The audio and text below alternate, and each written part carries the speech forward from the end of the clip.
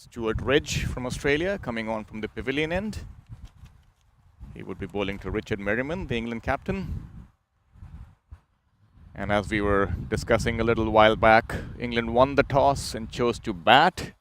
I had the chance to check with the skipper in terms of what made him take that decision today, given how successful they were bowling first yesterday, and I got a really interesting answer. He mentioned that the Aussies were on the field for 45 overs, and they had a short game yesterday, so they wanted them to be on the field back in the morning with tired legs. Here comes Stuart. My apologies. A quick single out here. Interesting tactics out here by England. Nick Gaywood seems to be the aggressor, and he's back on strike. Just scored a boundary of the last ball of the previous over.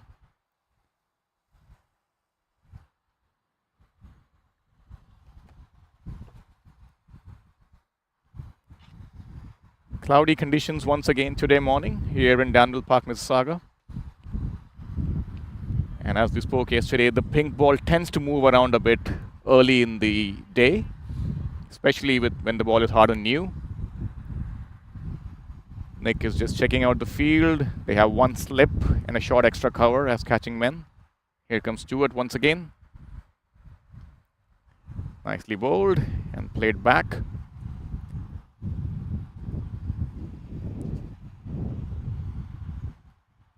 Once again, the wind taking a lot of effect out here. This ground is open from all sides and it's kind of elevated. That's the reason why we have a lot of wind to contend with. Stuart once again to Nick. Left alone. Good cricket all around.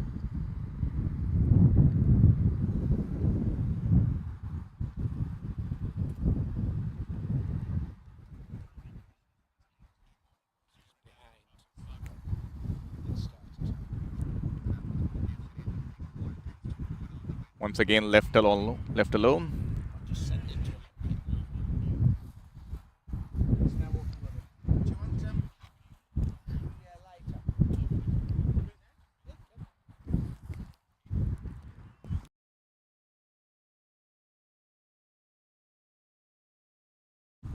Stuart to Nick, once again left alone outside the off stump.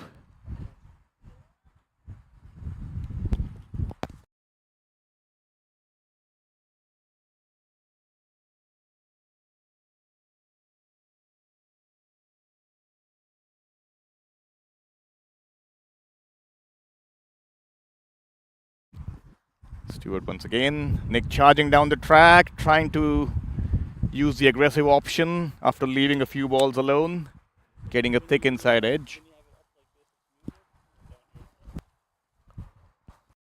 End of the over, England 6 for no loss.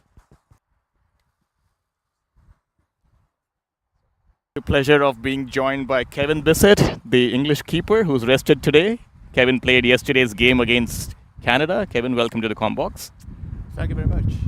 It's great to be here. You're really looking after us. And so far the tournament started off really well, especially for England. Absolutely, yep. I think you guys knocked out Canada pretty early yesterday. Well, we bowled really well. We took our opportunities, we kept the pressure on. And unfortunately the Canadian guys couldn't respond. But I'm sure they'll do today against the USA. Absolutely. I think that spices up the contest out here. The two winners from yesterday playing against each other and the two guys who lost are playing against each other. So that kind of gives extra motivation to win. Here comes Peter, and that's driven. Nice push into the offside by Richard Merriman. Richard's the Derbyshire captain back home. We've got a strong over 60s competition. I'm from Warwickshire. We have 3 teams. The 60s, the first team, second team, third team. We play our group games every Tuesday, so we're getting a lot of cricket, as well as the club cricket of a weekend as well on a Saturday and a Sunday. Interesting to know that. Yeah, it was an interesting decision by Australia to start off with some slow bowling with Archie. We did expect that may happen. Yeah, I think given how... with a different strategy to try and put us off our game. Absolutely. And I think given how we saw Nick playing yesterday against the fast bowlers, he was really confident and driving and cutting and pulling the ball well. I believe they're just trying to take the pace off the ball. It's a gamble because Nick is a very aggressive player. Lots of skills, lots of talents, and he can apply it to any type of bowling. Interesting. Yeah, just watching the ball at the moment. He'll take his opportunity when he can. Obviously, we're going to try and set a big score today for the Aussies to chase, get them running around the field. Hopefully it gets a little bit warmer for them as well, so get a bit of a sweat on. Full toss, driven down the ground. That could be another boundary, down to long off. I think the ball just held up. Or is it 4? Yeah, the fielder signals 4. 4 runs. Fabulous push through the offside there. Great timing. Didn't try and overhit it. Pushed it through the gap. And I must really commend the facilities people here as well at Danville. Talking to the grounds people yesterday. They've spent a lot of time preparing. Fabulous wickets and a beautiful outfield as well. Very lush.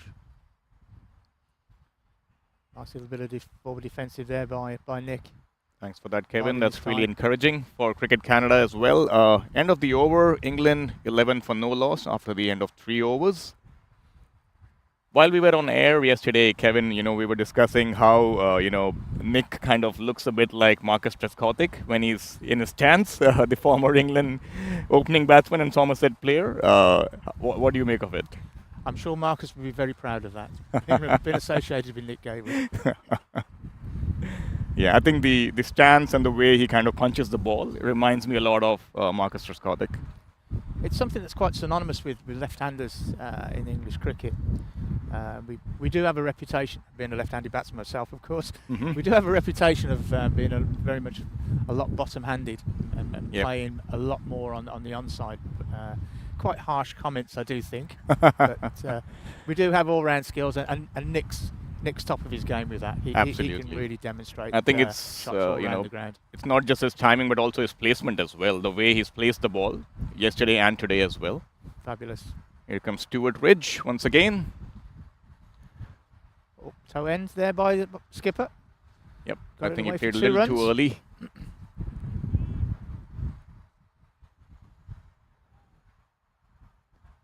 So we have a bit of a mini Ashes contest out here, Kevin. Okay. I saw a lot of banter on and off the field between the Aussies and the England boys. Well, again, having played against Australia in sort of the last 4 years quite often, you do get to know these people, and it is seniors cricket. Yep. Nicely defended by Richard. And again, it's play it hard and competitive on the pitch. Correct. But be respectful of it. Absolutely, that's how it should be. Because we need to be demonstrating to the rest of the cricketing world that yes, you may be great rivals, but respect is due both sides. Kind of a stifled appeal for LBW. The bowlers doesn't seem to be interested. Well forward, Richard, with that defensive shot.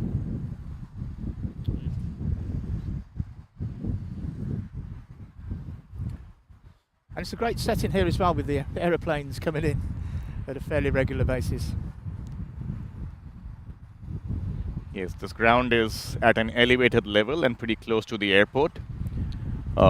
In terms of its historical significance, you actually have a spot there where you can see airplanes landing. So this is kind of pretty close to the Pearson Airport here in Toronto.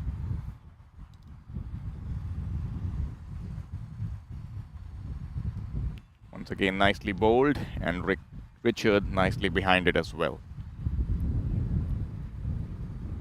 So this combination seems to be working well for England, Richard and Nick.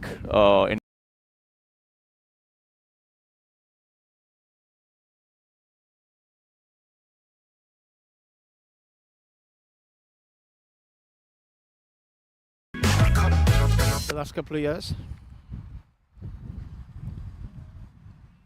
That's the end of the 4th over. England 13 without loss. So Kevin, is this your first trip to Canada? Yes, it's very good. Yeah, very enjoyable. I think you guys came at a pretty good time. We are just about at the end of the summer, and we're looking towards fall at the end of August, and this is when our cricketing season kind of comes to an end, and that's why you see the weather being a little cooler than usual. If it was, say, a couple of weeks ago, you would have seen much more warmer weather. True. Right, I'll live and leave you there. Thank you very much for the commentary. Thank you very much, Kevin. Thanks for joining us. Good luck.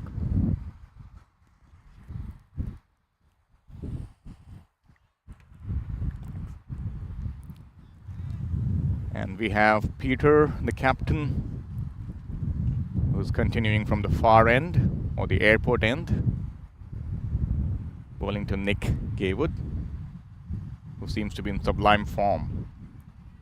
Once again, played back with a straight bat, giving nothing away here, Nick.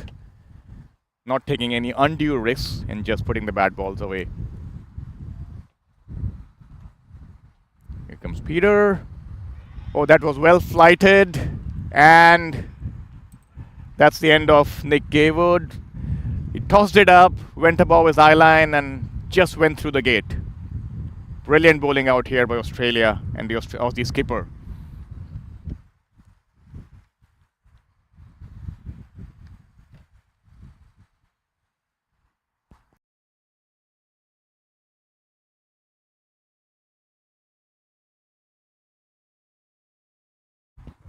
As we see the replay coming up on screen.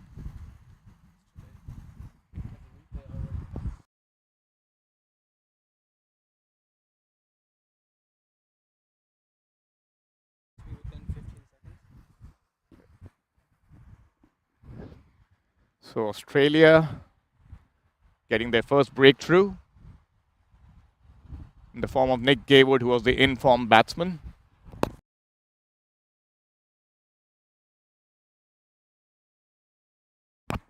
Replaced by Tony Burbeck, joining his skipper Richard Newman in the middle. With Kevin Bissett, the English keeper who played yesterday, about this being an interesting ploy by Australia to get spin early on, and that seemed to have worked with this dismissal. Tony taking strike to Peter, the Australian skipper. Not much change in the field though. They have actually taken out the slip as well. They have a short mid-wicket and a short extra cover. A man at cover, backward point. Here comes Peter. Defended back. It's a good start here for Australia. Nick had a couple of early boundaries, but after that they came back well.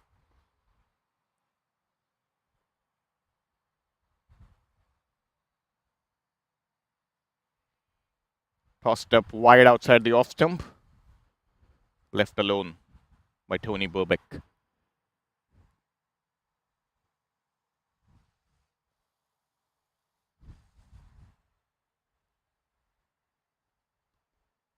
Nicely played on the onside for a single.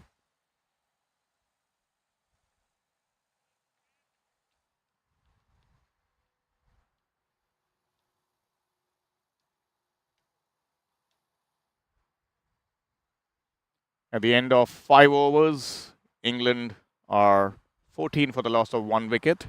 And end of a successful over there for the Aussie skipper. So we have a great contest in store. Would be nice to see how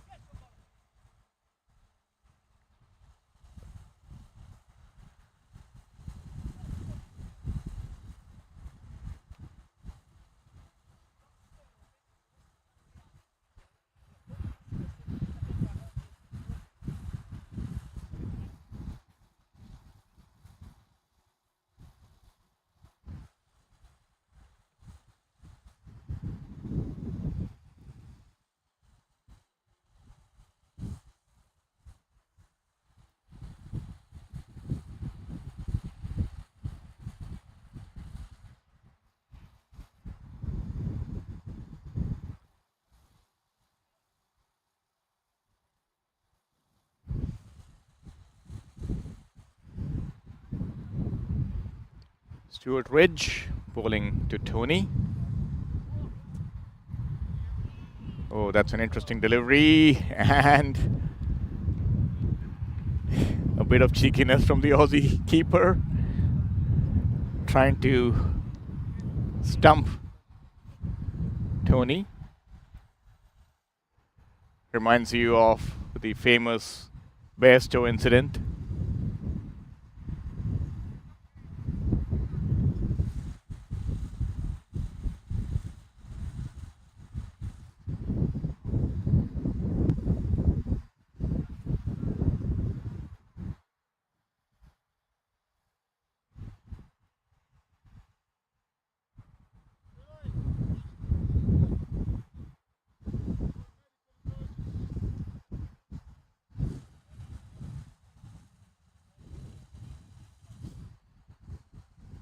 We have a bit of a halt in play.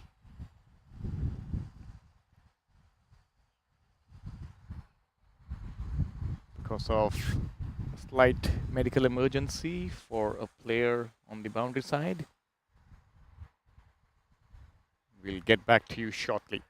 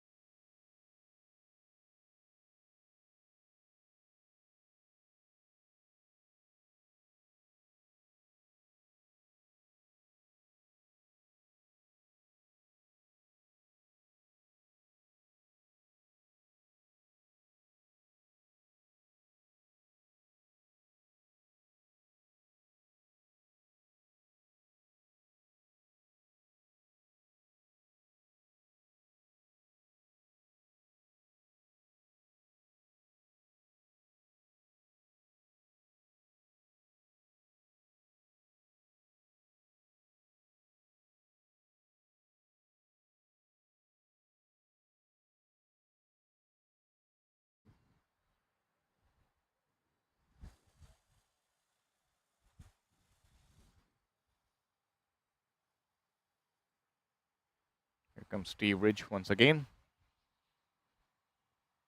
Sorry, Stuart Ridge. My apologies. Ball seems to be doing a bit more. Nicely played and nicely fielded in the covers by the captain.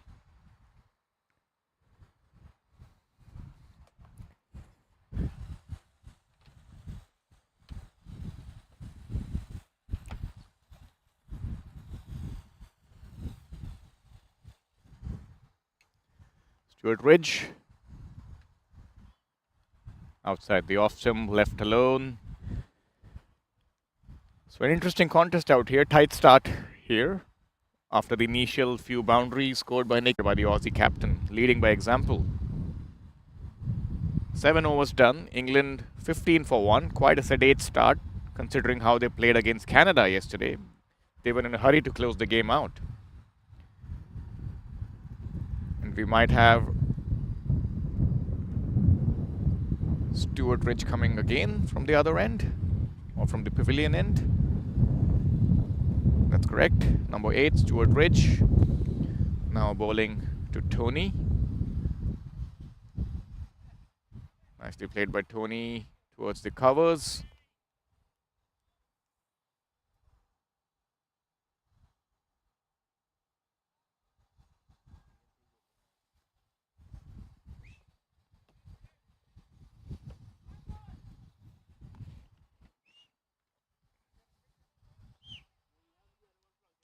That's nicely bowled by Stewart once again. Outside the off stump, drawing the batsman forward, looking for that outside edge.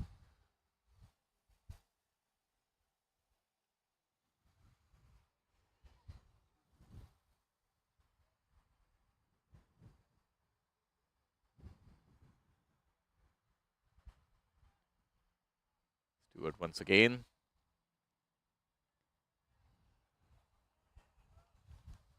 This is good bowling out here by Australia. They're bowling to their field. They have a plan in place. They know what they're doing.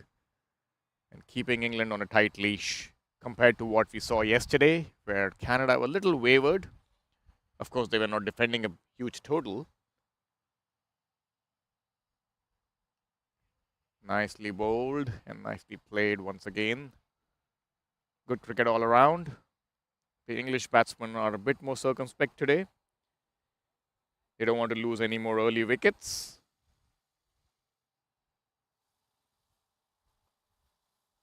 Good to see Kevin Bissett up and running. Seems to be okay now. And that's driven through the offside.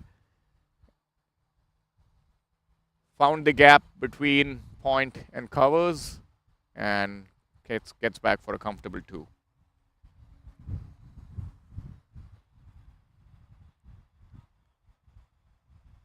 Tony managing to squeeze that out between backward point and covers.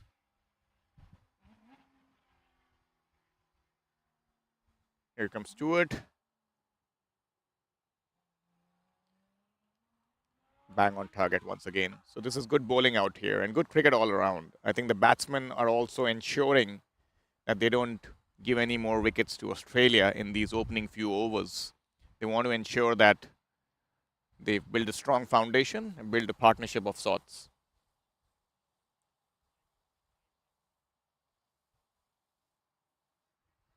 At the end of 8 overs, England 17 for the loss of 1 wicket. Nick Gaywood, their left-handed tall opening batsman, trying to sweep the Australian captain, Peter, and missing out while playing across the line, getting out bowled. That was a beautiful looped up off-spinning delivery, which kind of crashed into the stumps.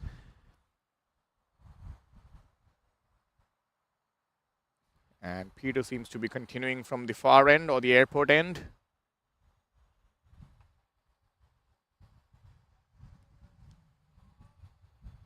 Peter to Richard. Skipper to skipper. Richard has been very watchful today. He's ensuring that they don't lose any more wickets. Looped up once again, beautifully bowled there by the Aussie captain, enticing the batsman forward. Just missed the outside edge.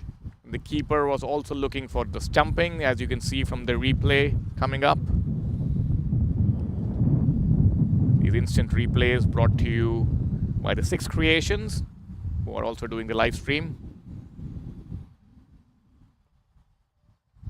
Here comes Peter once again. That's in the air and dropped. Short delivery. Richard trying to pull it.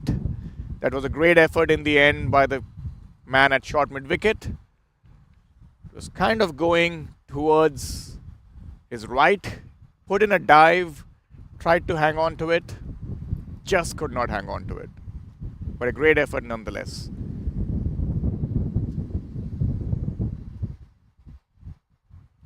Shot once again, cut away by Richard Merriman for his first boundary.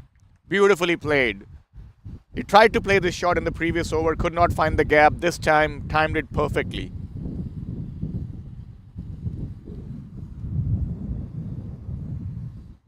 Replay coming up. There you see. A cut shot executed to perfection by Richard Merriman and finding his first boundary. And that's prompted a field change. And we have Peter O'Reilly, who's been sent back to deep point to cover that boundary. Here comes Peter once again to Richard, who defends it. Smart thing to do after scoring a boundary.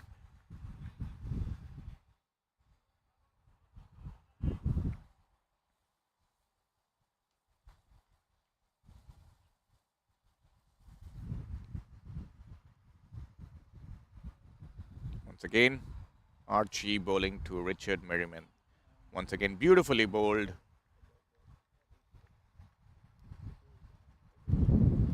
At the end of 9 overs, England, beg your pardon, are 21 for 1.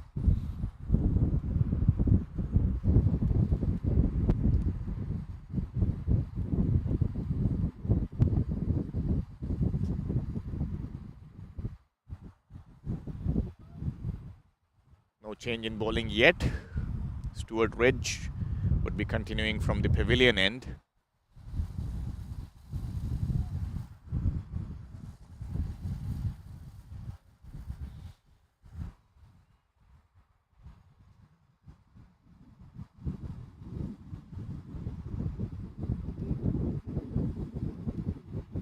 Here comes Stuart bowling to Richard, or Tony, I believe, who's on strike.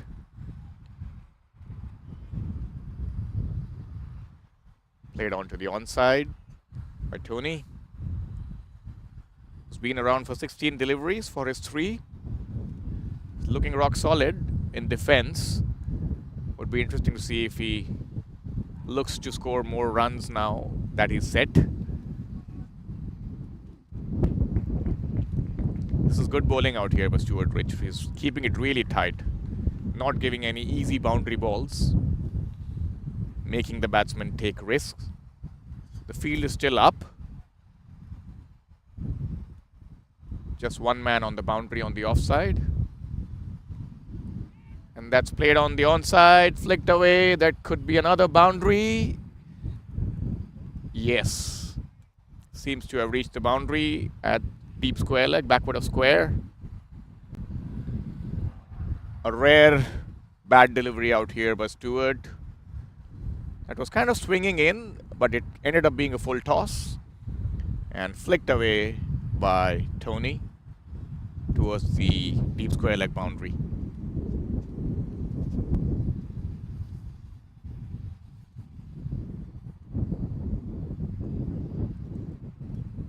Would be interesting to see what Stuart has in store now after conceding that boundary. Outside the off stump, and that could be a nick. The second wicket down for England. Stuart just bowling it short of a good length outside the off stump, as you can see in the replay. Kevin tried to cut it across and got the outside edge, losing his wicket. England lose 2 now. 25 for 2, 9.4 overs.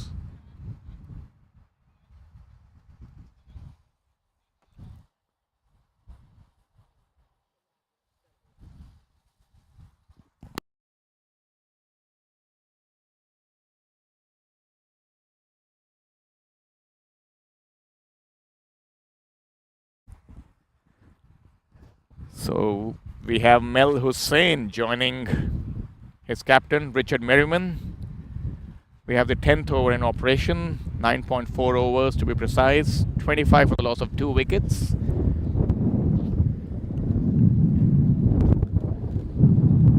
tall right-handed Mel Hussain joining his captain in the middle.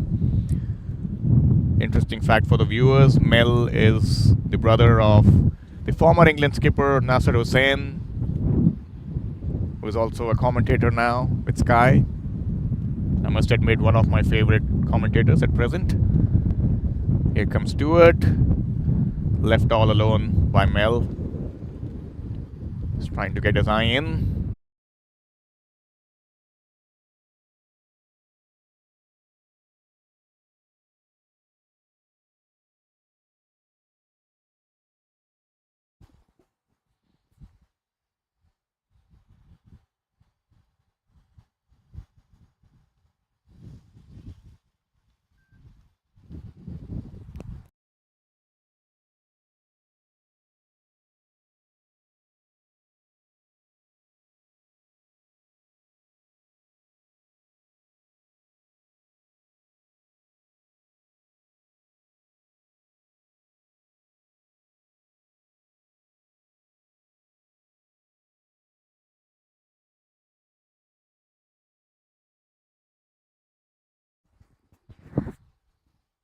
Apologies to our viewers, we are back online now. There was some technical issue with the stream.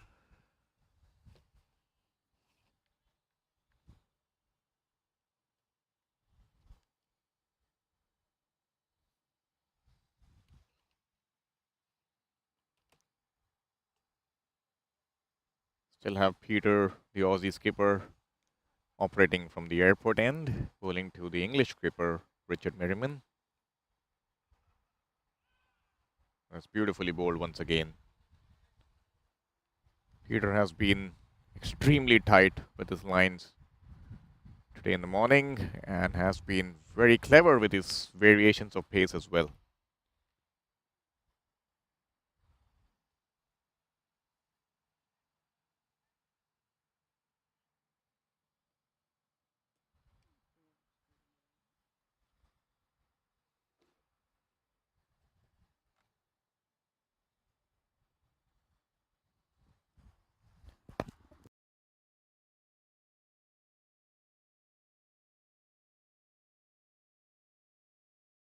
And we are continuing with Stuart Ridge from the pavilion end, once again bowling to Mel Hussain, who drives down the ground and looks for a quick single, which is eventually completed in the end. This is the 14th over in operation. England are 28 for the loss of 2 wickets. It's commendable that both the bowlers are actually bowling a 7-over spell. Just a reminder for our viewers that this is an over 60s age category tournament. So it's commendable looking at the fitness level of these players who are fighting it out in the middle. We've seen some outstanding bowling, some great athletic fielding, and some really, really enterprising batting as well. Nicely defended by Richard Merriman.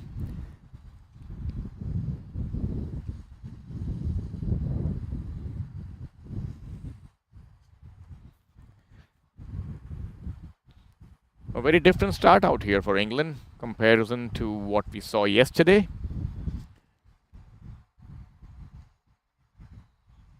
Once again, driven down the ground for no run. England just coasted along yesterday in their first game against Canada, bowled them out for a meager 77 runs and scored those runs in 10.3 overs, which was like a breeze. Stewart once again to Richard, who leaves it all alone outside the line of off stump. The wind is still in effect. These are really tough conditions both for batsmen and bowlers. The wind is very, very heavy at the moment, and that kind of affects the way you play as well. For bowlers, it's kind of running with the wind or bowling into the wind. For batsmen, it's all about negotiating while the bowler loops the ball up in the air, and it kind of hangs around and gives you a bit of dibbly-dobbly things to contend with. Richard has been rock solid out here. He's tried to play straight, not tried anything fancy. That's outside off stump. Tries to cut it, gets a bit of a top edge. And they're looking for the third run. Yeah, they decide against it in the end, which is a wise call. A relay throw out there to the keeper. There you see the ball going down to third man. Would not have made a difference even if there was a slip in place. That kind of went well above the line of the slip fieldsman. That's the end of the over. Once again, 14 overs done. England are 30 for the loss of 2 wickets. Tight contest we have on hand at the moment. And it looks like the Aussie skipper Peter is going to continue from the far end or the airport end. They've kept things tight, and it makes sense for them to keep it the same way. England not trying anything fancy out here, and Australia keeping it really tight and not experimenting too much.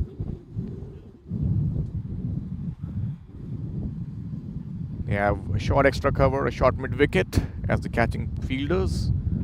Mel Hussain defending it nicely.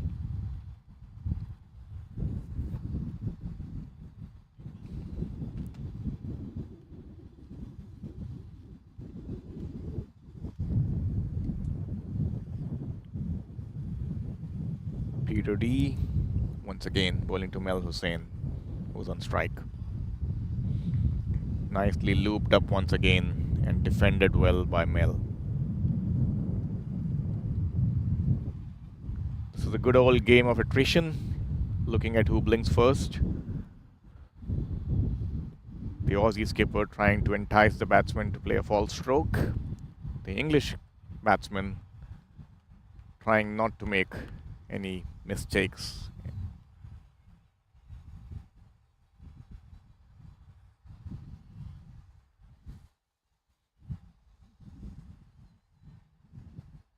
Once again, Peter bowling to Mel, looped up.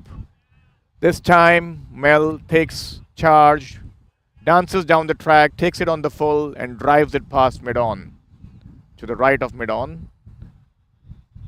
And you could see the replay coming up. There we go. Takes it on the full, drives it all along the ground past mid-on for a boundary. Beautifully played there by Mel. Excellent footwork and placement. Playing good percentage cricket. A bit of a change in field. Mid-on is pushed back. We have a kind of a short mid-on as well. Probably to stop the single on the onside.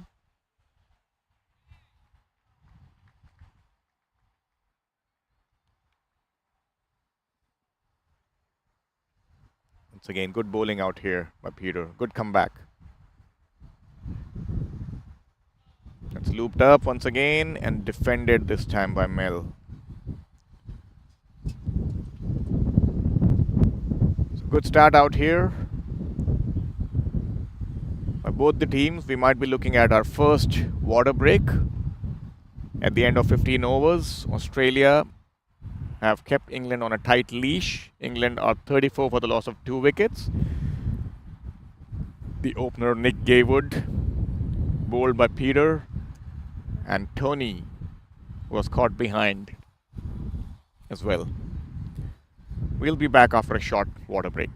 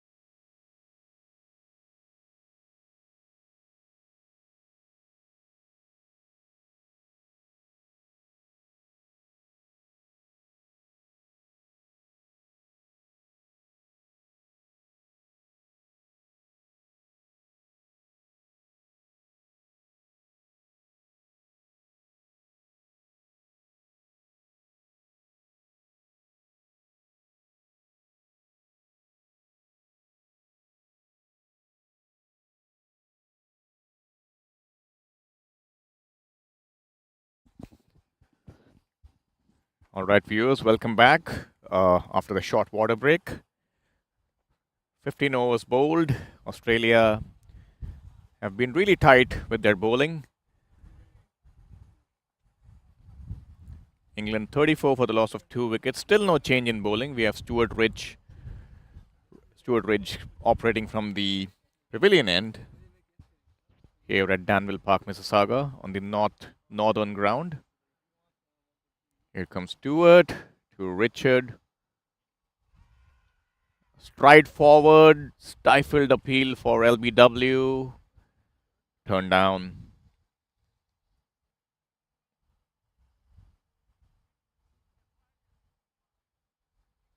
As you can see from the replay, probably outside the line of off stump. Stewart coming back in. Once again, defended off the front foot. It's always important for the batsmen to refocus and get back their concentration after a short drinks break. Get back into rhythm. Stewart once again. Oh, that's beautifully bowled, and that's given. LBW. Tailing back in. Richard caught on the crease. On the back foot. Caught in front of the stumps. Here's a replay coming up. The ball tailed in, and that's plumb in front. An easy decision for the umpire. And we were just speaking about the batsmen. You know, they're always vulnerable after a water break. And that's exactly what happened. Richard probably losing a bit of concentration and rhythm. He had been so good till now, playing the deliveries off the front foot, covering the line of the ball. But this time, he just sat back and probably was caught in the crease. Nevertheless, Stewart getting his second wicket. England in a bit of bother out here, 34 for the loss of 3 wickets. And Australia doing well after being put on to bowl. They've kept it really tight, not given too much away.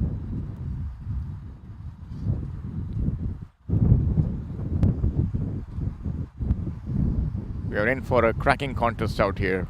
Would be interesting to see how England respond to this now. They had a pretty easy game yesterday against Canada.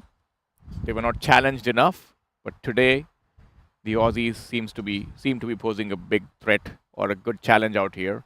And a lot of changes in field out here. We see the captain Peter coming into a short, silly mid-on position or mid-off position. Interesting. The umpire is just checking if he needs a helmet. New batsman Martin facing Stuart Ridge.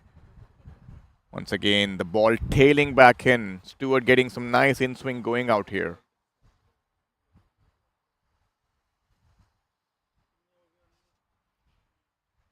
England making a couple of changes out here today. Steve Aston in for Kevin Bissett, who is the wicketkeeper. And Mike Daniel has been replaced by Rob Austin. Stewart once again bowling. And looking for a drive, getting a bit of a thick inside edge. Martin off the mark with that single. Which brings back Mel Hussain on strike, who's been around for 15 deliveries. Who scored a nice boundary in the previous over before the water break. It would be interesting to see his approach, given that they are in a bit of bother out here with 3 wickets down. Once again, beautifully bowled out here by Stuart Ridge, who has been really, really effective. He's bowled 8 overs, conceded 15 and taken 2 crucial wickets. And Australia seem to be sticking to their guns in terms of not changing things around too much at the moment. Peter, their captain, is continuing from the far end or the airport end. So interesting tactics out here by Australia. The new ball bowlers have been bowling unchanged.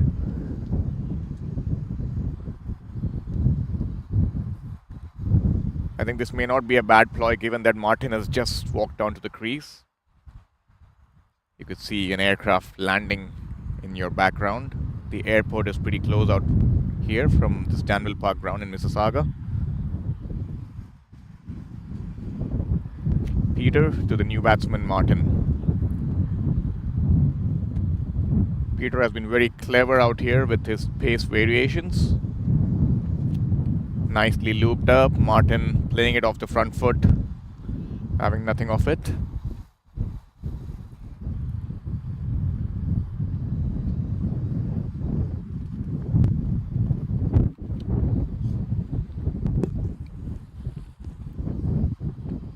Nicely played back to the bowler once again.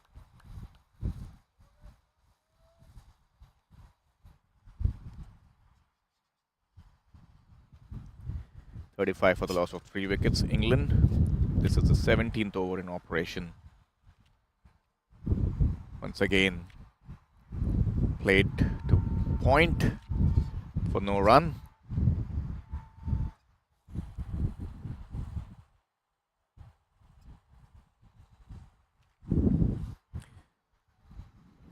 Australia versus England at Danville Park, Mississauga. Nicely looped up out here by Peter, and that's something which he's been doing all morning. Bowling a couple of tight deliveries and looping one up, enticing the batsman to drive.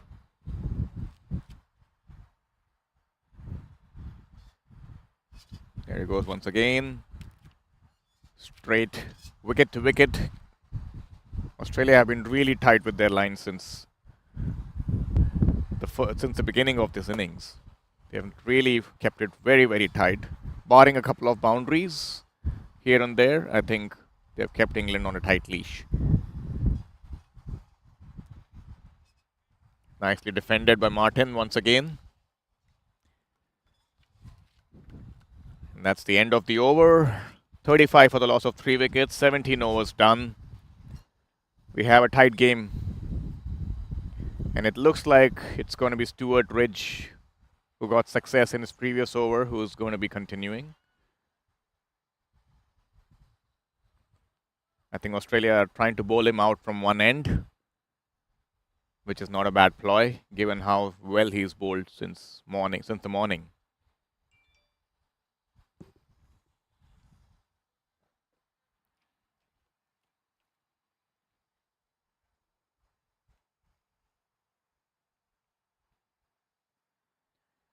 There we go. Stewart bowling to Mel Hussain, who tucks it around the corner on the onside. Martin looking for a quick single, but Mel sends him back. Wise call, given that the ball went straight to the fielder.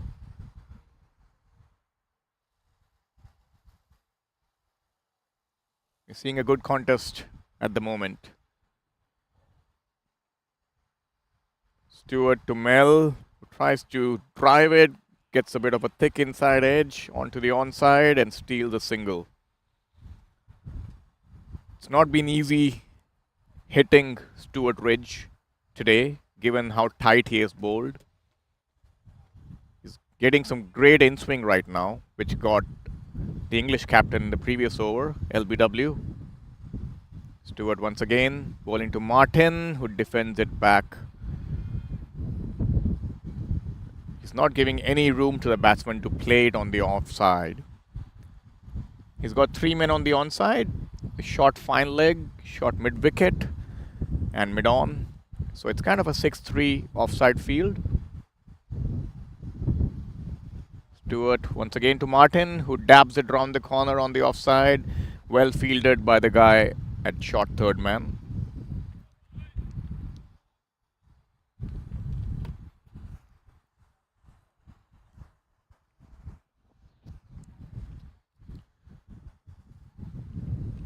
Eighteenth over in operation. Stuart Ridge bowling to Martin. Once again, the ball swinging in. The pink ball generally tends to do a lot, and it's really working well for Stuart Ridge at the moment, who's tailing it back into the right-handers and not giving them any room to negotiate. Classic contest at the moment. Beautifully bowled and nicely played by Martin as well. End of another excellent over out here by Stuart. 9 overs, 16 for 2. He's done a great job today morning.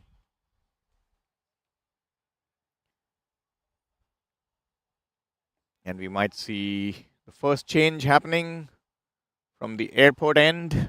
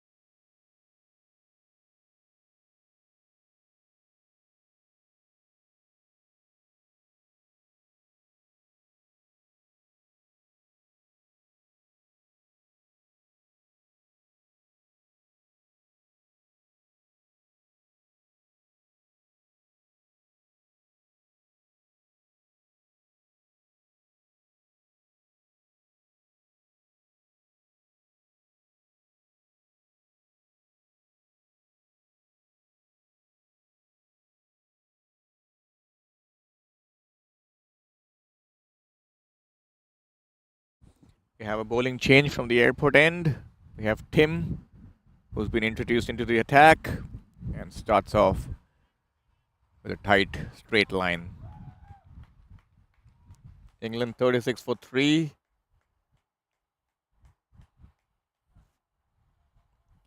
We have another game going on at the south end of the ground.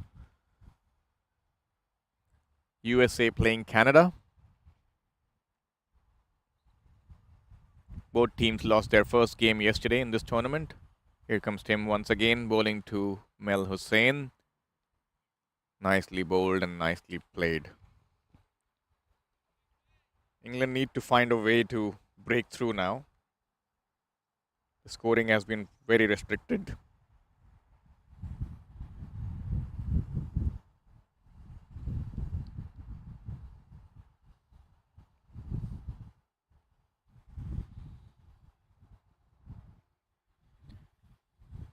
Tim once again, bowling to Mel Hussain, who just taps it on the offside.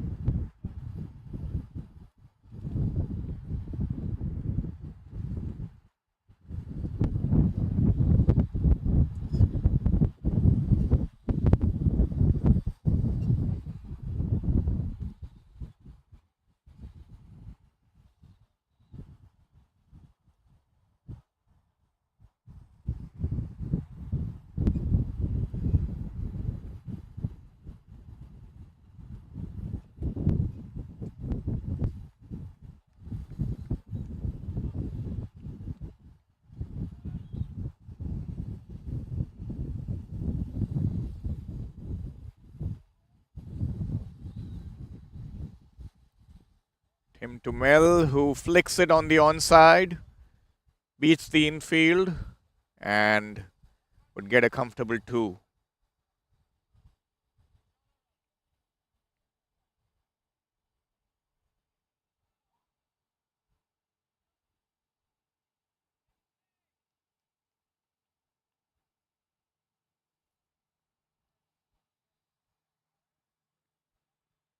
.38 for 3, England.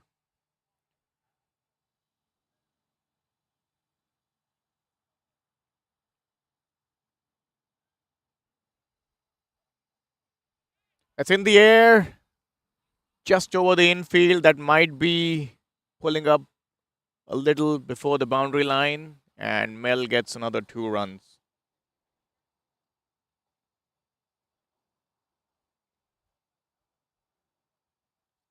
We were talking about the other game where USA are playing Canada. USA are batting first.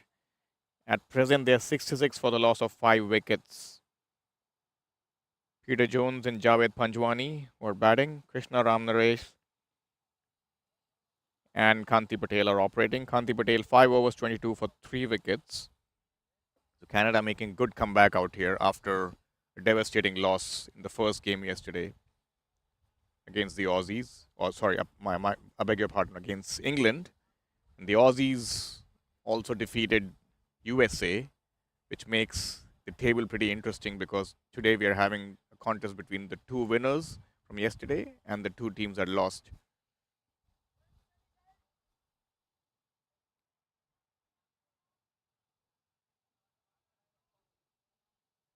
Martin Ford and Mel Hussain.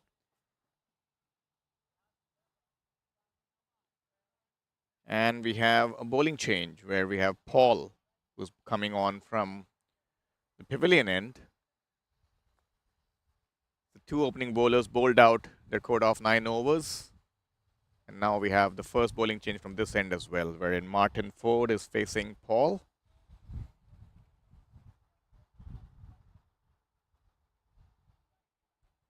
England 40 for the loss of 3 wickets after 19 overs.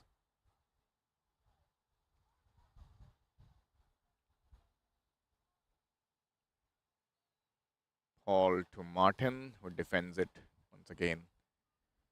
This is good old vintage ODI cricket on display here. In the age of T20 cricket, where we see boundaries flowing literally every over. But I think here it's all about application, understanding the conditions, and then taking your chances accordingly. Oh, that's beautifully fielded by the guy at short third man. A late cut played by Martin. Definitely stopped a few runs for his side.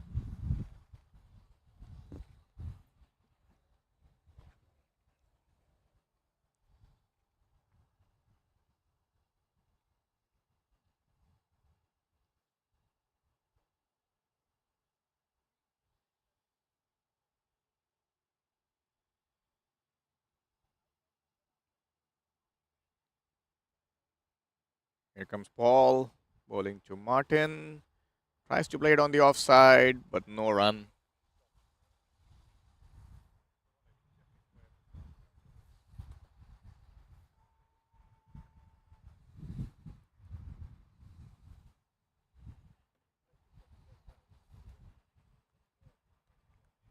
Paul once again bowling to Martin.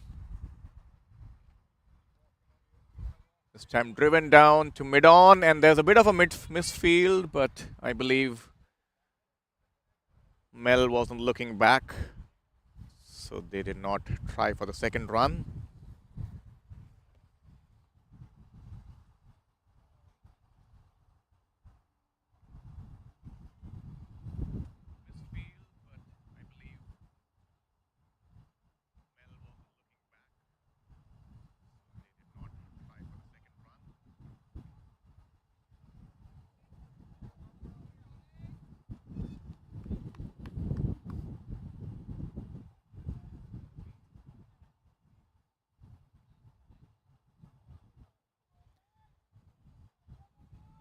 That's the end of the over. 42 for 3 England after the end of 20 overs.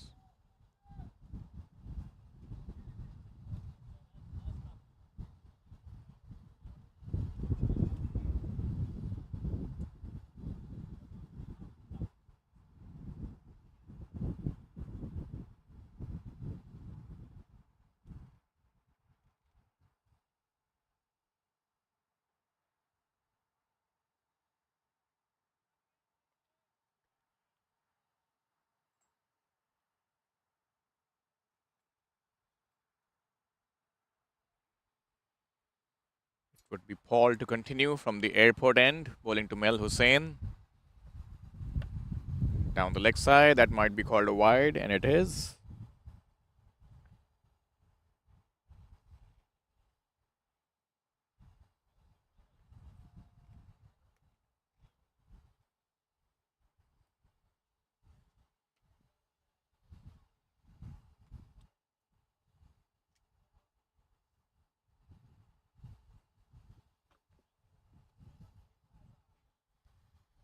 comes Paul once again. Mel plays it down the leg side, flicks it around the corner for a single. In fact, it's called leg byes. Probably missed his bat.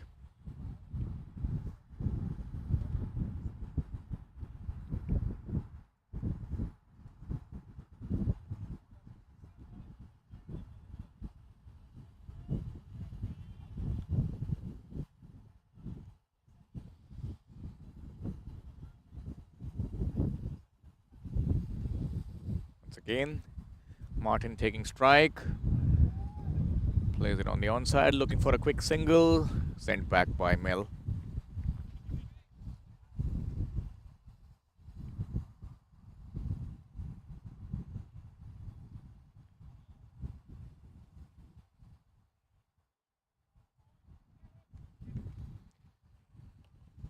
England have to kind of look to break the shackles out here a bit and try and increase the scoring rate, which is currently at the rate of 2.16 per over. We do know that Australia have a very strong batting lineup, as we saw yesterday.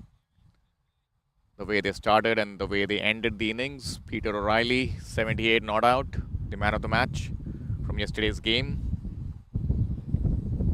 Standing pretty close to us near the commentary box at the moment at deep point. Number 59, Peter O'Reilly.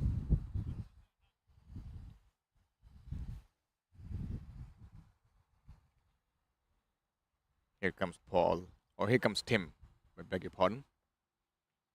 Martin drives it straight back, and they don't risk a single there.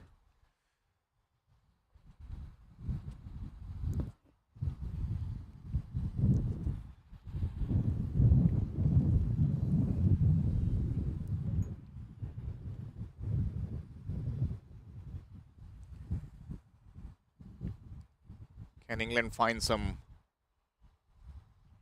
boundaries to kind of up the ante? Still a lot of time in the game,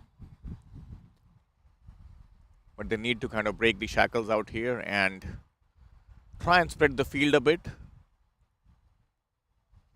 Australia have been pretty impressive with their tactics. I think they knew what England's strengths are, especially after seeing yesterday's game. Peter, their skipper, opening the bowling, starting with spin, which was very interesting given how Nick Gaywood loves to be aggressive, and he kind of slowed things down, looped the ball up, enticed him. Tim once again to Martin, who flicks it down the leg side, and that might be another boundary. That could be possibly the one which breaks the shackles a bit and creates some momentum in the innings. So good shot played there, down the leg side by Martin. A ranked bad delivery, bowled down the leg, and he just had to help it on its way to deep square leg, where there was nobody in the deep to save the boundary. So good end to the over there, which was turning out to be a decent over till then. But the last delivery just bowled down the leg side and missing the mark. Mel Hussain is still there, batting on 13 from 26 deliveries. Would be interesting to see his approach now. Now that he's been around for a while at the crease, summed up the conditions. 21 overs done, 48 for the loss of 3 wickets. And Mel looks to drive it down the ground. Could not find the middle of the bat, but still ends up getting 1.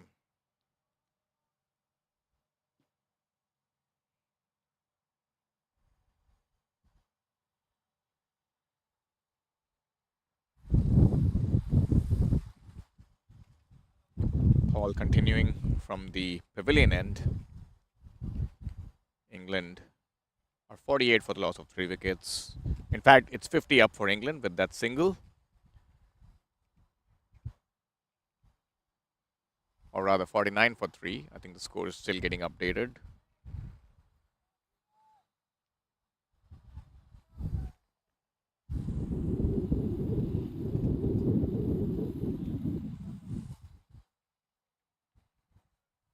can Martin find some gaps from this end as well? Stifled appeal for LBW, and he's been given.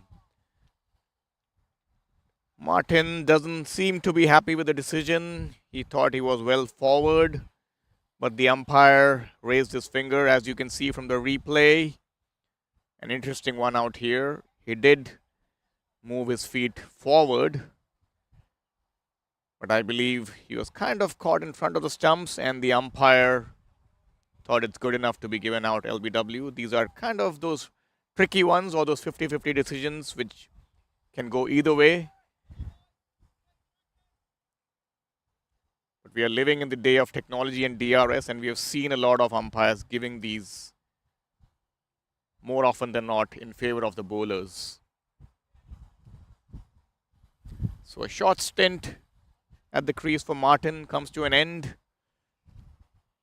who's been replaced by Rob Austin, who is in the side today for Mike Daniels.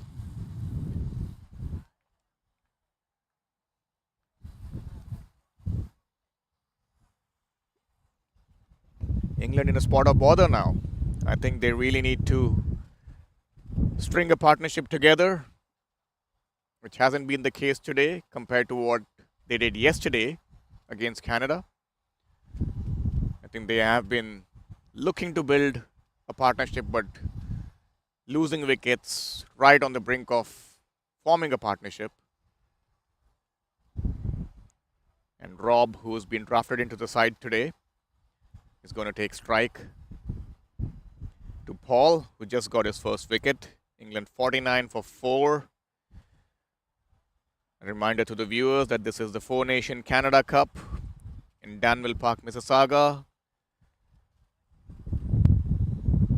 This ground is pretty close to the airport and slightly elevated. You see a lot of wind out here, which plays a huge role in the way the game is played as well. And Paul seems to be getting a bit of outswing going.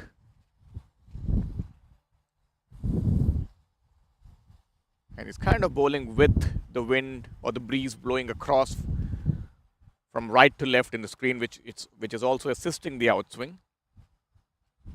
There you see, ball starting at around leg stump and then ending up at middle and off. So it's not easy batting conditions out here. And England would have to be a little more careful out here.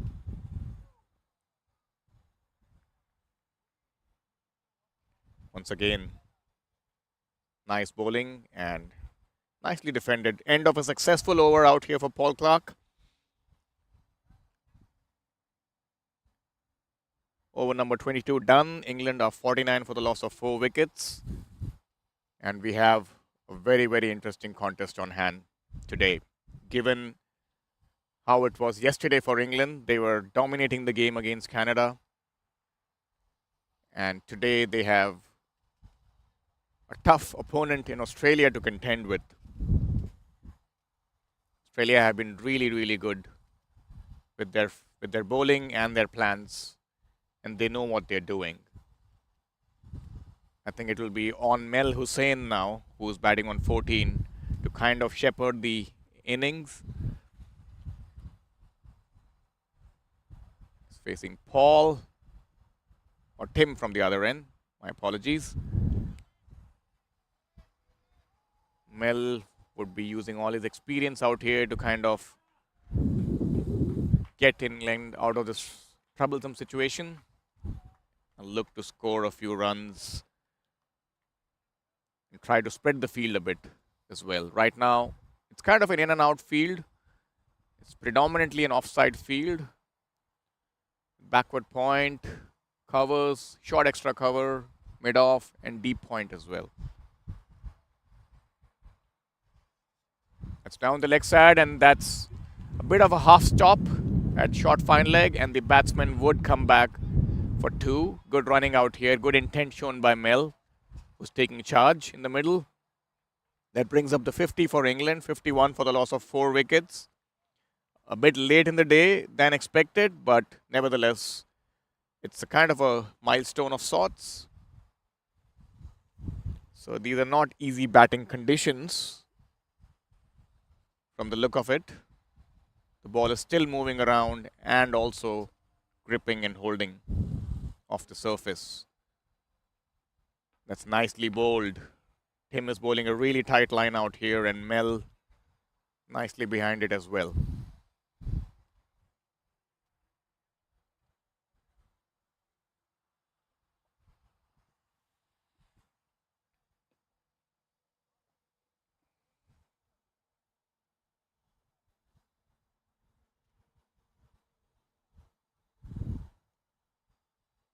Once again, Mel Hussain taking strike to Tim.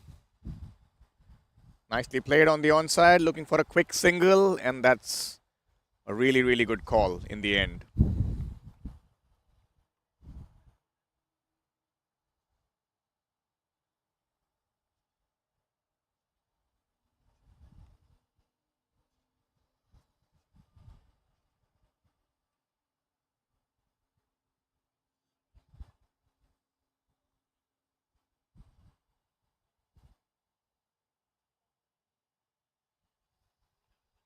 And now the new batsman, Rob, facing up against Tim for the first time. Would be interesting to see his approach from this end. Oh, that was defended, but partially in the air, keeping the close-in fielders at short extra cover interested. And that probably has prompted a change in field, and the captain, Peter, has actually come in pretty close. He's taken a few steps closer to the batsman, looking at him in the eye, being in his eye line. That's a strategy that England used pretty well yesterday. They had a lot of close-in catchers.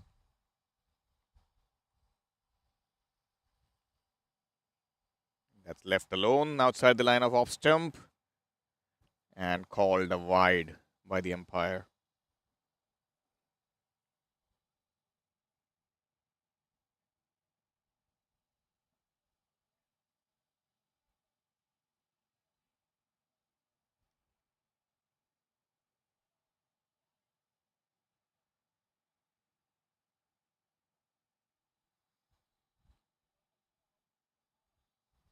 Here comes Tim once again to Rob. Outside the line of off stump, defended. And that's the end of the over once again. 23 overs gone. England 53 for the loss of 4 wickets.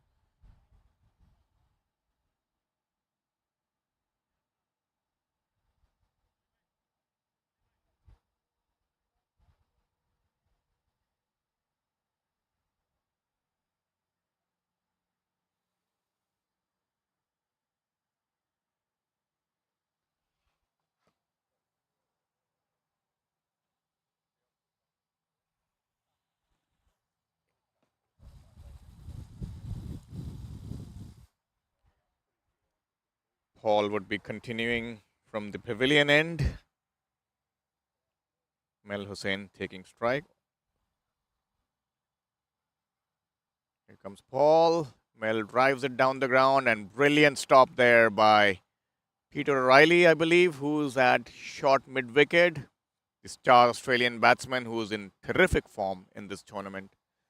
Scored a 78 not out yesterday and steered Australia past USA's total of 164. This is great commitment shown by the boys out there in the middle. Mel drives down the ground and this time looks for a quick single to mid-off and gets it. Good calling there. Good aggressive, positive cricket shown by Mel Hussain.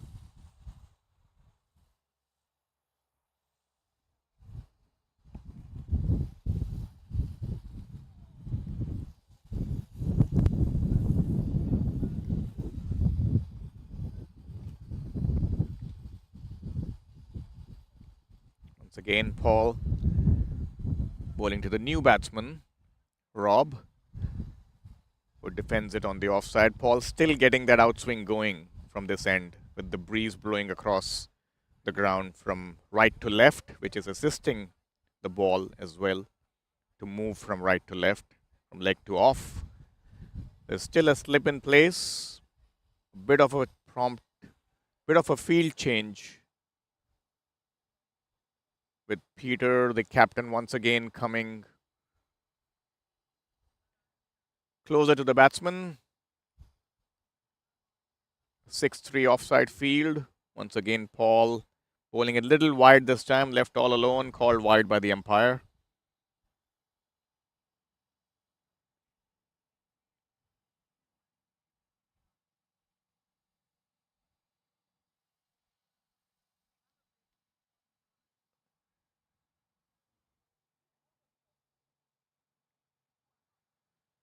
Paul bowling to Rob. This time a wide down the leg side. So bit of leeway out here for England in this over. Couple of extras, and they also stole a run, which makes it 2 off that delivery. Australia have to be a little careful out here. They have England on a tight leash. They might want to continue doing so by not giving away these extra runs. However, now it's becoming a little more warm in the middle with the sun out. Here comes Paul once again, bowling to Mel Hussain, who plays it beautifully on the onside, looking for 2. Sent back by his partner Rob, rightly so.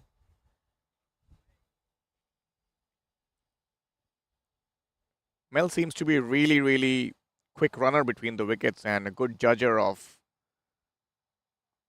a single or a 2. Both batsmen just having a quiet word in the middle. I think it's all about understanding each other's strengths and making sure they're not looking at a run-out situation in the middle at this stage of the innings where they've already lost 4 wickets.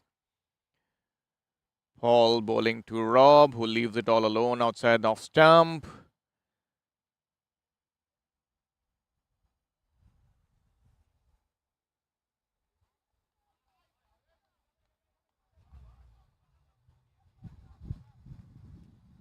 Good contest going on in the middle.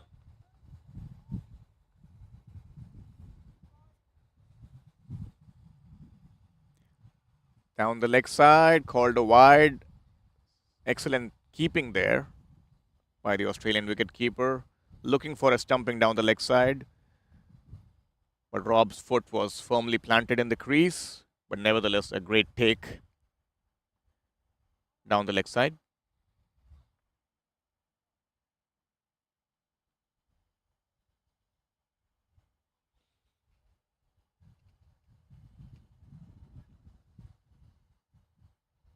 Once again, bowled down the leg side. This time tucked away by Rob to fine leg. And it looks like it's just pulled up inside the boundary line. An excellent running once again.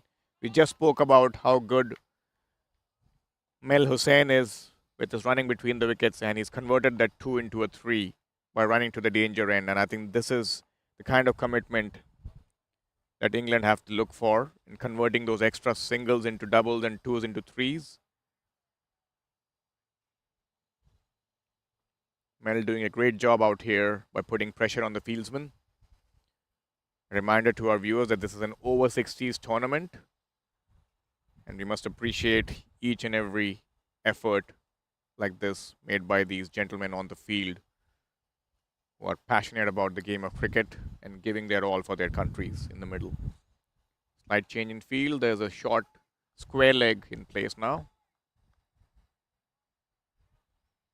Defended by Mel. And that's the end of the over. 24 overs done. England 63 for the loss of 4 wickets with Mel Hussain and Rob Aston in the middle.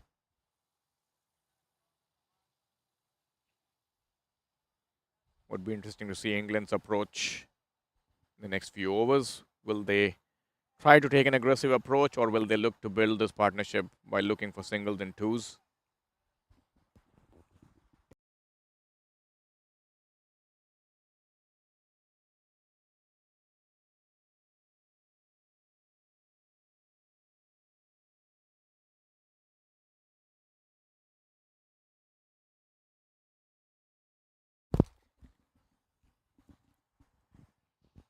And we have Tim continuing from the far end, bowling to Rob.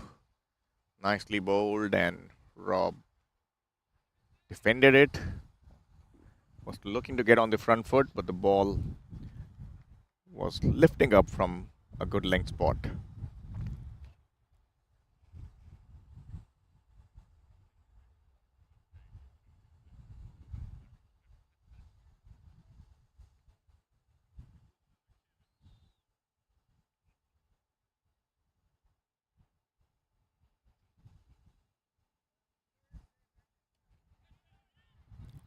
Played on the offside, chance for a run out, and they miss hitting the stumps. That was a kind of a risky single. England have to be careful out here. Played down the ground, and the fielder at short mid-off did really well to cover the ground and tried to hit the stumps direct, but could not find the target.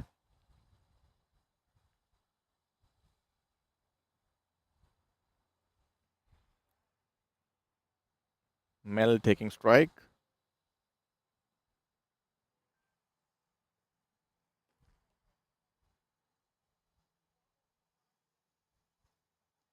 Nicely played.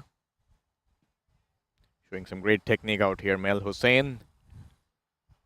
Reminding our viewers that he's the former England captain Nasser Hussain's brother. We all know Nasser. Played for England for a long, long time. Was the captain of England as well for a considerable amount of time. Very shrewd captain. Tactically pretty strong.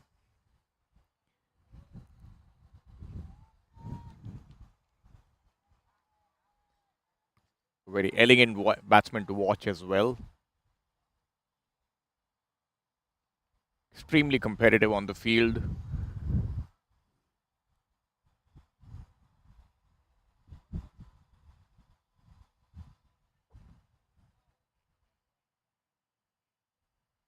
And a beautiful commentator. One of the best commentators in the current circuit going around.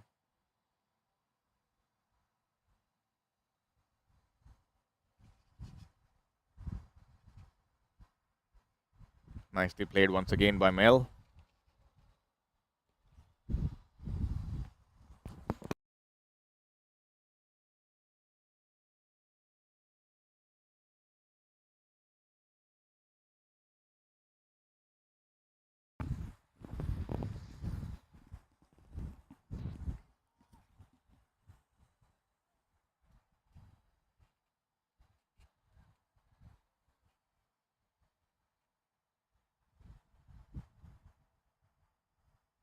Nicely played once again.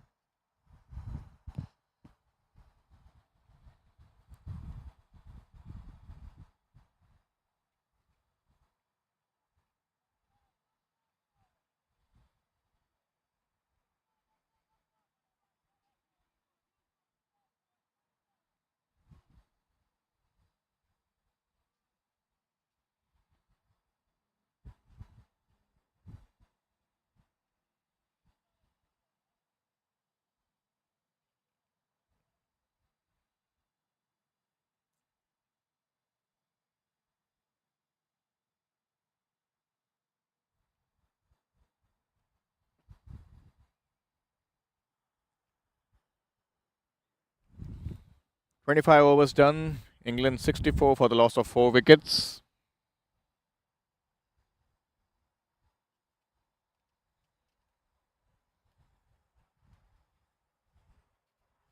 We have Rob taking strike once again to Paul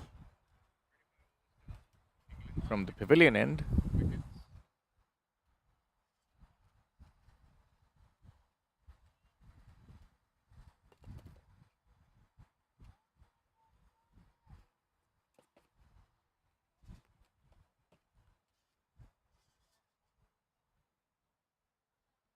Nicely defended once again.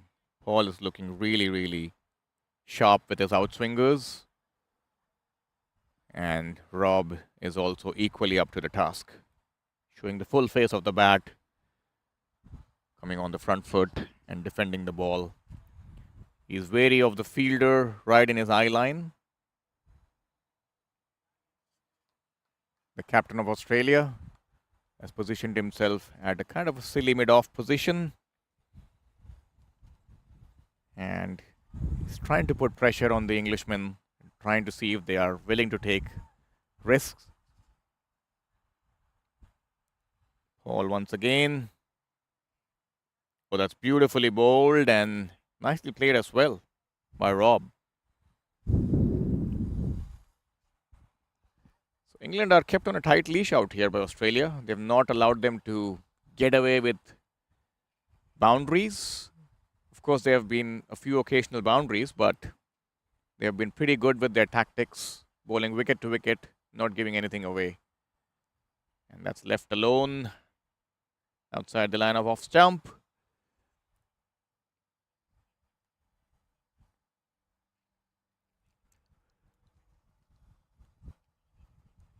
You could see a few airplanes in the background landing at the airport nearby. This is close to the Toronto Pearson International Airport. Driven down the ground to mid-off by Rob for no run.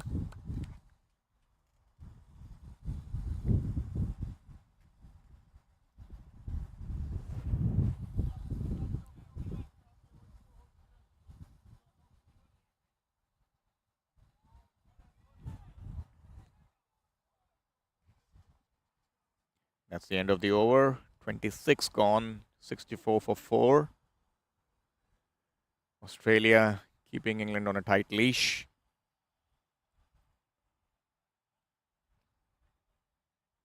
And England might be wondering how do they break the shackles and try to score some quick runs out here now that they're approaching the 30 over mark shortly. Remember, it's a 45 over game.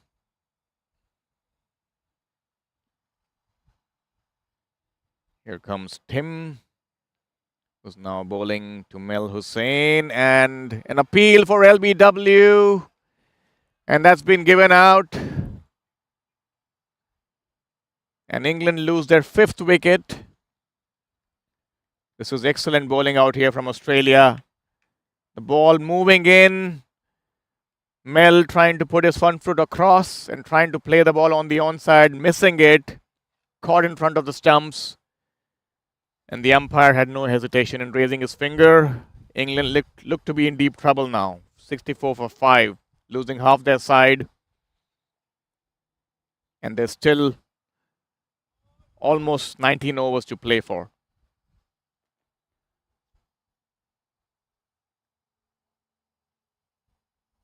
This is great stuff from Australia.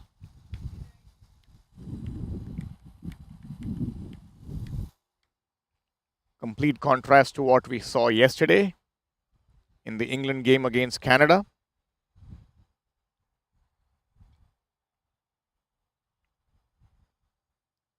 I guess the English captain might be thinking in hindsight, was it a fair decision to put the Aussies or to kind of let the Aussies bowl first using these conditions in the morning? Because run scoring definitely hasn't been easy. The ball has been moving around as well. We saw in the game yesterday against Canada that run scoring was fairly easier in the second innings with the sun being out, which is also the case now. But is it too little too late for England? Phil Deakin has walked onto the middle. The hero from yesterday for England. The left arm orthodox spinner.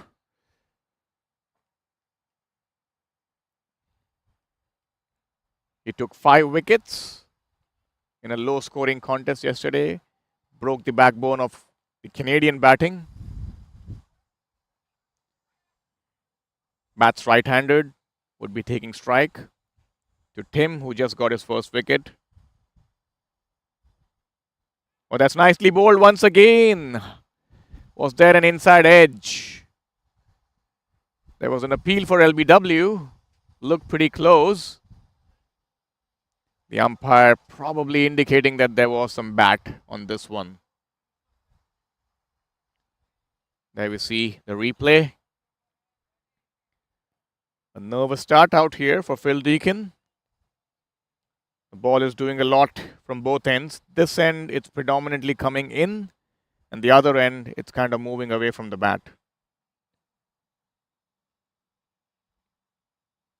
Nicely bowled once again. Bat and pad close together. Phil Deacon did a good job out there to keep that one out. Testing times out here for England in today's game. Seeing a good contest here between bat and ball.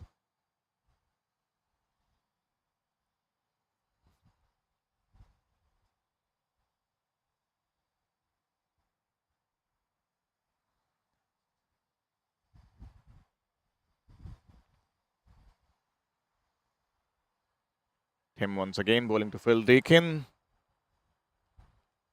Oh, that's beautifully bowled and excellent fielding out here by the skipper, who's positioned himself at silly point, which is not very common when it comes to fast bowlers operating. You generally see either a short leg in place, but silly point is an interesting position for the captain to take. As we told you a few minutes ago, there's another game going on at the south end of the ground, USA versus Canada. Here comes Tim. Nicely played by Phil to covers. No run. The USA versus Canada game is also in an interesting position. USA batting first are 89 for the loss of 7 wickets, which is a remarkable comeback from Team Canada, considering that they had a devastating loss yesterday against England. And USA are right now in a bit of bother at 89 for 7. Will they be able to get a decent total on board? We'll keep you posted on that game as well. Tim coming into bowl to Phil Deacon once again. And that looks like an outside edge, and that's another dismissal. Well, the Aussies are surely on top here at the moment.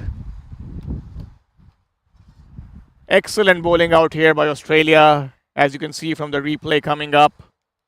Beautifully bowled outside the line of off stump. Phil trying to guide it down to third man, getting the outside edge to the keeper.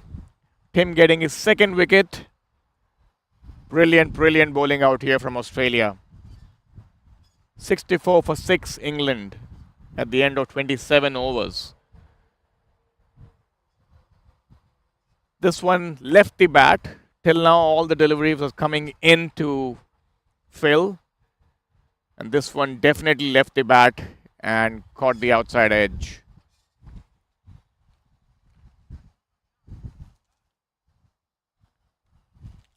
Graham Shaw is the new batsman, joining Rob in the middle. England definitely need to get out of this hole. In a spot of bother, will they be able to post a decent total on board or not? Time will tell.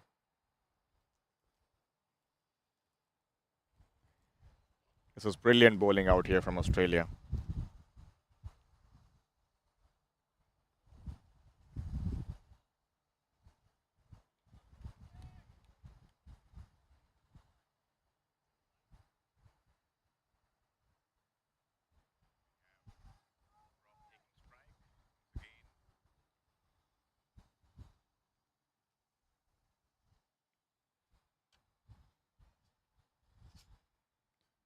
Now we have the new batsman, Graham. A bit of halt in play. I think he wasn't. There was a bit of chatter around in the closing fielders, so he stopped the bowler.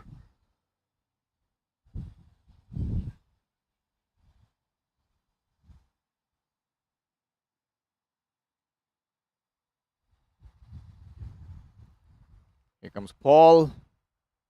Left alone outside off stump.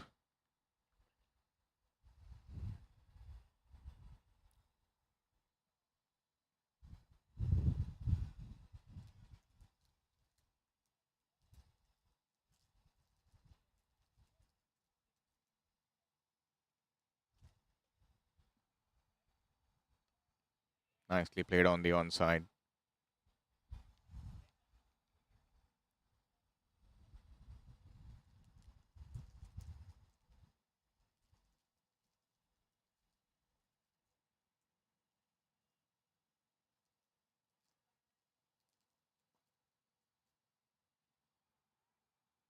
Paul to Rob, left alone once again. England need to find a way to negotiate this Australian attack. Right now they are all on top, giving nothing away. The entire field is up. We don't see any fielder on the boundary line at the moment. That's beautifully bowled once again by Paul Clark.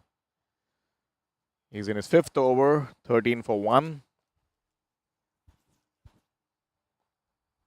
Tim at the other end had just got his 2nd wicket in the previous over. Got Phil Deacon got behind. Beg your pardon.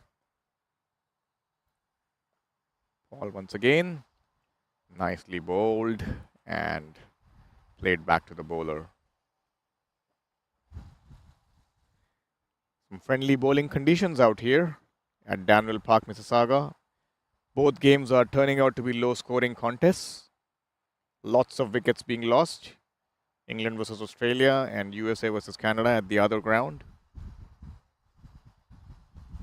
Beautifully bowled, left all alone by the batsman. That's the end of another over. 28 done. England 64 for 6. They are staring down a low total out here unless something drastically changes in the next few overs. Australia doing an excellent job of keeping the scoring in check and also picking up wickets at regular intervals. This is some great bowling and fielding on display here by Australia. We're in for a good contest out here by the looks of it.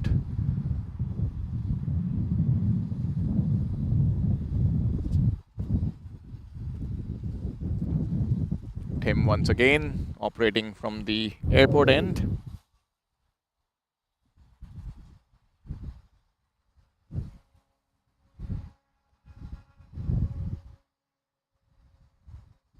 Left all alone by Graham.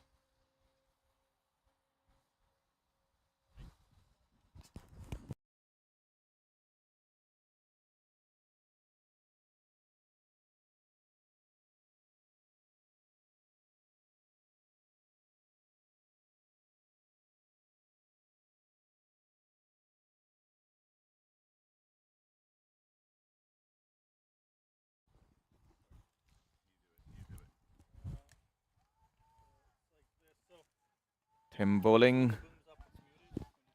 to Graham, who got a bit of a thick inside edge onto the onside for a single.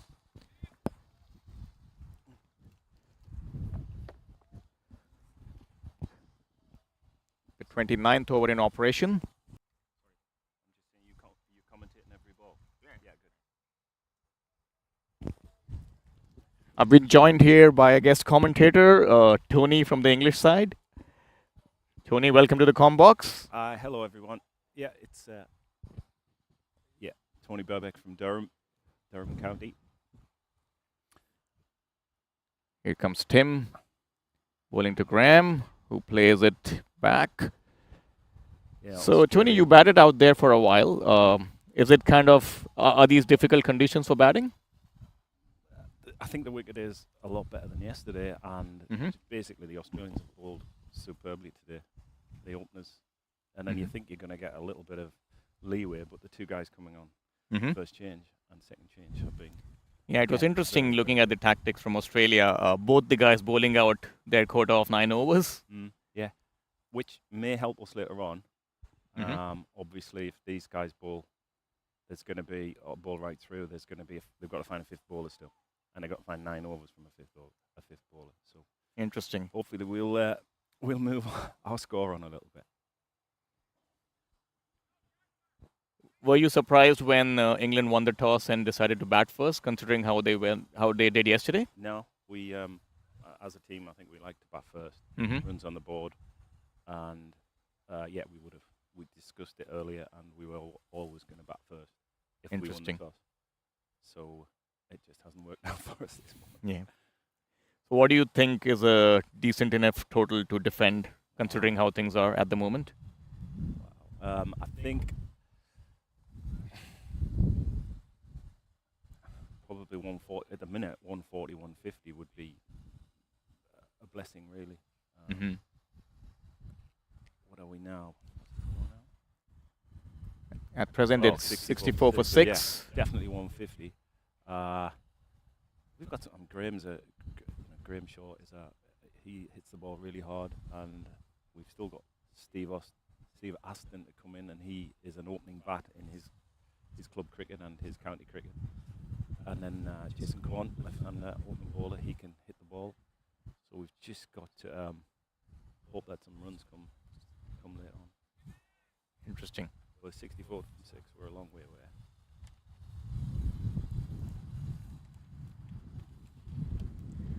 Yeah, there's an interesting contest going on at the other side of the ground as well. At present, the USA team is 95 for 7 in 30 overs, playing against Canada. So both games seem to be low scoring at the moment. As we see Tim coming on to bowl to Graham, who leaves the ball all alone outside the line of off stump. That's the end of the 29th over. England 64 for the loss of 6 wickets. So is this your first trip to Canada, Tony? Yeah, absolutely. First time been to Canada. Although I have been to Niagara Falls years ago on a football tournament when I was, a young boy, 22. So yeah, first time. Interesting. Really enjoyed it. People are lovely. We've been, the reception we've had and the guys we met on our first night at Niagara Cricket Club was excellent. Even though it was a 11:30 finish, which was quite different for us guys. Although, a long day actually. I wasn't there on that day. Oh, you were there? No. Yeah, but then I heard that it was pretty windy. It was quite windy and it was under lights as well. So it was the first time many of us had played under light. And yeah, it was quite funny actually. That's an interesting appeal. I think probably pitched outside leg stump. And he's claiming he hit it as well, so that's good. So yeah, we played under lights and we had 4 dropped catches under the lights. It was quite funny really, because the guys just didn't have a clue where the ball was going. But yeah, we enjoyed it. It was a good night. Interesting to know that.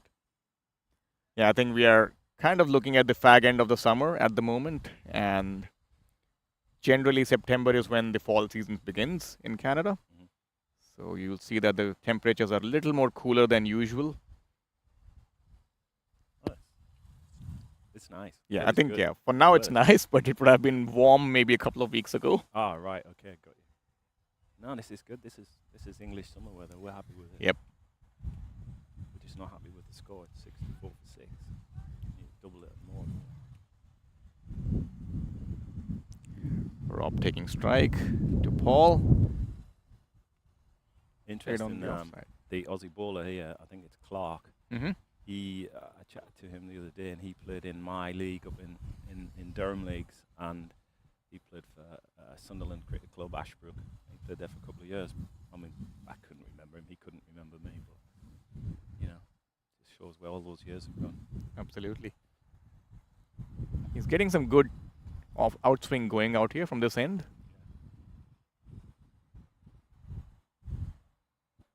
Australia have kind of stuck to their guns in terms of bowling changes. They haven't changed much things around. Their opening bowlers bowled out from each end, and now we are seeing Paul in his 6th over from this end as well.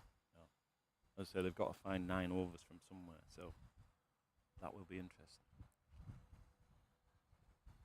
Oh, that's beautifully bowled. Absolutely. I mean, hopefully we'll get a bit of a chance with the 5th bowler coming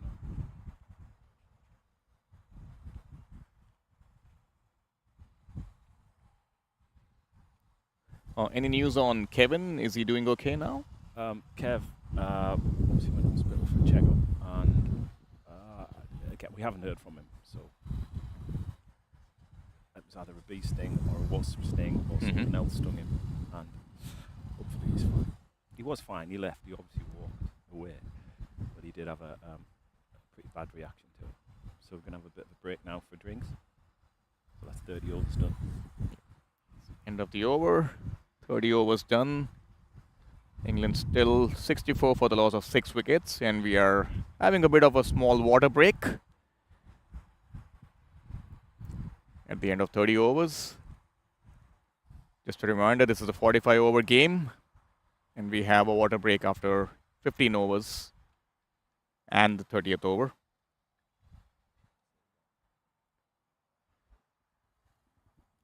If you can see it, I can't quite see it. Well, you probably can.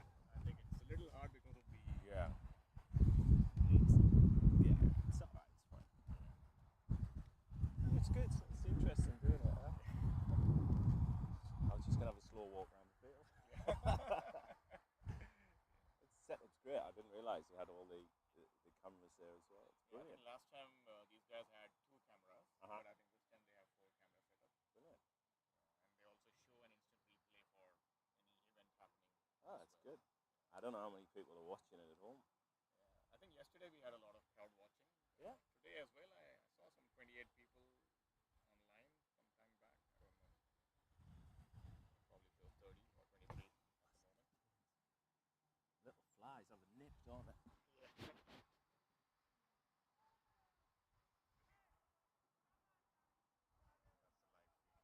So 15 overs. What do you reckon? 140 score? Well, what's that? 4 and over gets us 60. So you got to think 5, 6 and over. Yep. 6 and over is going to get us 90, which would get us up to 150. So that would be nice. I think it's one of these has to come on. Yep. One of the guys has to really come on.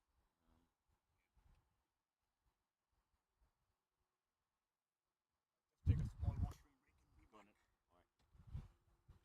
You can continue if you want to. All right.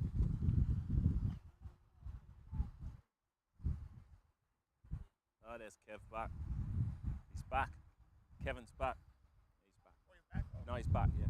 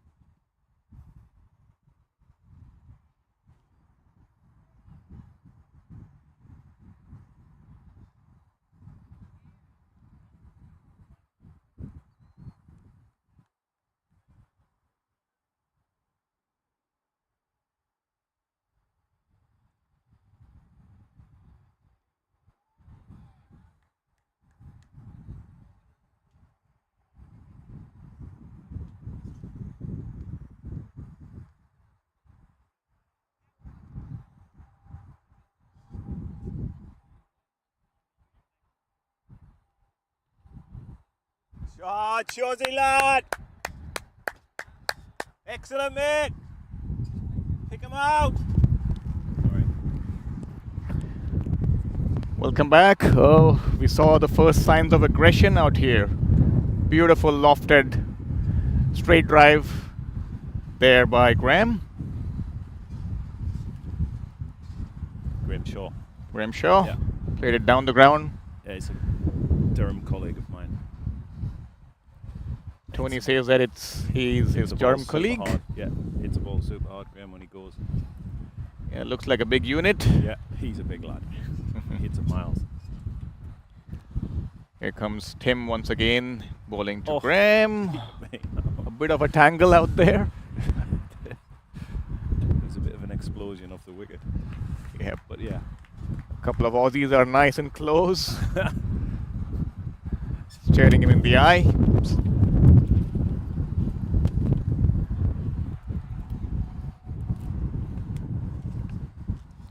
A good start out here for England after the water break. Getting an early boundary, putting some pressure on the bowlers. 68 for 6. Still have about 15 overs to go, and I think they must be looking at a total of around 140 to 150 to make it competitive. Once again, slashed outside off stump for another boundary out here. This is excellent cricket out here.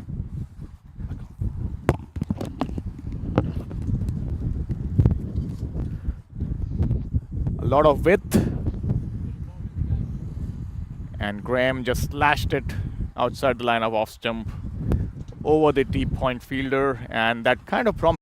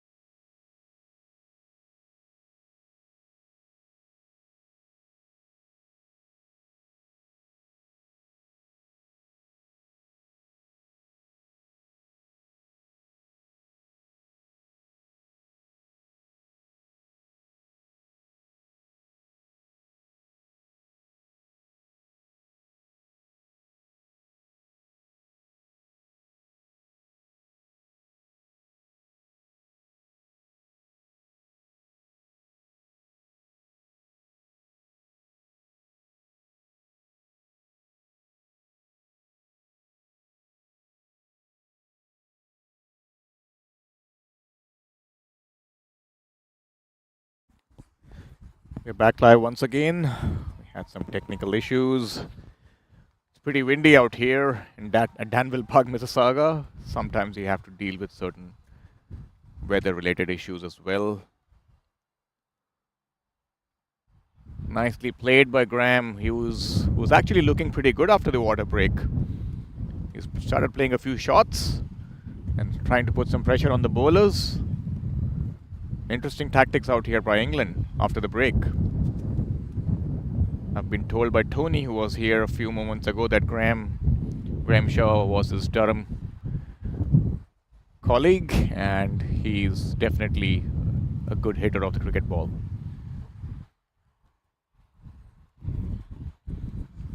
Paul continuing from the pavilion end. Would be Rob taking strike.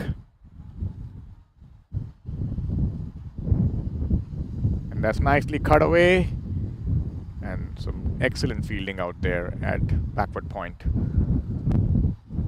Looks to be Peter O'Reilly at that position. Was done a great job in the field and was excellent with the bat yesterday as well against Canada.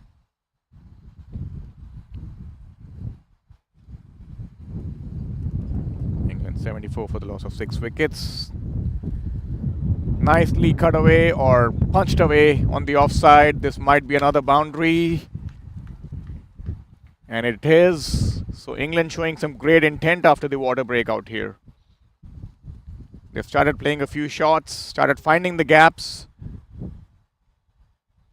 and trying to put some pressure on Australia, which is prompting a lot of field changes here by the captain Peter. Mid-off has been sent back to long off after that boundary, And the close-in catchers have also kind of moved back a bit. Early signs of aggression out here by England. It's nicely played on the onside, but no run this time. This is good cricket out here by England. After the water break, they've upped the ante a bit, getting some momentum going. 32 overs gone, 78 for the loss of 6 wickets.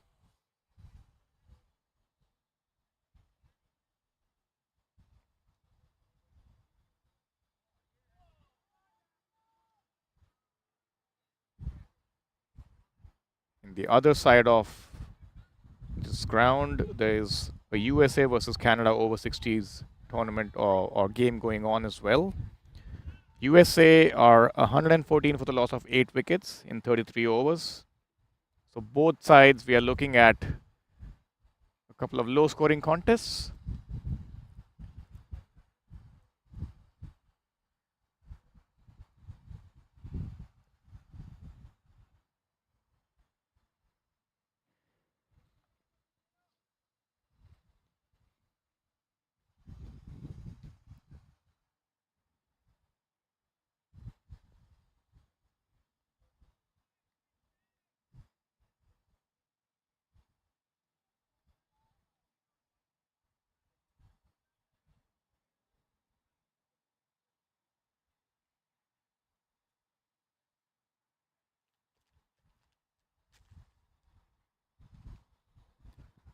Yeah, Paul continuing from the far end or the airport end, bowling to Graham, who tucks him around for a single on the onside.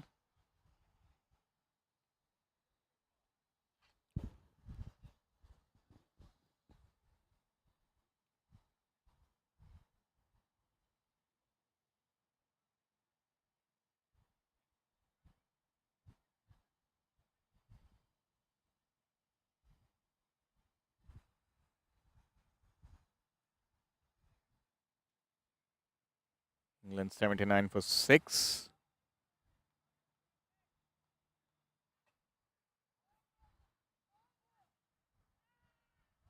That was a play and a miss.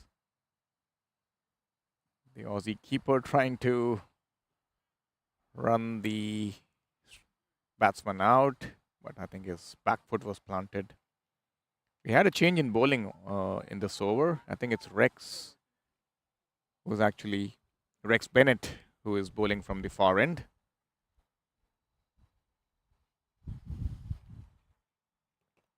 Slow medium pace bowler. Nicely bowled and nicely played by Rob. England finding some momentum after the water break and getting a few runs in the 2 overs before this and keeping the scoreboard moving.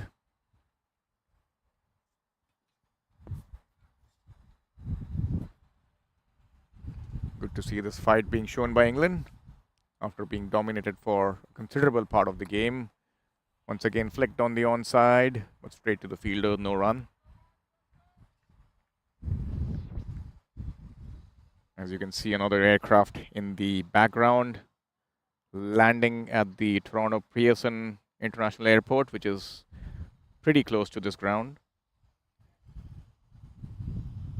Danville Park used to be a vantage point for watching flights take off and land from the Pearson Airport. It's nicely bowled, stifled appeal for leg before, turned down by the umpire, probably a bit of inside edge. As you can see, the instant replay brought to you by the Six Creations. Rex bowling to Rob. Probably some bat involved, a long stride forward as well. We're back live now. Full toss, probably missed. That's a miss by Rob, who could have put it away on the offside. Got a thick inside edge. End of the over. England 79 for the loss of 6 wickets. Graham batting at 11 of 16 deliveries, Rob on 5 of 35 deliveries. Both of these players are trying to get a move on here to get England to a respectable score, to challenge Australia, who have been pretty decent with their batting. Still no bowling change from this end. We have Paul, who is continuing to bowl from the pavilion end.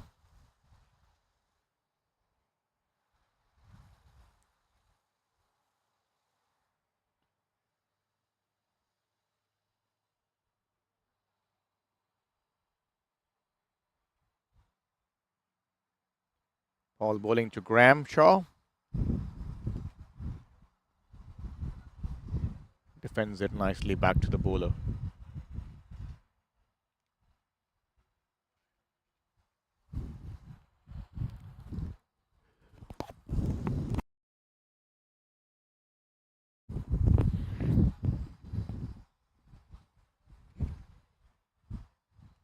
Once again, this time slightly down the leg side, tucked around the corner for a single by Graham. There might be a chance for an overthrow as well, and the English batsmen are alert. A bit of a sloppy miss by the Australians. Nobody to back up the throw at the bowling end, which prompted the English players to take the second run. England move on to 81 for the loss of 6 wickets. Once again down the leg side, flicked away. A bit of a half stop by the man at square leg. And that should be another comfortable 2 for Graham. So the scoreboard is definitely moving along nicely after the water break. England have come out with a positive intent and trying to score more often than what they were trying in the initial few overs. And now they're able to find the gaps as well. Probably some indication that the pitch is also easing out a bit and the ball is not moving as prodigiously as it was before. Paul to Graham once again. Played off the back foot this time in the gap to long off for another single.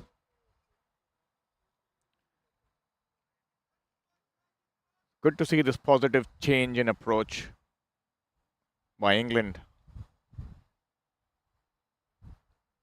Looking to get the scoreboard moving.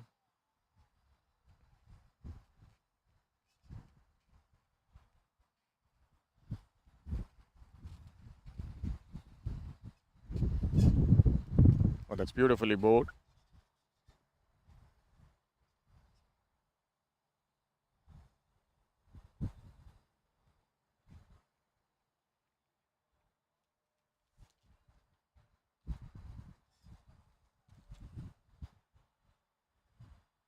Good bowling out here.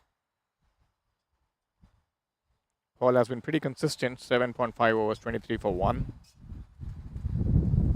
Once again, nicely bowled to end the over. 8 overs done for Paul, and that's the end of the 34th over. Paul still has 1 in his kitty. Remember, both the opening bowlers, Stewart and Peter, bowled out their quota of 9 overs from each end, which is commendable given the age group that they're playing in to bowl a 9-over spell.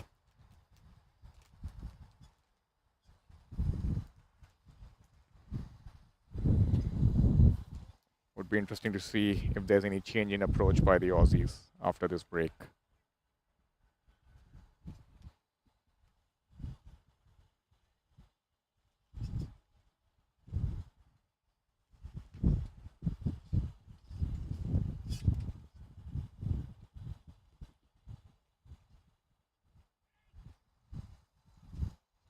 Played on the offside for no run.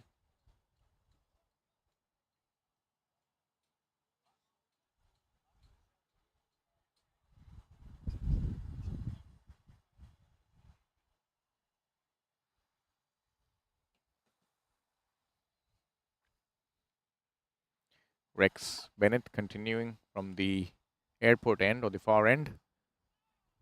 That's a thick outside edge, and that might travel to the boundary for 4 runs. A lucky escape out here for Graham. Not very intended to play it, but nevertheless a boundary.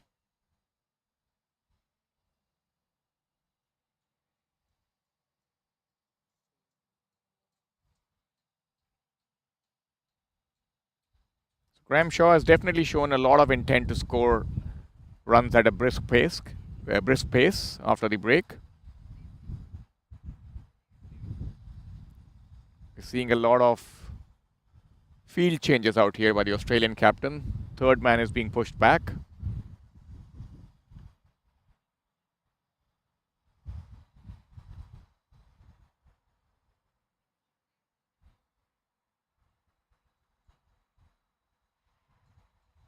Oh, that's beautifully bowled once again. And very sharp wicket keeping here as well. Alert to the situation, looking for that run out or their stumping.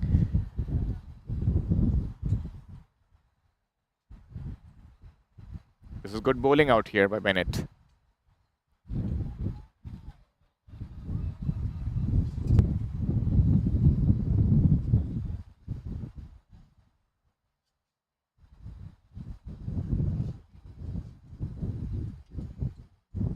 Ricks coming into bowl to Graham.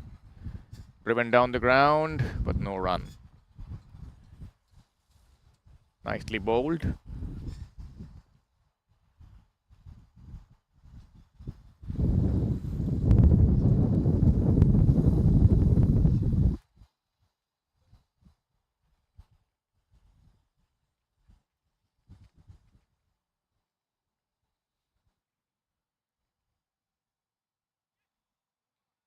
This time Graham plays it down to third man where the fielder was moved a couple of deliveries ago. That's where the boundary in this over came from. So we are seeing some regular boundaries being hit, at least one in each over after the drinks break. So there's a clear intent shown by the Englishman to up the ante and see if they can score some quick runs and get beyond 100 before the 40 over mark.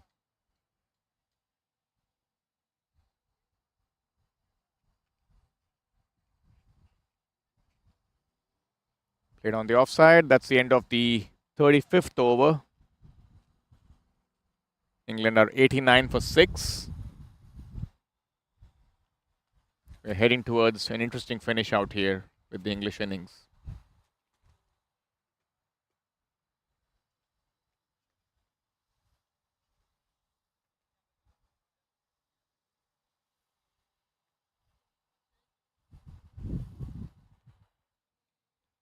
Quick update on the score from the other side of the ground as well, where USA is facing Canada. USA are 122 for 9, which is not bad considering that they were 82 for the loss of 7 wickets a while back. They seem to be recovering well, but they're still hanging on with their last wicket. Would be interesting to see how much they score. The projected score at this stage shows to be 153. As we see Graham trying to swing across the line and hitting the ball to deep fine leg. He's being cheered by his teammates from the pavilion.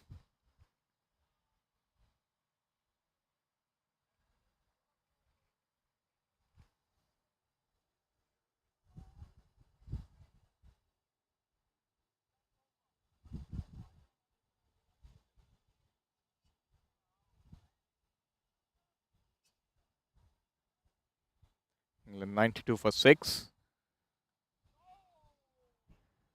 And that's hit on the offside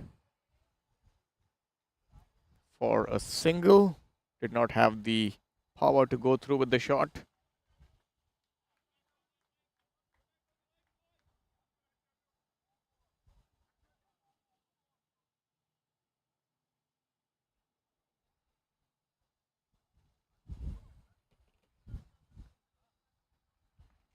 So good bowling out here by Paul, who's in his final over. The ball is still moving a bit for him. He's getting that outswinger going nicely out here.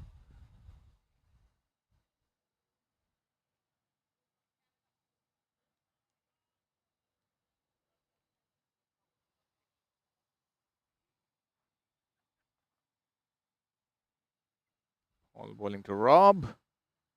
Tries to play it on the offside. Cannot pierce the gap.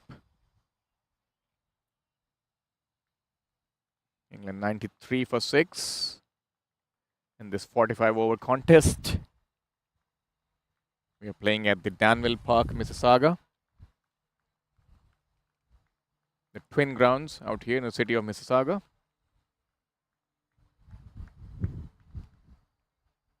And that's nicely bowled by Paul.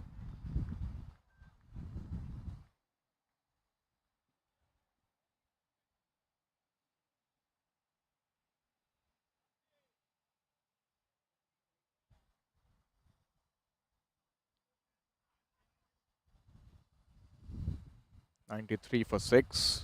Graham has got a few runs under his belt. 22 of 26. Rob is still trying to break the shackles. 5 of 41. He's trying to play the anchor role, trying to stick on till the end and support his partner.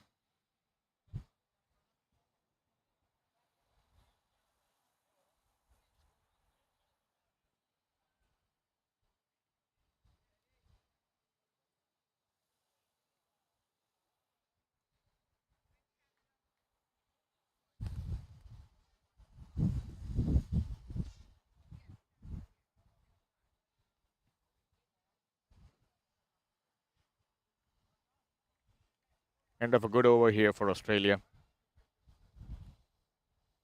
And with that, Paul finishes off his 9 overs. 27 for 1. Really good spell there by the Australian quick.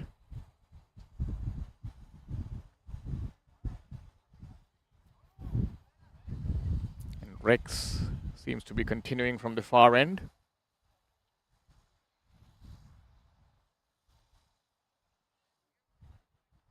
.36 overs done. England 93 for 6.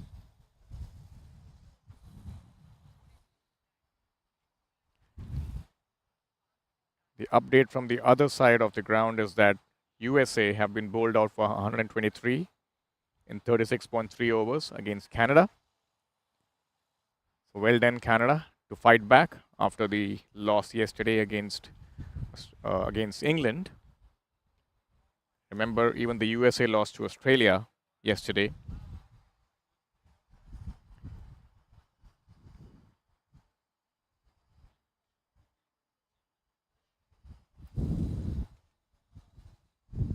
We're at the beginning of the 37th over here. Rex Bennett bowling to Graham Shaw. It's an appeal for LBW. Turned down by the umpire. Given as leg byes. As you can see, the instant replay coming up.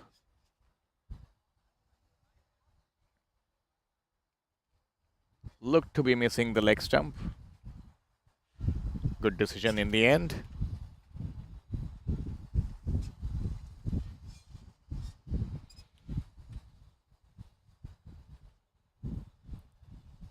Rex bowling to Rob Aston. Plays it on the onside, but finds the fielder.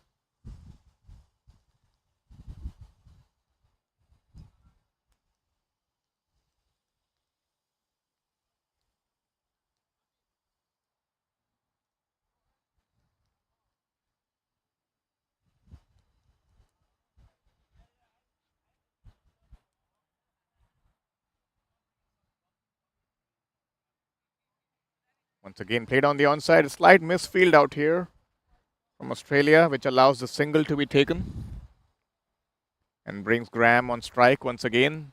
Something that the Aussies would not have wanted because he's been the aggressor who's been scoring a lot of boundaries in the recent overs. They would have wanted Rob to be on strike, who's looking to be more circumspect and trying to anchor the innings and not give away his wicket. See a lot of field changes now. A lot of men in the deep, long on and long off. We also have a deep point and a third man in place. Full toss, played on the onside. Straight to long on for a single. Australia are happy to concede the single to Graham.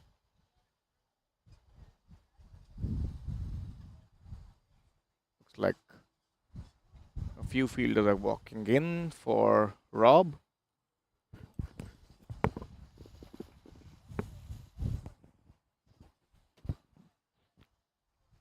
We have deep point was coming to a shortish point position, trying to stop the single.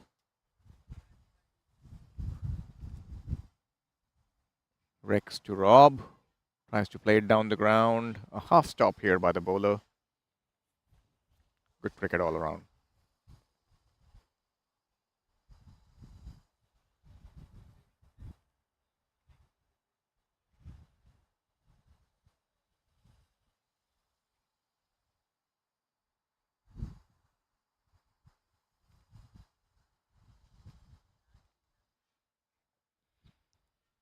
Rex to Rob. Inside edge onto the pad. That's the end of the over once again.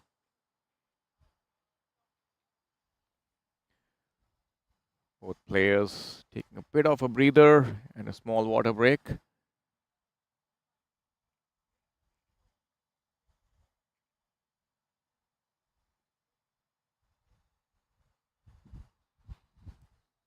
England at the end of 37 overs looking at 96 for 6.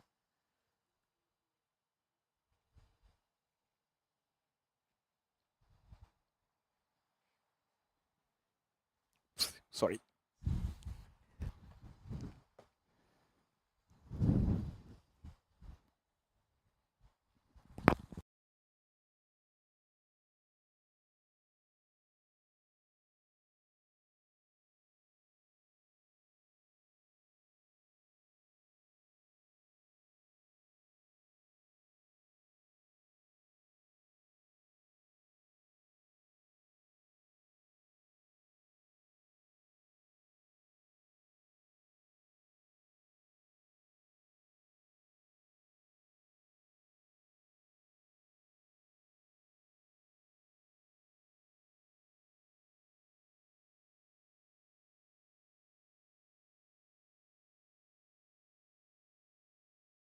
We're back after the break, and looks like there'll be some spin, left arm spin from the pavilion end. Interesting change at this stage of the innings.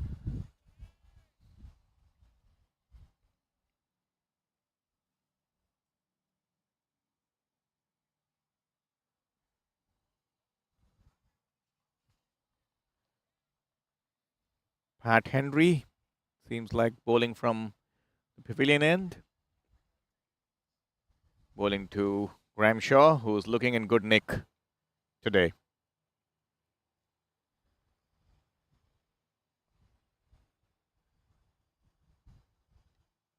On the offside, played in the gap. Down to wide, long off. 97 for 6, England.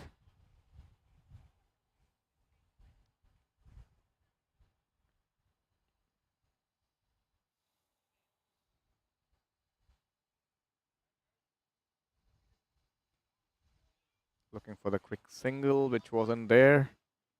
Good bowling out here by Pat.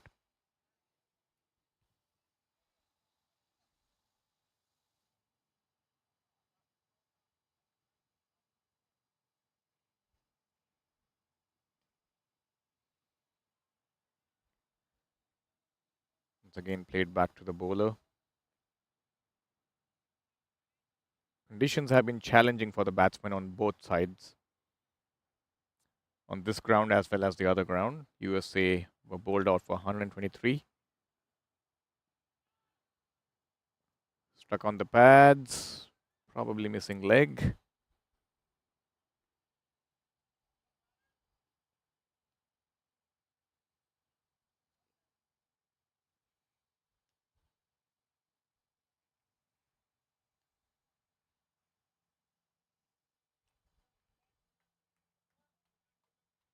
Down the leg side, called wide by the umpire.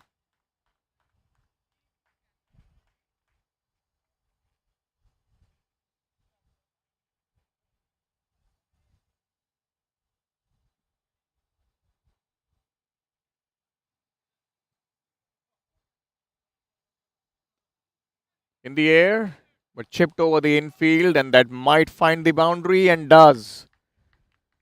It's a good shot here by Rob. And that brings up the England 100 as well. At the end of the 38th over, England are 102 for 6.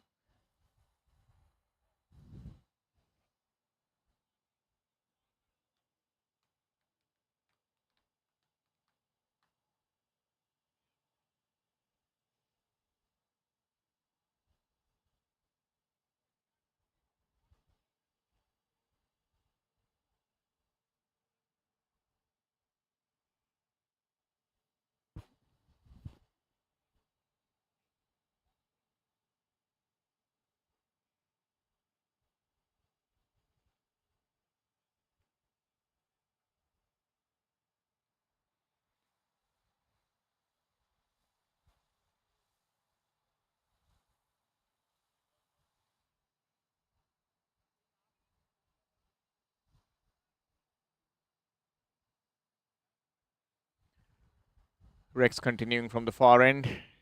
Graham Shaw strike. That's nicely bowled. Right up in the block hole. Dug out by Graham.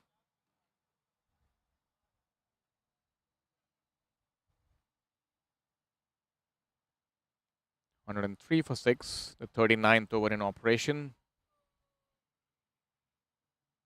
6 overs to go after this one. England are looking to up the ante and get some runs under the belt. They had a challenging start today in the morning. Now they're trying to make up for it. Nicely played once again on the offside. So runs have started to flow a little more freely now.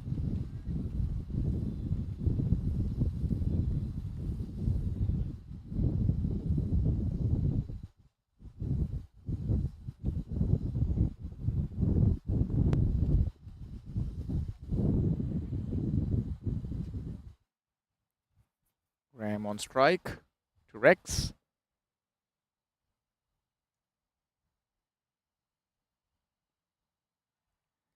Nicely played on the onside this time.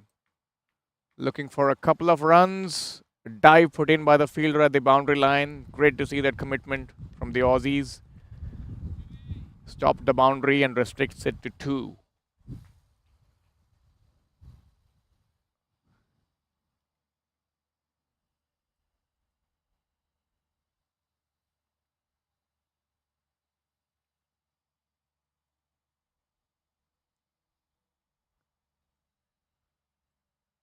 Graham getting a move on out here.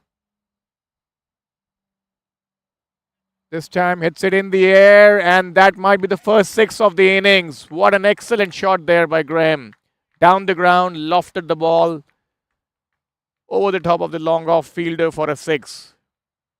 A full pitch delivery, as you can see in the replay, tossed up a little, and Graham just gave it the full Monty. The first 6 of the innings coming up today. Graham Shaw now at a runner ball, 33 of 33 deliveries. England 112 for 6, getting a lot of momentum now. This is great batting out here. Oh, that's a great comeback by the bowler. Beat the outside edge of the bat. Excellent stuff here. Great cricket all around.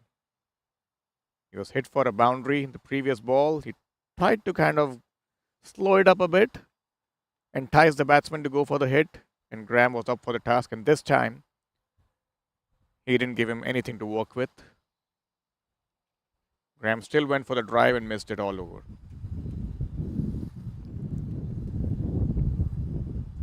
Rex Bennett bowling to Graham Shaw.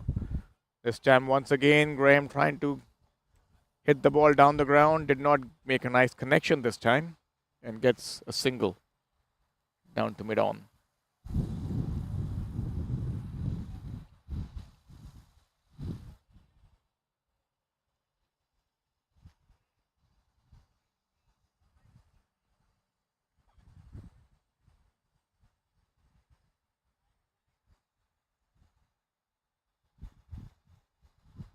So at the end of 39 overs, England 113 for 6, recovering really, really well out here.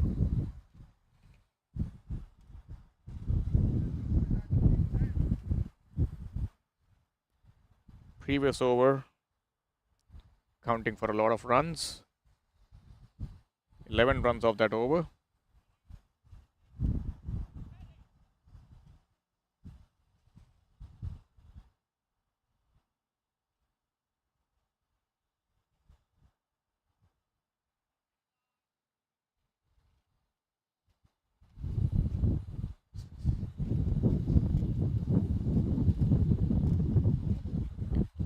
Remember, there were 6 down for 64. And this partnership has ensured that England are heading towards a respectable total and a fighting total. Once again, Graham on strike and takes a single on the offside.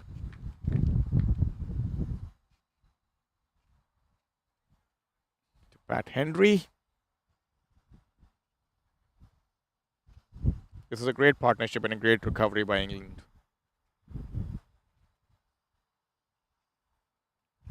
Australia might have to break this partnership to ensure that England don't run away with a decent total after doing all the hard work in the first half of the game.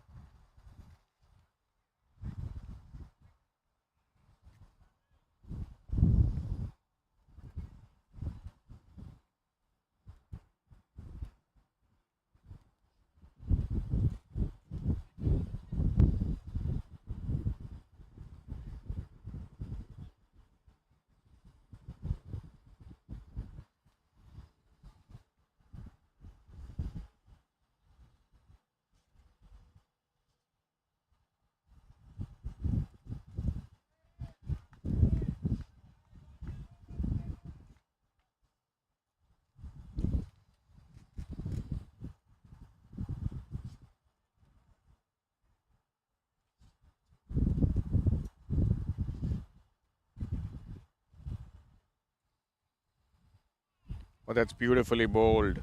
Beaten him all ends up.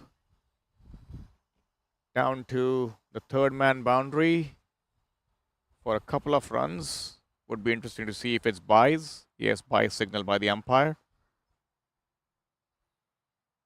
That ball just got up off a good length.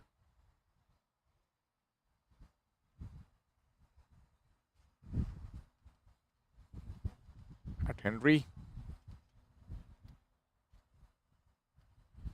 To Rob, who plays it on the offside this time. Wide off the fieldsman at third man. That'll be a single. These two have recovered really, really well and putting on a good show out here for England.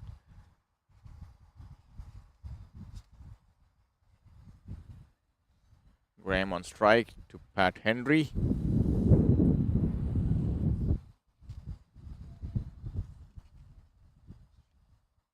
Tries to swing.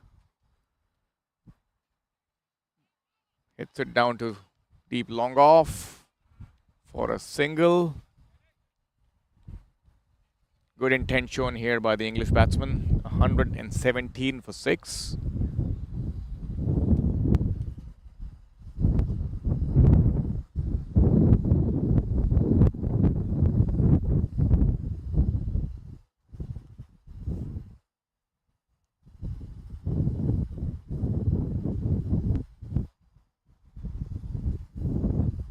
Just a few minor field adjustments. There seems to be a man being sent to deep mid-wicket. Cow corner. There's a long on in place. There's a long off in place. Deep square leg as well. Third man. These are the fielders on the boundary line. Predominantly leg side field out here. An appeal by the bowler. And the umpire wasn't interested. Looks like it pitched outside the line of leg stump. End of the over. England 118 for 6. 40 overs done. We are coming to the business end of the innings. 5 overs remaining. Would be interesting to see how England approach this.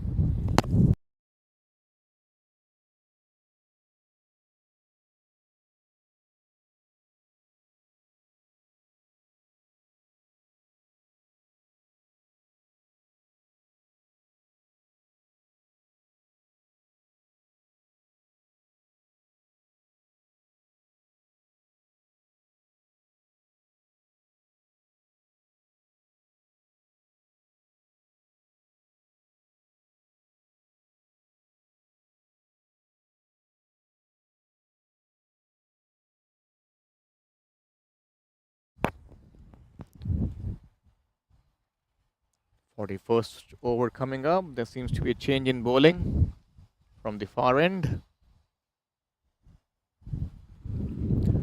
Richard coming on to bowl from the airport end.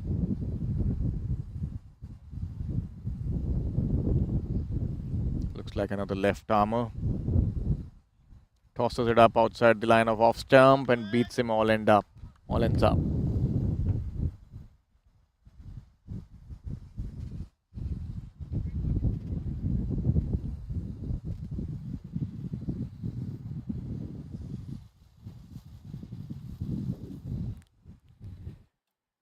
That's played on the offside. Seems to have found the gap out here, and that's another boundary. Beautifully played by Graham Shaw. England 122 for 6. 41st over in operation. So this is when you want to talk.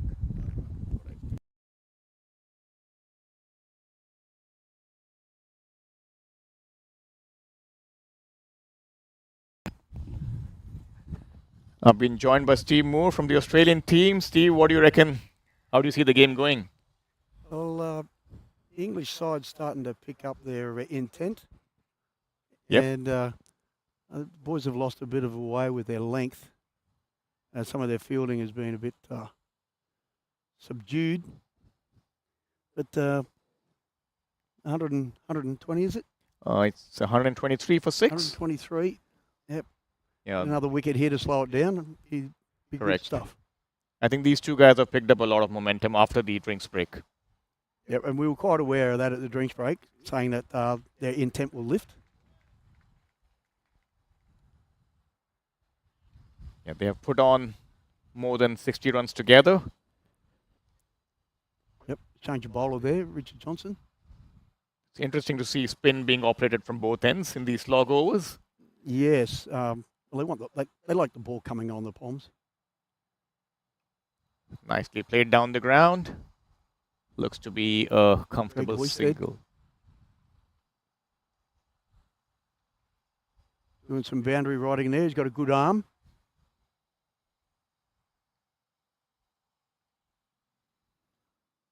So the last ball of the 41st over. 124 for 6 England. Graham on strike.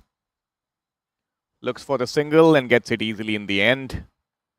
Good tactics out here by England. They want Graham to be on strike. He's the guy who's doing all the hard hitting. End of the 41st over. 125 for 6 England. So Richard, is this your first trip to Canada? This is my first trip to Canada. It's weather's been fair to us. When we played our first game against Canada nearly a week ago, it looked like we were going to be washed out, but the cricket gods shone on us and it just departed, went all the way around the oval. So it rained on the left and it rained on the right, and it was beautiful down the middle. So interesting. It's very nice. The ground's good. The Canadian weather can be unpredictable for sure. Bit like Melbourne. Oh yes, I've heard a lot about Melbourne. I've been there a couple of times and I've seen that you can have literally all 4 seasons in one day. Correct. Rain, snow, sun and wind. So are you from Melbourne? No, I'm from originally from the Sunshine State, Queensland. Okay. And moved to Canberra in the ACT, Australian Capital Territory. Awesome. 17, 18 years ago. Nice. Rob doing outside edge. Job.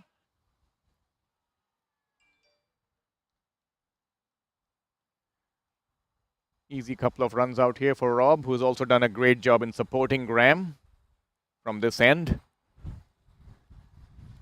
I think this is a great recovery out here from England. It's a great recovery from England? Yes. Struggling at 6 for 64 they were. Yep. All the big names were out. Oh, been a bit offline, a bit of sloppy fielding from the Australians in the last 10 overs. Yep, I think the heat is kind of telling on their bodies now. Yep. Just a reminder to our viewers, this is an over 60s tournament, so it's commendable. The commitment shown by these guys to play a 45-over game is definitely commendable.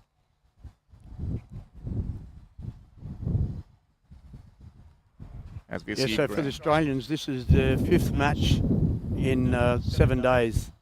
So the first game was played last Tuesday. We played Tuesday against Canada in a one-day series, which we ended up winning 3-0. Tuesday, Thursday and Friday. Slashed on the offside, down to long off for a single. Australia won't mind these singles as long as there's no boundaries being scored in these last few overs. He has quick hands for a big man, sure. Yep. I think he's been pivotal in England's recovery out here. He's definitely taken up the ante. Too many leg side deliveries here. Interesting to see the umpire's call out wide. here. We're playing the rule that anything down the leg side is a wide delivery. 130 for 6 England. This is a terrible rule if you're a bowler. 132 for 6. The final delivery of the 42nd over coming up. Well played. That's nicely played by fast Grant. hands laid down on that, and that's going all the way to the boundary. All the way for 4, and looks like Graham would be on 47 now, approaching his 50.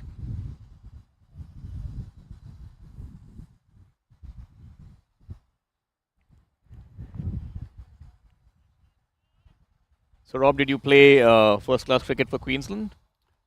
No, no, I didn't. And there's not many players in the side that have played at that level here. A lot of players have played that step down. You know, played a lot of first-grade cricket. Got it. Never had their opportunity to play at the higher levels.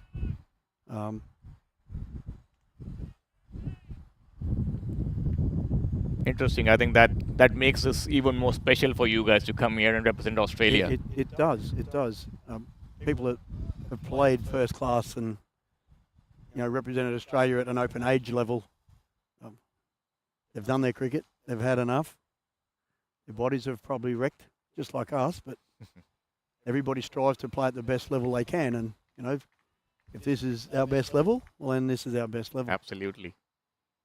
And it's massive the way the sport has grown at the veterans level. That's correct. In the last 6 years, especially in Australia. It's massive, massive. Here comes Richard once again to Graham. Oh, he's chopped on. Who's probably played it onto his stumps. That ends his innings. An unfortunate end to a lovely innings here by Graham, as you see the replay on the screen.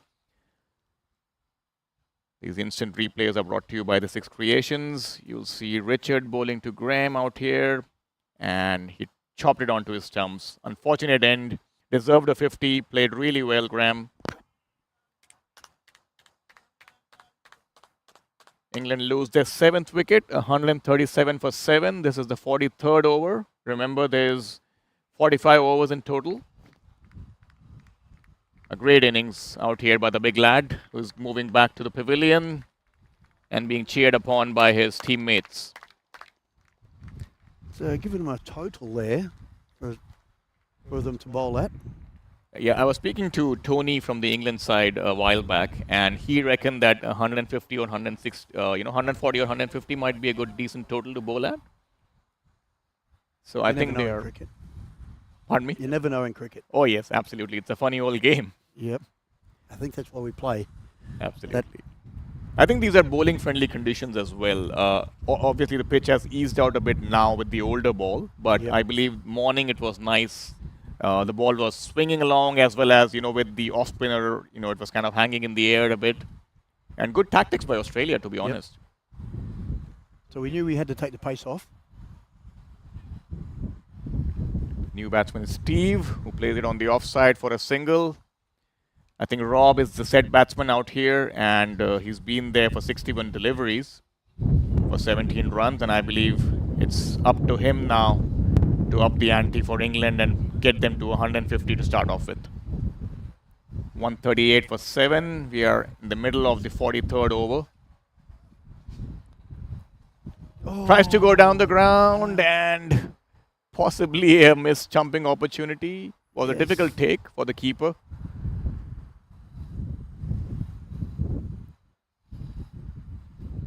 Doing a good job for his captain here, Clayton Johnson. Richard Johnson, sorry, my mistake. Yeah, this is a great over right now. Down the ground. Tries to play it to long on. Ends up being at deep mid-wicket thanks to a thick inside edge. This is a great over considering the moment in the game right now. 42.5 overs, 139 for 7.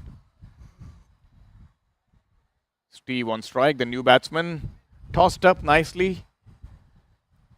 Australia are happy to concede the single to the new man. 6 deliveries left. Times 2. Down to ball by ball now. Do we see a change in bowling? No, we're having the same one. With Pat Henry. Pat continuing from this end, from the pavilion end. Pat Henry. Still Pat Henry. Yep. Pat's from Tasmania. Interesting. Our bottom state. Ricky Ponting's territory. Yep, that's it.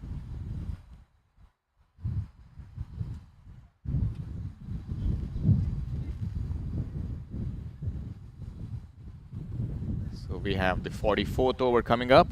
Pat Henry bowling to Steve.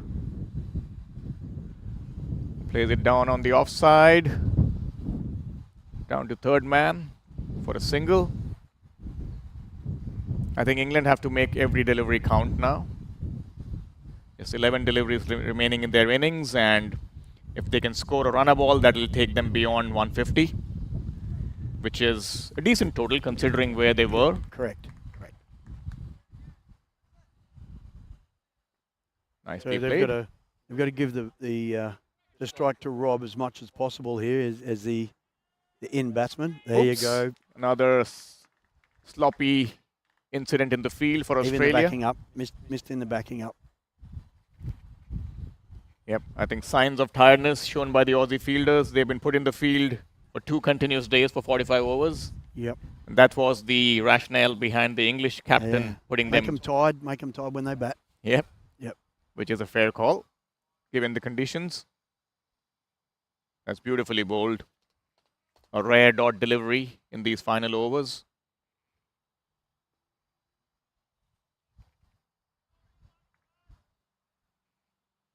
.143 for 7. 44th over in operation. Nicely bowled once again. I think Australia are doing a great job now in restricting those boundaries. Doing a lot of damage control after the wicket of Graham Shaw, who scored 47 brilliant runs after what they were in the halfway stage. 47 off how many balls?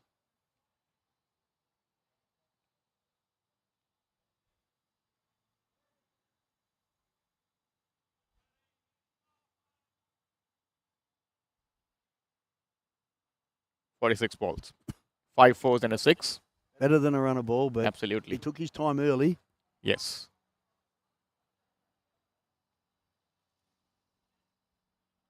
Oh, that's sloppy once again from Australia. Another misfield. Long way down there for Rex Bennett. They pick up 2. That's a good throw and a good collection by the keeper as well, but the batsman was comfortably in. End of the 44th over. England 146 for 7. This was a great recovery here by England, thanks to Graham Shaw. And we were just speaking about him a while back. Shows the benefits of occupying the crease and trying to get yourself in. Correct, especially with these decks, they play a bit lower, so you've got to be very patient. That's correct. Good old game of attrition out here. It is. That's why Test cricket's so good. Absolutely. Stamina, ability, patience, skill. So The last over coming up for England, who are at 146 for the loss of 7 wickets. We have Richard, who's continuing from the other end. He bowled a brilliant last over.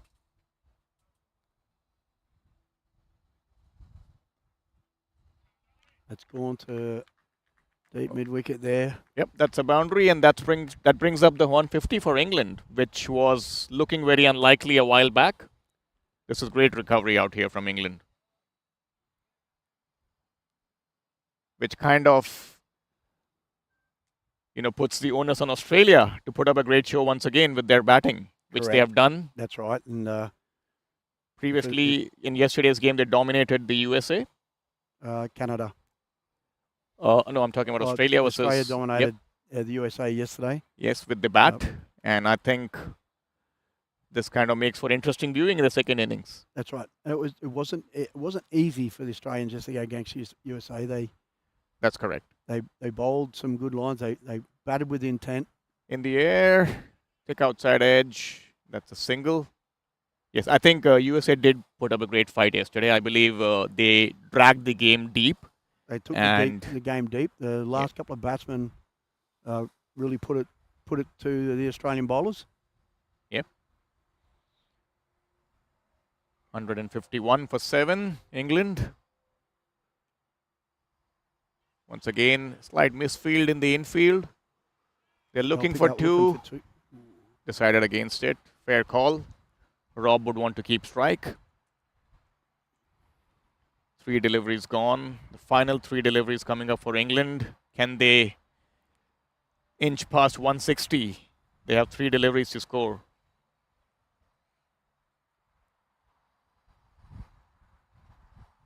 Well, that's a dot ball. Bottom fielded. This is great cricket all around.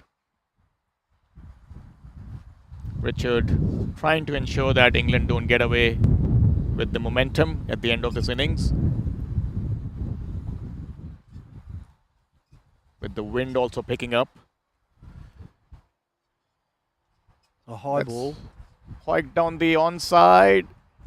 And probably is a boundary. We have to wait and watch from the fielders. If they signal 6 or 4. I think they're still not sure about it. As you see the replay. Landed in between the 2 fielders. And I think probably they're signaling 4. They've looked at where it plugged out there. It's a bit soft in the outfield. Yep. The curators have done a very good job to get the fields up to standard here. The mayor of Mississauga was telling us yesterday that they have 9 fields in just this small city. That's correct. Final delivery coming up. Played on the offside, looks like a single. They might be pushing for 2. And the throw comes into the keeper. A brilliant throw and an excellent take by the keeper. That ends the innings for England. I believe that's a run out at the... 1 run scored. 156. Looks like it's going to be 157, considering that they took the first run. Just waiting on the umpire. Yeah, he gave it out at this end. Yep. I think the score should be 157 for 8. Ideally, we're just waiting on the scorers to update it. Yes, that's correct. 56 for 8. And England finish off with a decent total, a fighting score. What do you reckon? Yes, that's. They'll be very happy with their final tally there. I did see this captain Richard Merriman walk out to Shaw there and shake his hand and tell him what a great job he's done to get them back into the match. So that's correct. At the moment, we'll look out there and we see Peter Dudderidge, the skipper, telling the boys that game's only half done and they've got to do the second half now. So absolutely, and I think kudos to Australia as well for starting so well in this game. I believe England yesterday when they played Canada, they just ran away with their batting and they just timed the ball perfectly, found the gaps and stuff. The key wicket, I believe, was Nick Gaywood. the left-handed opening batsman, whom Yep. Peter had got him out in the first few overs, and I think that kind of changed a lot of stuff for England. Correct. Then the second wicket picked up by Stuart Ridge put them into a bit of a hole there. Two quick wickets, and you know, you like to get wickets back to back. You don't like to give them away. That started that tight bowling by the opening four bowlers. Absolutely, I think Stuart bowled a brilliant spell. Absolutely, very good spell. Yep. So we'll probably take a lunch break here now. Go and have some. All right, thank you, Rob, for teriyaki joining us chicken. and entertaining us with your insights. Hello to all the viewers back home. Wish you were here. It's a fantastic day, and there's more cricket to come. Bye for now. Thank you very much. We'll see you after the lunch break. Cheers.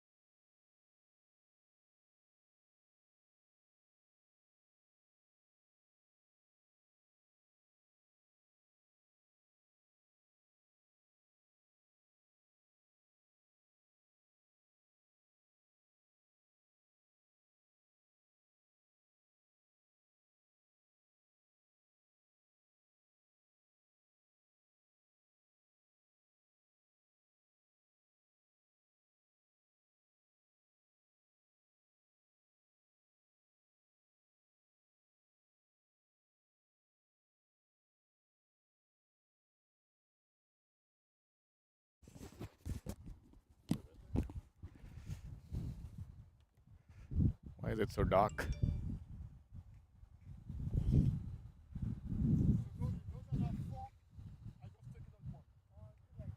Did someone change the brightness? So those that have 4, I take not 1. So tell me where is the best one to put that one.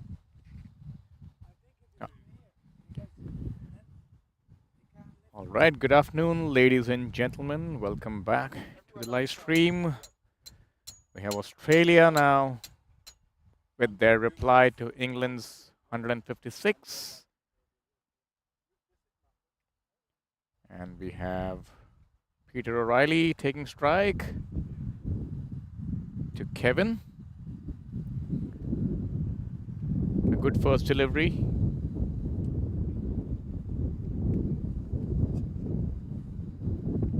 Nice sunny conditions out here now in the afternoon, but it's still pretty breezy.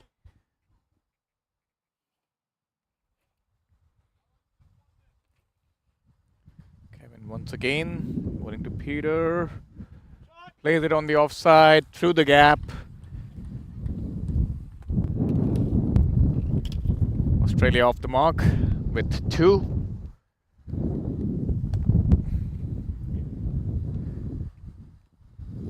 Joined back once again with Rob from Australia. Steve. Oh, sorry, Steve. Beg your pardon.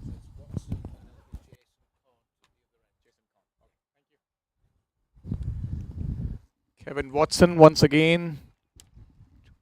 Peter O'Reilly, who is in excellent form at the moment, fresh off a 78 not out against USA in the game yesterday.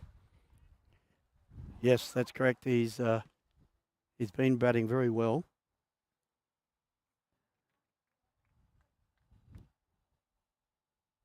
Nicely bowled and nicely played as well.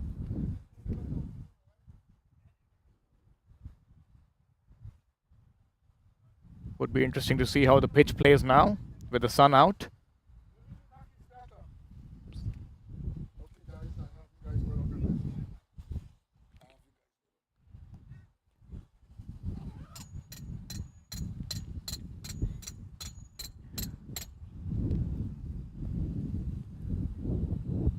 Peter's originally from the ACT, the Australian Capital Territory, and moved up to play cricket with St George in Sydney. Interesting to know that. Left all alone. We're bringing you these pictures from Danville Park, Mississauga. It's nice and comfortable out here with 25 degrees centigrade, but it's pretty windy out though.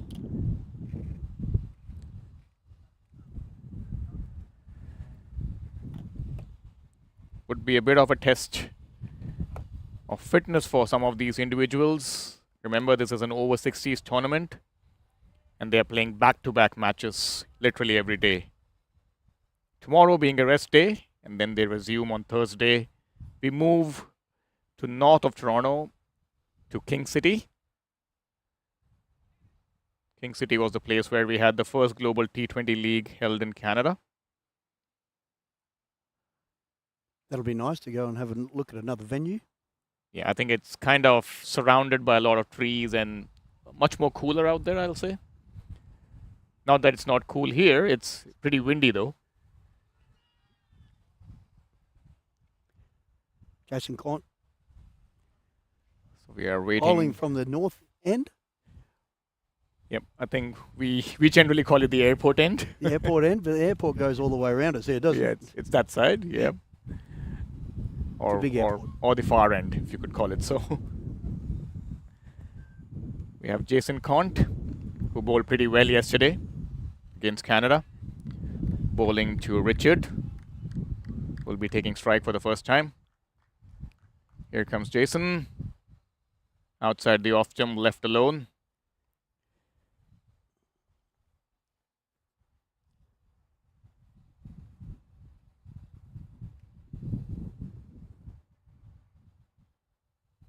Might be called a wide. No, the umpire decides against it. Good look there, a little bit of a lean to the left. I don't know whether that changes the angle for you, make a decision, but...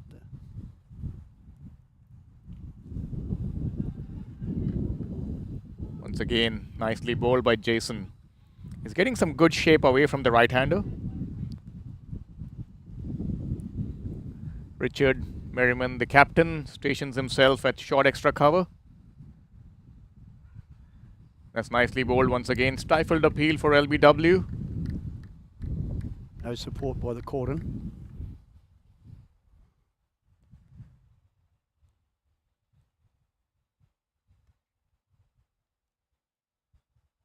Richard yet to get off the mark. Once again, left all alone. Very patient. So what do you reckon, Steve, would be Australia's strategy out here? Would they be looking to Score 157. Yep. They'll be patient early on. That's nicely played in Wait the for a gap. loose ball if given any. Yeah, I think definitely from what we have seen in the previous few games, it's not easy batting conditions totally. No, that's right. You've got to be patient, very patient on these decks. Yep. Very similar to the English pitches. Not as wet, but same sort of spring. You know, you've got to play the ball very, very late. I think also what helps is the pink ball moves around a lot in comparison to the red ball or the white ball. The pink balls have held up very well this week while we've been here. Sometimes you get a batch that just goes grey after it's been hit a few times, but they've held up well, and I give a bit of kudos to the groundsmen here. Again, like the decks are pretty good. They were out here watering it yesterday afternoon after England destroyed Canada, and there was 5 people working on the ground, make sure it was up to speed for today. Yeah, I think it's heartening to see this lovely outfield out here in Danville Park as well. Nice and green. Once again, nicely bowled. Richard on the front foot, defends it well.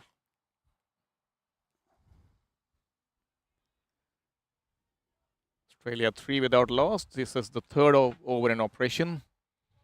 We have Kevin Watson coming in from the pavilion end. Nicely played once again. England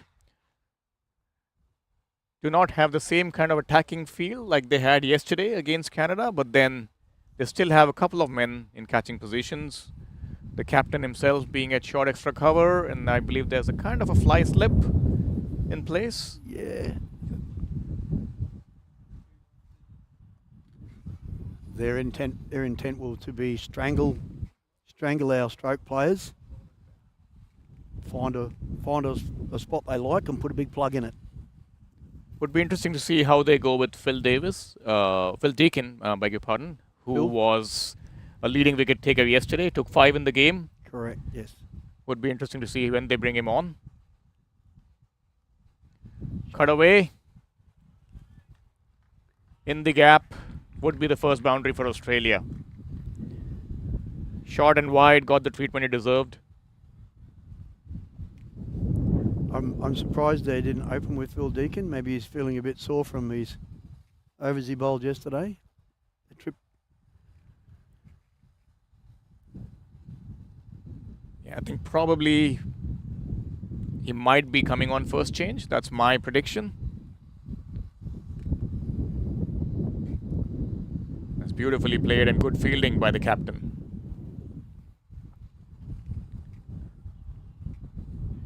So definitely different tactics out here by England in comparison to yesterday, where they had a lot of close-in catches strangling the opposition.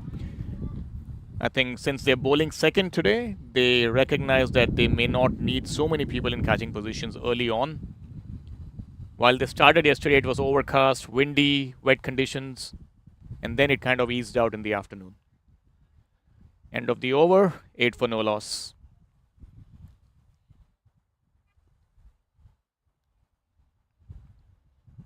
Yes, I think Phil Deakin's experience was just too much for the Canadian side yesterday. Yep, I think while he was bowling, the ball was really doing a lot of stuff off the wicket. And with the left arm angle, it wasn't easy at all for the right-handers to face him as well.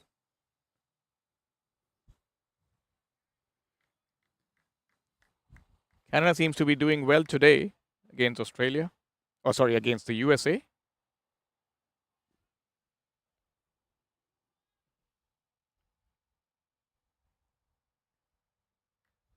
left alone.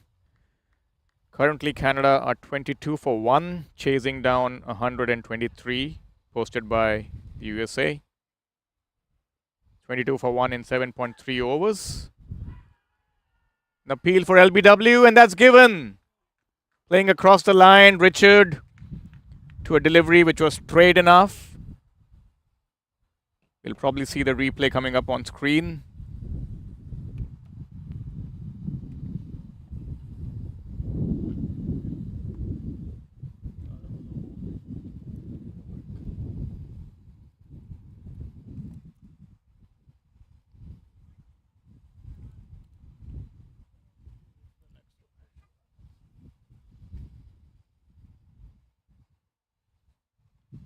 There we go. Straightish delivery, trying to sweep him. Played across the line and given out by the umpire. Probably not the right choice of shot there. Unless you hit it, of course. Yep. Batsman in, Peter Jensen, hails from New South Wales. Peter's our vice captain. He's just come off the tour of UK, where he the highest run scorer, just scoring a bit more than Richard Merriman there. When you watch Peter bat, it looks like he's not ready, but that's his stance.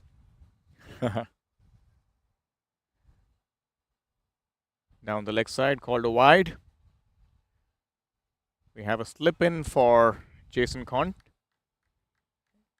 And a short extra cover. Rest of the fielders are pretty much in the ring. Nicely played on the offside, straight to cover.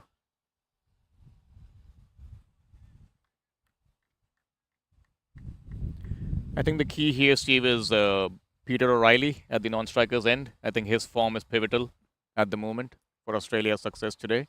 Correct. He's certainly been the anchor man in one of the matches against Canada. Both him and one of the other openers, I can't recall who it was at the moment, both posted 70 odd runs. So Peter was more of an anchor, and the other batsmen have batted around him. Yeah, I was fortunate enough to watch his innings yesterday against the USA.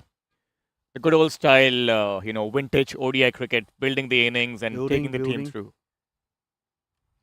And as the innings got on, the balls faced versus balls scored off increased.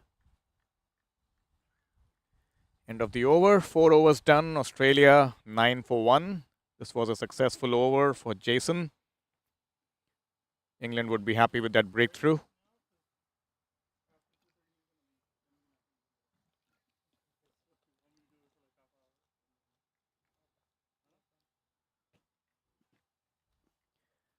We'll have Kevin continuing from the pavilion end,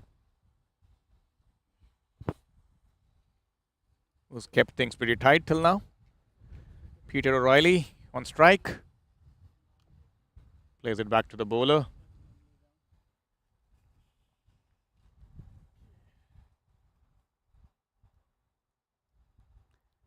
Just deep enough not to allow a single.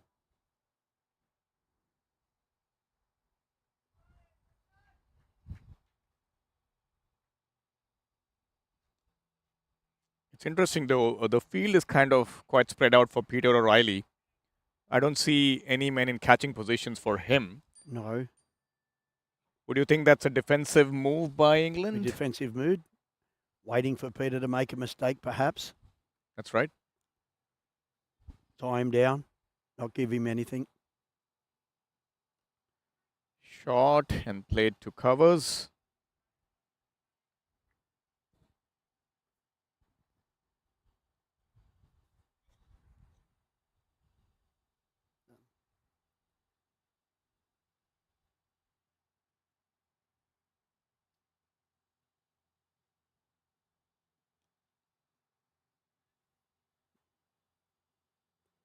Very straight.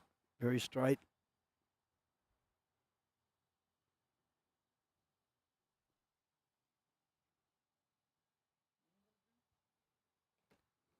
Australia still at 9 for 1. Kevin operating from the pavilion end. Cut away. There's a man in the deep for Peter O'Reilly. So England are happy to concede the single to him. Yes. Mel Hussain will be out there. His favourite catch word is happy with the single, happy with the single. No boundaries, happy with the single. And they're bringing the man in off that deep point for the new batsman. Yeah, the field is slightly different for the new batsman. There is a short extra cover, the captain himself. They're pushing mid-off back a little. Down the leg side. Would wait for the umpire's call to see whether it's a leg bye or... Where his stance is, yes. Yeah, I think he signaled leg byes.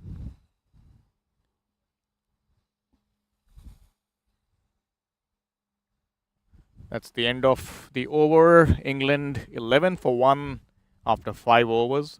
Beg your pardon, Australia 11 for 1 after 5 overs.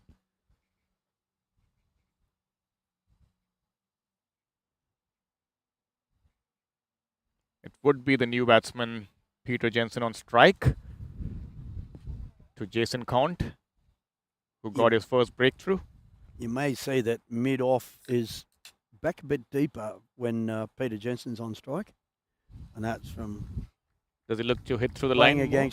playing against us in the UK, where he did drive the ball quite well. Down the leg side, wide called. That's a good stop by the keeper who's standing up to the medium pacer. Never easy for a wicket keeper to stand up to the opening bowlers, especially when the ball is doing a lot. Once again, cut away, could not pierce the gap.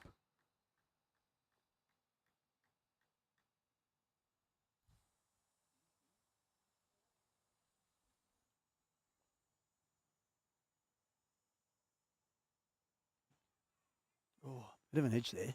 Looked like an outside edge. Oh, the umpire signaled byes. I think it missed everything. The keeper may have come off his keeper's glove there and pushed past first slip. Potentially, yes.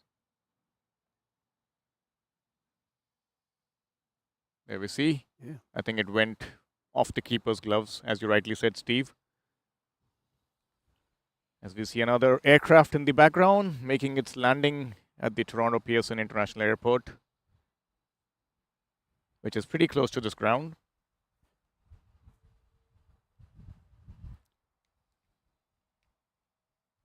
Deep point.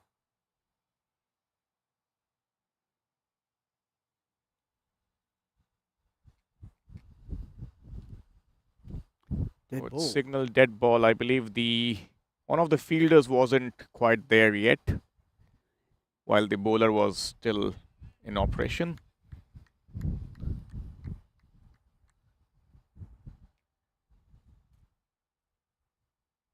Waiting for the field to be set.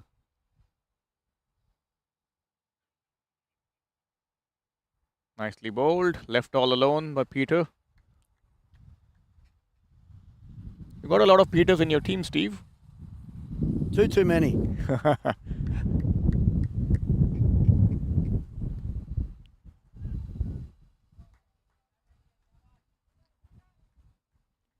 Sort of makes it easy to remember people's names.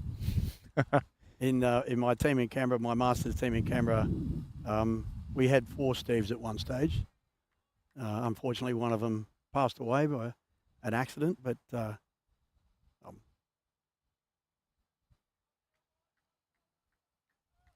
might have been the year of Stephen at that year of birth.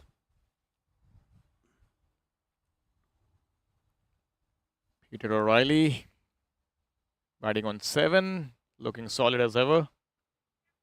Once again, played down to deep point.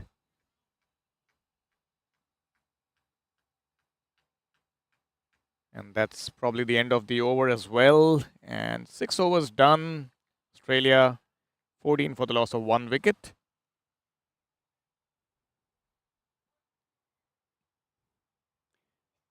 Nick Gaywood there speaking with Richard Merriman about Peter O'Reilly's strike play through the point region. Maybe suggesting that someone goes slightly forward of a point. Yeah, I think I just feel, as we spoke in the last over, Steve, that they're just being a little too defensive against Peter O'Reilly. Probably waiting for him to make a mistake. Waiting for him to make a mistake, Put him 4 slips, couple of gullies, leave the cover open and see how he plays, eh? Can always change it if he likes it. Rupert Staples coming on to bowl. Change in bowling at the pavilion end. I was told that he was an amateur boxer at one stage of his career. Okay, well, based on that, I won't pick a fight with him.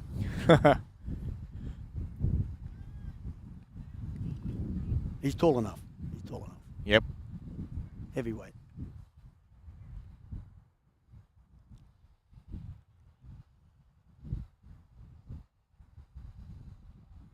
Rupert Staple to Peter O'Reilly, who's looking to steal a single. Well Probably run. could have been a 50-50 chance of a run out if he had picked it cleanly. I believe the Canadians thought they were good enough to steal some runs yesterday against England. Oh yeah, I think a couple of needless runouts. A couple of needless runouts, so that didn't help their cause. Do believe Mel Hussain was involved both runouts. Yep. He's quite deadly at the 30-metre mark.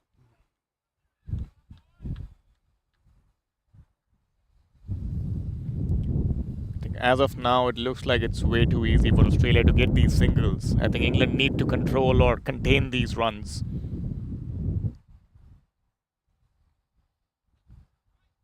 Once again, trying to get that single. This time the fielder was up for the challenge. They got to find a way to bowl 4 to 5 deliveries at one batsman. They can't allow these singles to happen. Correct. I think as we saw to the end of the English innings, the pitch has settled a bit. It's a lovely stroke. Nicely played, and once again, an easy single conceded. I think it won't be a bad idea for the captain to come at that short extra cover position for Peter O'Reilly as well. I believe that kind of makes the batsman do something different. Correct. Because right now, I think it's more of setting a field for bad bowling instead of trying to get the batsman out. Mm-hmm. It looks more containment. Containment, yep. Containment. So from a bowler's point of view, though, you don't want someone hitting 4 singles off you because Exactly. that means you've got no impetus on them. Yep. You go, okay, what am I doing? You need to work here? on the batsman, right? Get 4 deliveries at him and try to 5 see what he's singles. doing.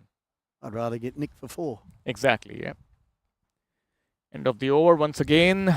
Australia 17 for 1. Once again, it would be interesting to see when does the captain make that change and get Phil Deacon, the left armer. He's high on confidence from yesterday's game. This is kind of a critical game for both teams. I think if whoever wins this game will go 2 wins up the table, and that kind of makes their contention for the finals much more easier. Same on the other side as well. 2 losing teams from yesterday. Whoever wins there would also be in contention for the finals. Gives them a shot. Correct. Yep, gives them a shot at the title because then England will also be 2 games and 1 loss versus them as well. Whoever wins there.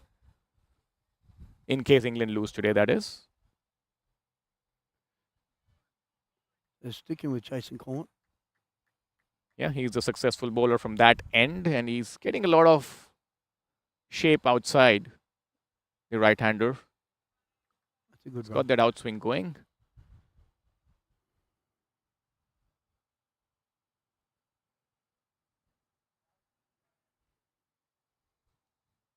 $19 for 1. Peter O'Reilly on strike to Jason Cont. Good wicket keeping there. The ball keeping a little low. It's a tricky wicket if you can stick onto that line. Still has a lot in it for the bowlers. There we go. Wicket to wicket. If you can bowl 4 to 5 good deliveries like that every over, I think that kind of builds up pressure. Builds the pressure and then makes the batsman look at trying to score off the last 2 and maybe throwing his wicket away. Exactly right.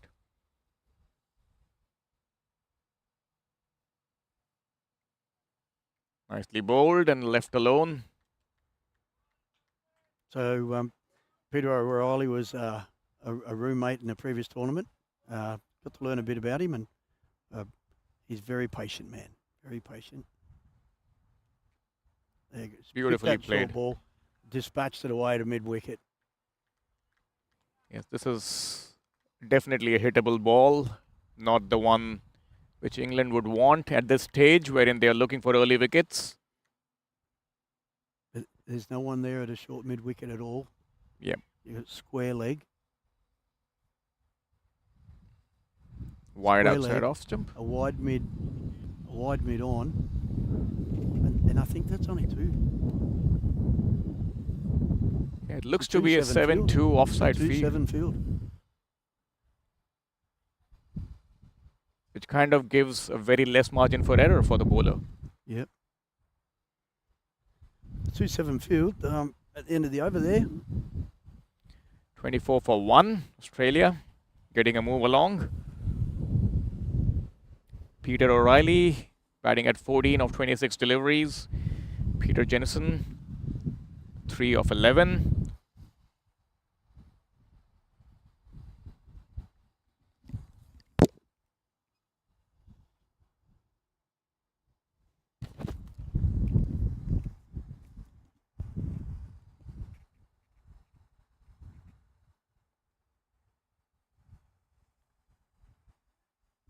Rupert continuing from this pavilion end.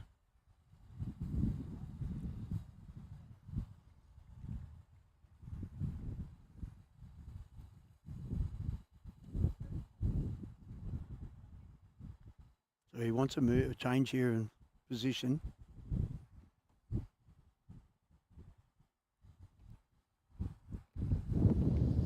He's taking the slip out.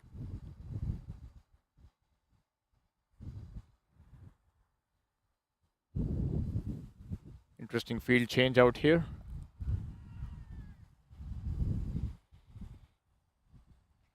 Lots of discussion between captain and bowler, and they are trying to change things up. Captain coming out to probably short mid-wicket. And Phil Deacon to a shortish cover. It's going slightly deeper now.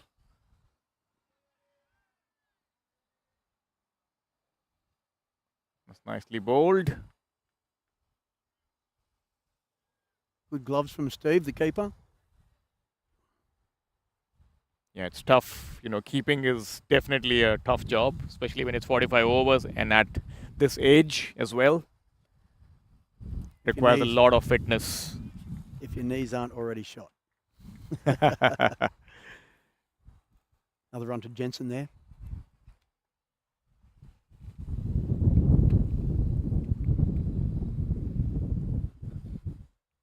Yeah, wicket keeping is a thankless job, to be honest, especially when you have to keep and bat. Takes a lot of energy, a lot of fitness to kind of, a lot of patience and concentration. But it does give you the best view of the game. Yeah, you see what the deck's doing if you're batting second. Correct. Trying to steal a single there. Good fielding out there. Mid-off. Cutting that single down. I think it's Nick Gaywood out there. Good over by Rupert so far. Nicely bowled. Just one conceded of this over. Rally. 25 for 1 in 9 overs, Australia.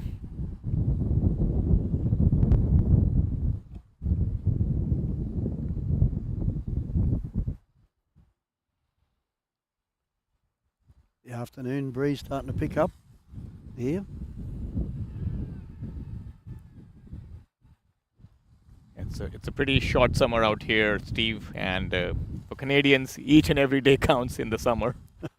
As you know, we have long winters, literally for 8 months of the year. This is a time that we make the maximum out of it. Especially when it comes to playing cricket. Even the Englishmen have been walking around without the shirts on. Yep. Oh, that's beautifully taken, beautifully bowled as well. Jason in the middle of a good spell out here.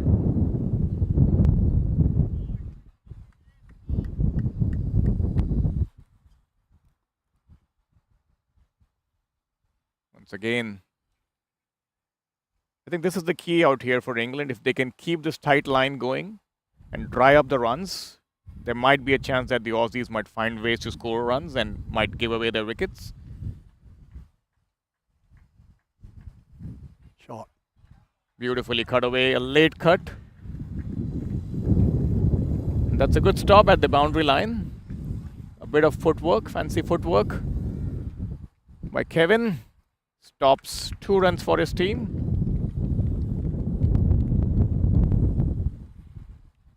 Good cricket all around.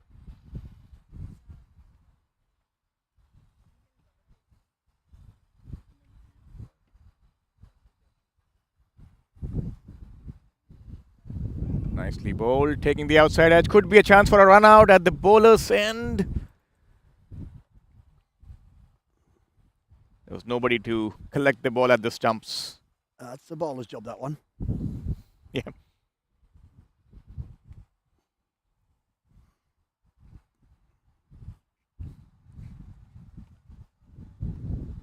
Shot again. This time, Peter O'Reilly could not find the gap on the onside. Maybe it just came onto it a bit quicker than expected.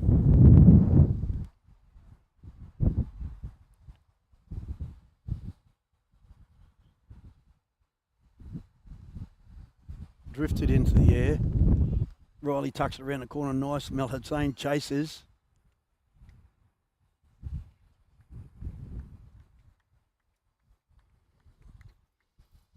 Two more for Riley. Score goes to 1 for 30 for our Australian viewers. Yep, I know. The Aussies are used to reading the score in that manner, right? 1 Correct. for 30. Good old days of Richie Benaud, 2 for 2. That's correct. Yeah, I think he was a legendary commentator. Honestly, when I grew up, I used to watch those games at Channel 9, on Channel 9 in Australia. And that commentary team of Richie Benaud, Chappell, Bill Lawry, you know, it was a legendary combination. Tony Gregg. Tony Gregg Yeah. as well. Yep, It's very hard to replace an icon like that. absolutely.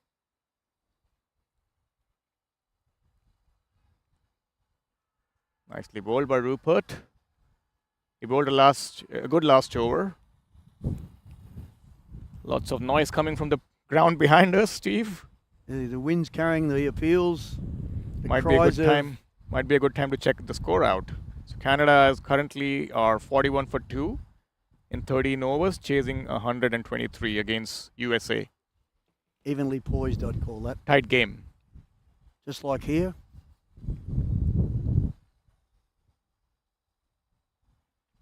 Nicely played on the onside. Could be possible 2. Yep, And yep, Jensen turn for 2. it's good batting here by Australia. Not taking any undue risks. There's a lot of singles and twos on offer. Just finding the gaps.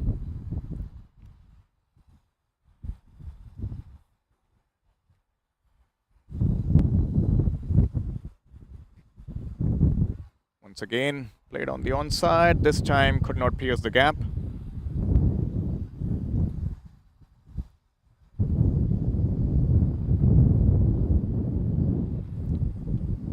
Rupert needs to find a way to pick up a wicket out here.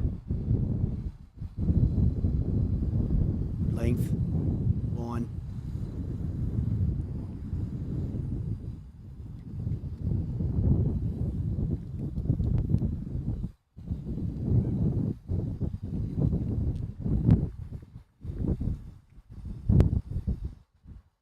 Oops, that took the leading edge. A bit of bounce on offer. Jensen moved to double figures.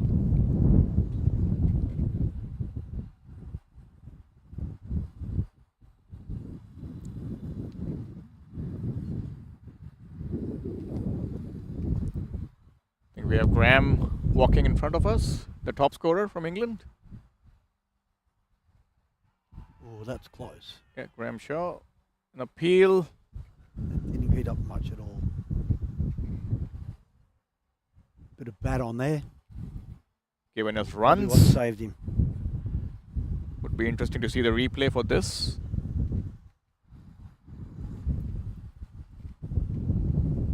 Looks like there was an inside edge onto the pad.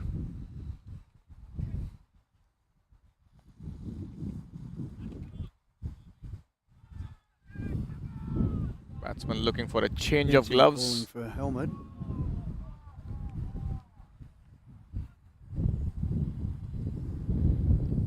These are warm conditions out here, remember?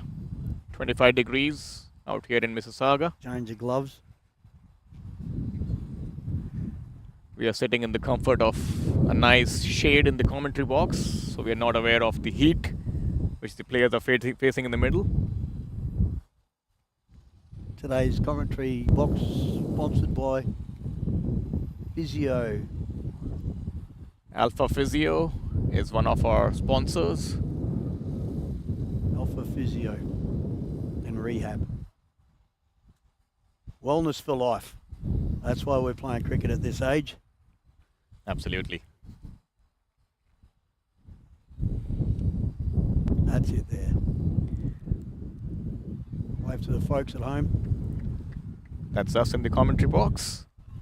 Back to the cricket.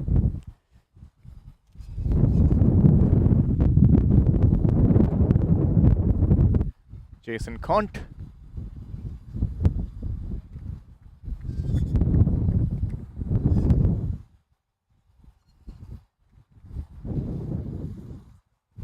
It's a bit of an in and out field. There are a few men patrolling the boundary. Nudged around the corner by Riley. Mel Hussain giving chase. It's a great chase there. Saved one.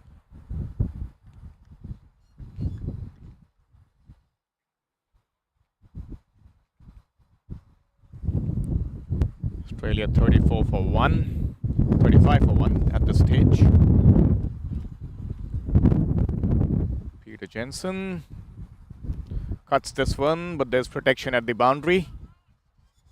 Who cuts it down Great pickup. to 1. Good pick up and throw. Nimble footed.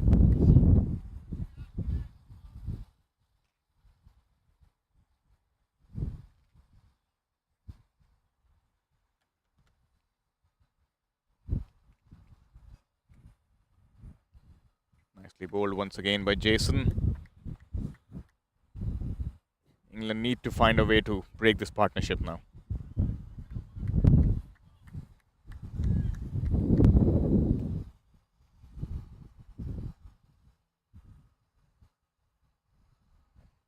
Strategy possibly not to bowl Phil Deacon today and to save him as a surprise package if we make the finals against England? Probably, but Or is that just my it's devious a risk mind to thinking? take for England. Yes. It might be a big risk. Because if they lose today, they might be under pressure. Yes, they could Because it's going to be either USA or Canada who might win today on the other ground. And it means that every team would have played 2 games each. And England would want to be with 2 wins from 2 games. Or any team for that matter today. It would only take one of these two teams behind us to win to give them the self-belief Correct. that they could beat another team. Absolutely. And it's And a funny old anything's game. possible. You know, if we look back at the Canadian game on Friday night at Niagara Falls, they were bowled out for 88, and they had Australia in trouble at 7 for 80. You know, so Exactly. cricket's cricket. That's why we play it. That's right. Not over until the last run scored. Canada at the moment are 47 for 2 in 14.2 overs. We have Mukesh Narula, the captain, batting with Irfan Khan.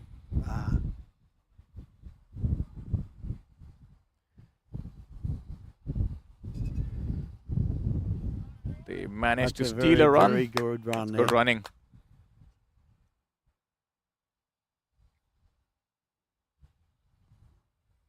Lots of bees around, Steve. Yeah, one of the English players earlier on thought he'd been stung by one. Yep, that It was was a actually a bit of a bug. scare. It's a bug. But he had a bit of a allergic reaction to it for a period of time. Yep, I think play was halted for about 5 to 10 minutes in the morning session. Yes. Thankfully, everything was under control.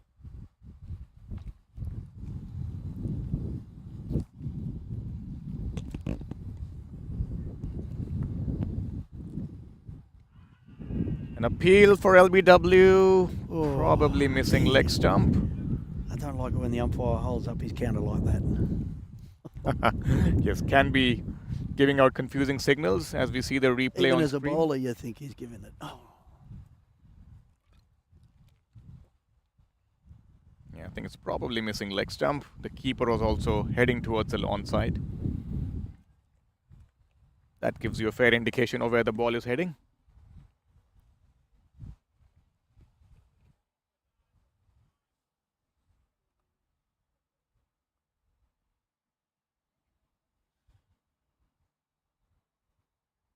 Once again, straight to the fielder.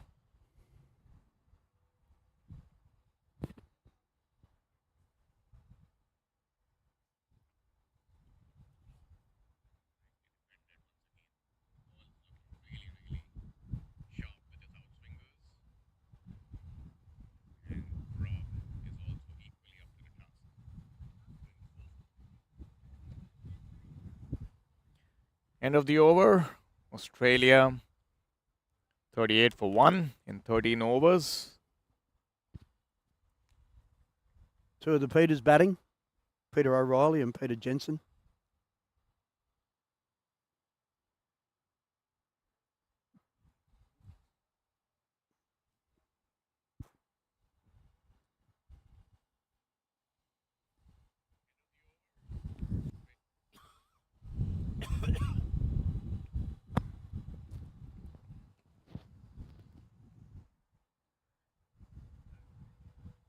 As we see some images from the other game. Now we are back live. There seems to be a change in bowling. Here's the change we've been looking for. Phil Deakin, it looks like, is coming from the airport end or the far end. Phil took 5 wickets yesterday against Canada. At one stage, he took 3 wickets in an over, if I'm not wrong. That is correct.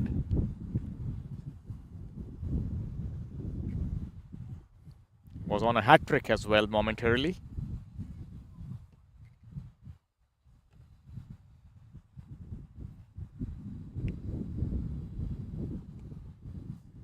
Two slips, point, short cover. Good start here for Phil. So Peter Jensen faced a lot of Phil in England.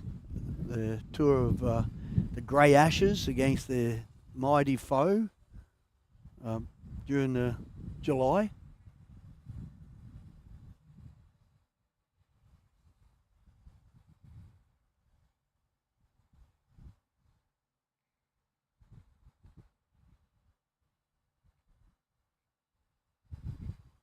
Straight to mid-off.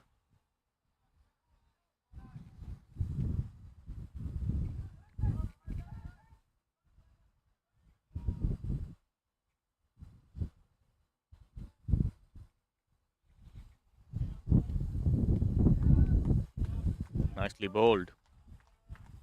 Good Straight start on. here for Phil David. Straight onto Phil his Deakin. line and length he likes.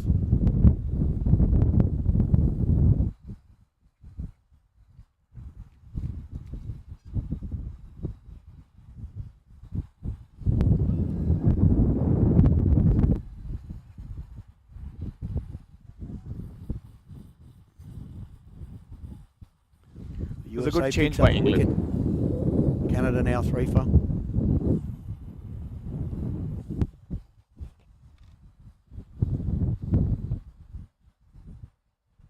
Oop, Oops, that was in the air. There you go.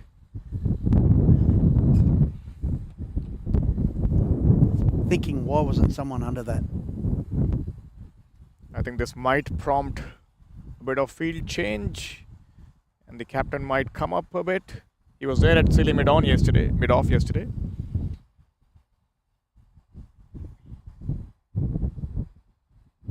The ball tends to misbehave sometimes off that length. Catches the leading edge. That's a good start by Phil Deacon. Excellent start here by Phil Deacon. A maiden over to start with. 38 for 1.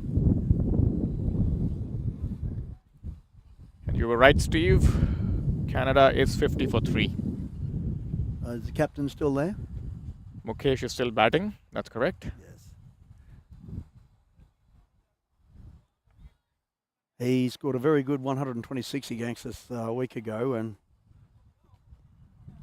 he was not out as well.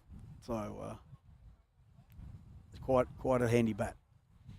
Yeah, Mukesh, for all our viewers, used to play a lot of first-class cricket in India, and he has also been a very successful coach at the junior levels in India. Plus, he's been a former Canadian national coach as well. He has also coached the current set of cricketers, Hardik Pandya and his brother, Krunal Pandya. So he's a well-known personality in the cricketing circles. Inside edge. Slightly lucky here for Peter O'Reilly. Inside edged it for a single. I think England need to apply more pressure from this end as well. I think Phil Deacon had a great start the previous over, and they need to kind of double it up. Yep. It's well run single there.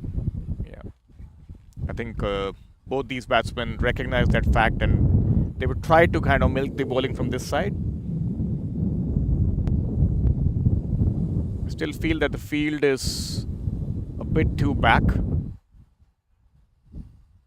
They need to find a way to stop these runs. At this moment, I don't see any fielders in catching positions. It's more of a defensive strategy. They need to find a way to break this partnership and get a wicket from some side, from in.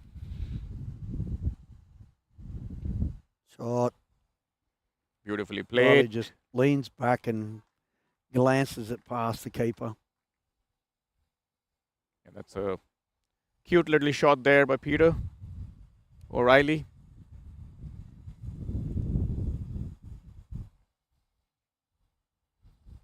As we look at the replay coming up shortly. We'll bring that out later. Upish. Away from English captain.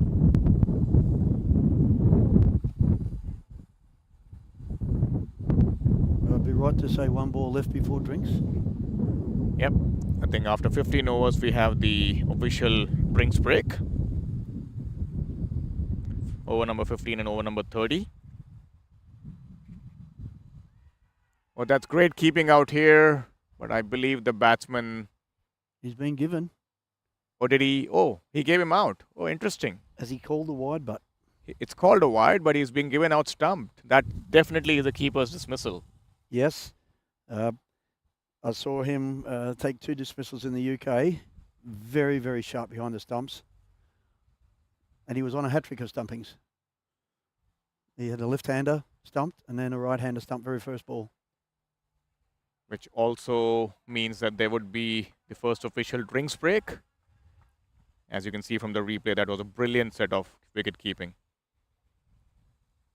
Never easy taking those balls down the leg side when you're blinded by the batsman.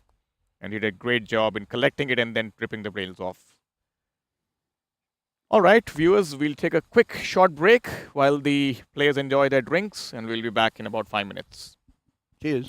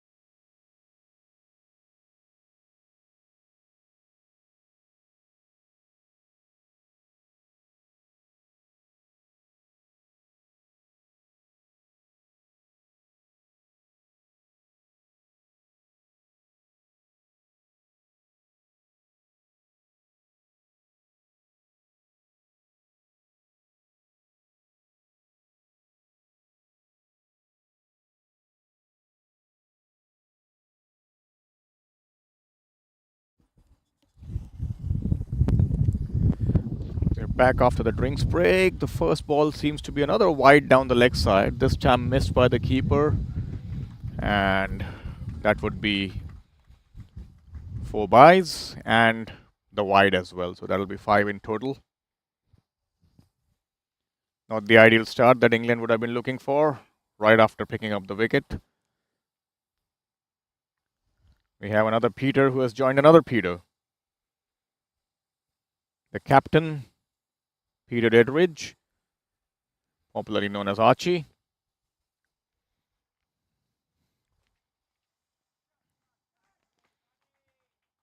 That brings up the 50 for Australia, 51 for 2. This is last ball of the 15th over.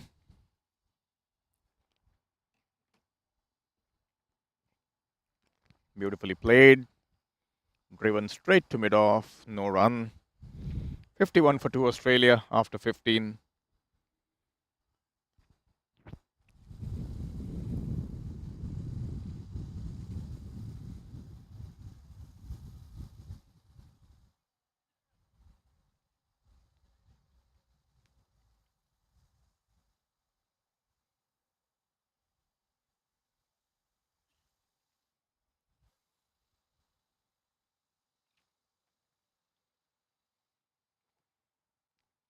As we see Phil Deakin operating from the far end.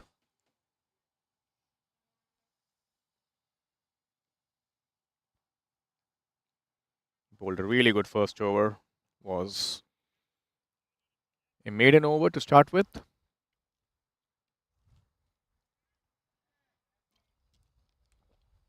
And some interesting field positions out here. We have a silly point. We have a short extra cover. One man deep on the onside, going back towards deep square leg. Rest are all in the circle.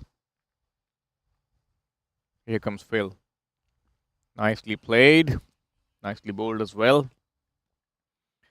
Phil Deakin keeping it really tight, as he did yesterday as well. Hasn't given anything away in the 7 deliveries that he's bowled.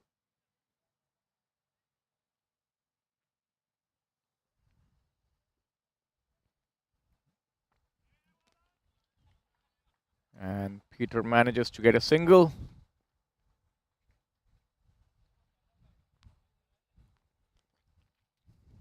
Good cricket here by the Australians.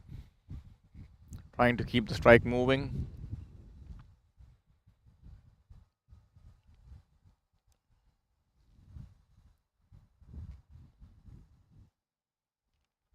The Aussie captain, Peter Dedridge.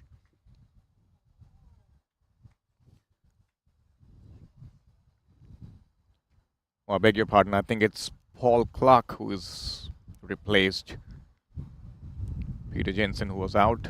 It's not the Australian captain. Clark is on strike.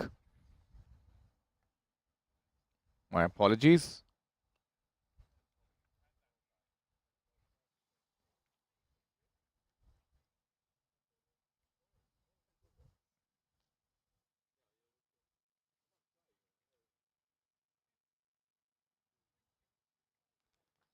Phil Deakin bowling left arm round the stumps. Driven to the covers.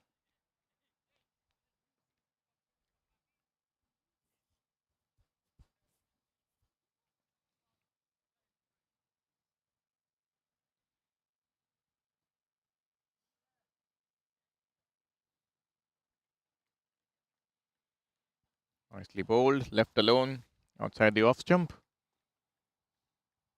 End of the over, 52 for 2 in 16 overs.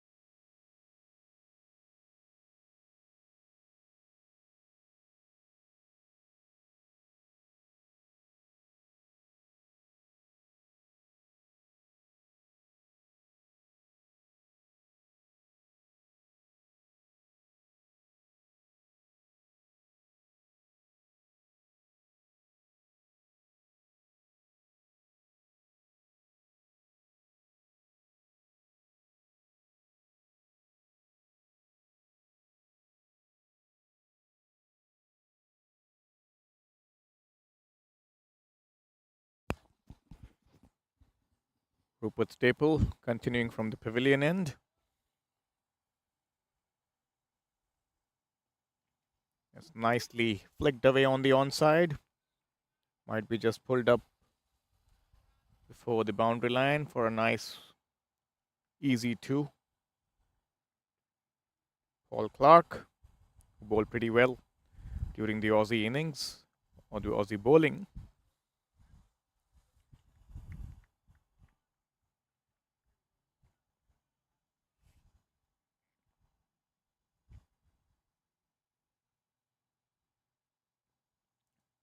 It's nicely bowled.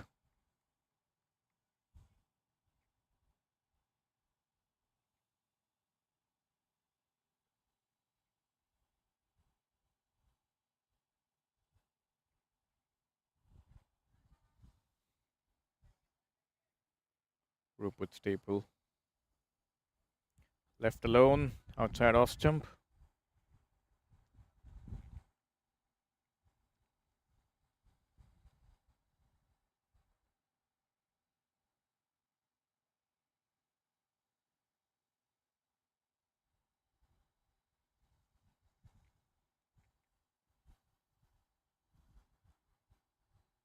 Once again defended.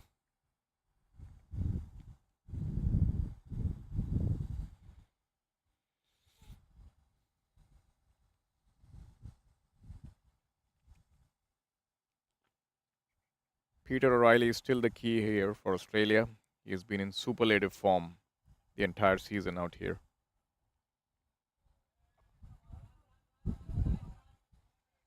Looking for a quick single, could be trouble. Oh, the batsman put in a dive, but I believe the fielder wasn't interested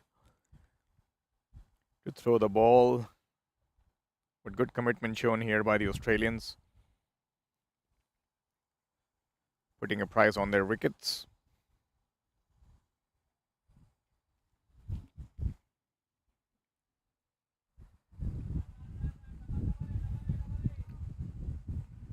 As you can see, the replay is brought to you by the Six Creations.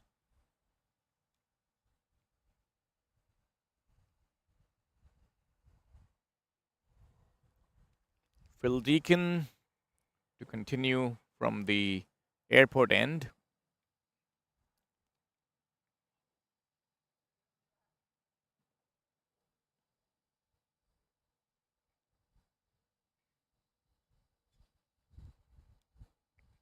Here comes Phil. Bowling to Peter O'Reilly, who is finding the middle of the bat more often than not. Gets another easy 2. But credit to England here, though. They're making these batsmen work hard for their runs, not giving them easy boundary balls. They still have to find the gaps, run hard between the wickets, making them grind. Phil Deacon once again. Well, that's in the air and just short of the man at mid-off. Almost created that opportunity here, Phil Deacon.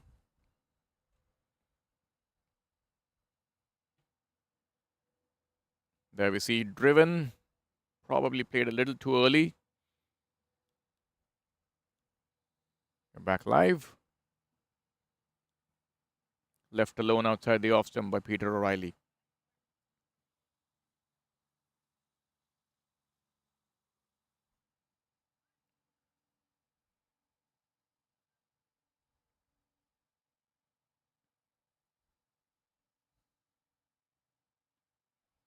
Once again, flicked through the onside. We'll wait and watch if it'll be 2 runs. Yes, it is.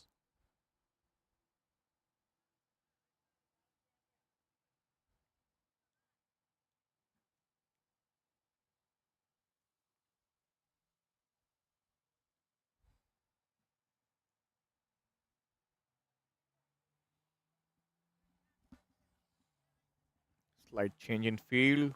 A man from the offside is moved towards mid-wicket.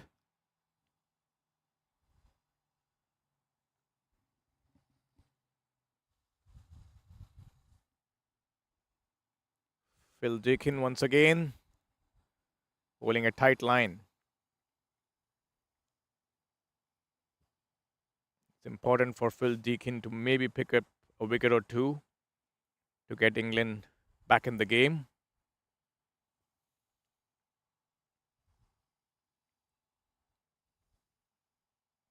It's called a wide, outside off stump.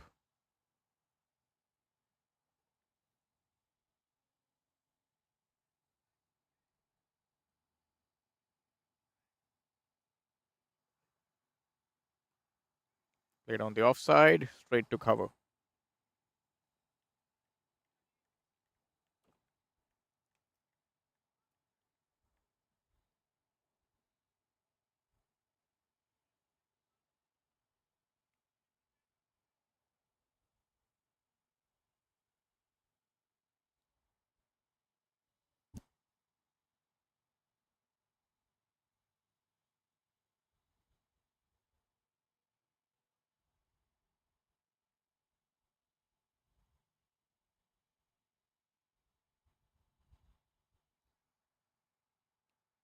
We see Rupert Staple continuing from the pavilion end.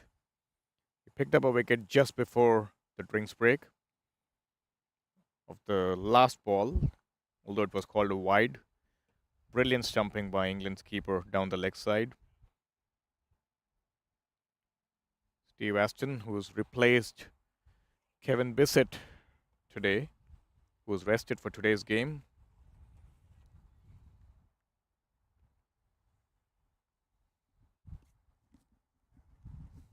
Here comes Rupert. Oh, that's beautifully bowled, and then once again, excellent take by the keeper. Showing a lot of agility, flexibility. Remember, this is an over 60s tournament. And all these gentlemen at this age are giving it their best shot. Sweating it out here in the middle. Oh, that's wonderfully bowled. Some extra bounce on offer for Rupert.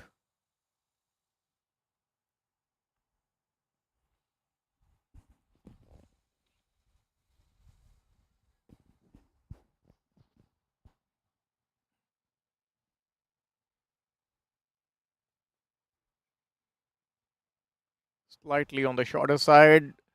They're going for the run. A bit of risk involved, but then a good early call by Peter O'Reilly. And Paul Clark was up to it.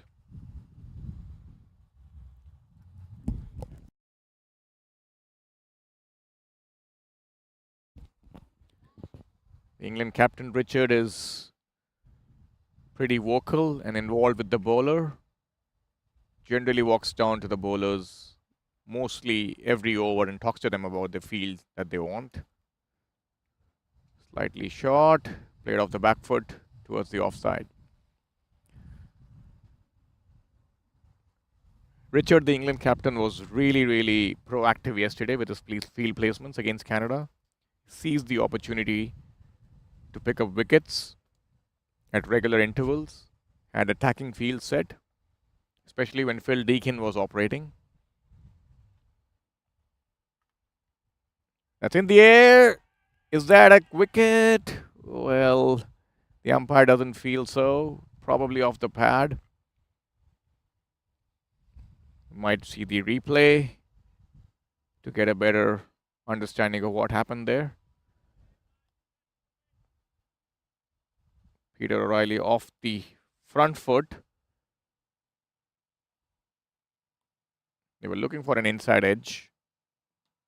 That's beautifully driven down the ground by Peter O'Reilly. What a handsome stroke that is. Beautifully timed down the ground for a boundary. An incredible straight drive out there. Leaning forward, getting to the pitch of the ball and driving it smoothly along the ground.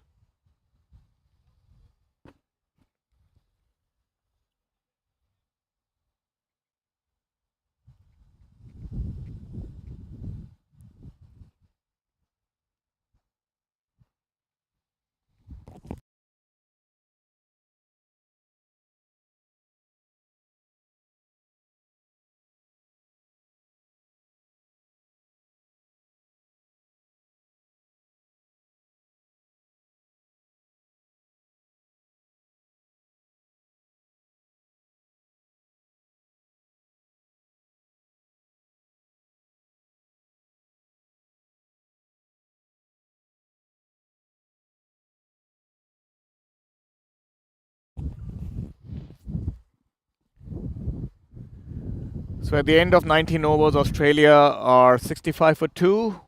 At this stage, looking quite comfortable with these two gentlemen in the middle. Peter O'Reilly batting at 34, continuing his great form from yesterday, who scored 78 not out against the USA. Phil Deakin to continue from the far end. Once again, looking for a quick single.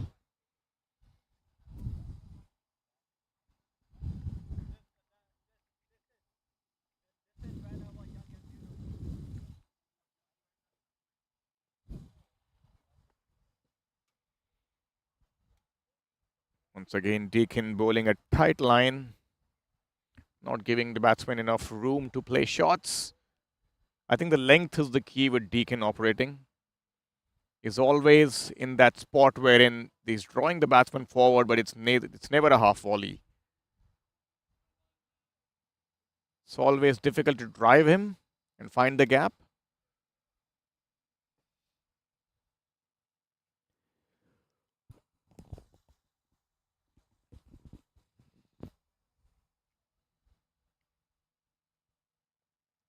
Paul Clark facing Phil Deakin.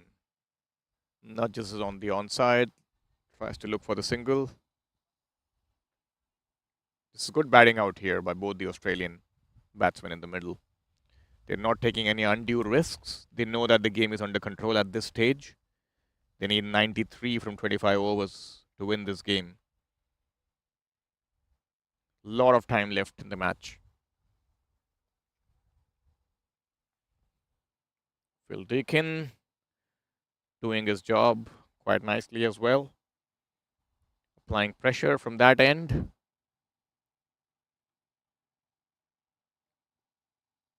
Oh, that's beautifully bowled once again. Drawing the batsman forward. That's what we were speaking about.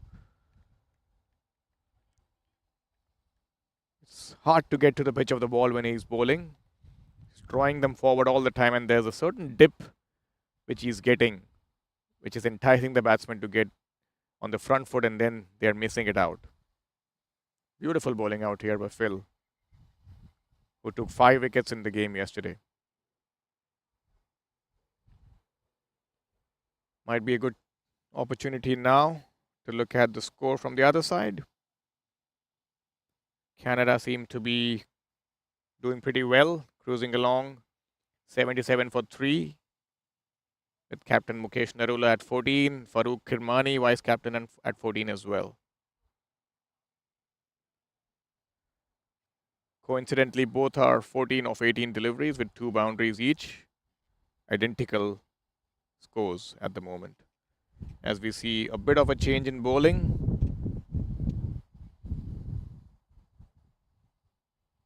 From the pavilion end, it's Graham Shaw, the hero with the bat for England today, who scored a brilliant 47 and took England out of danger. Bowling his off spin from the pavilion end to Peter O'Reilly, who just guides it down to backward of square, but no runs conceded.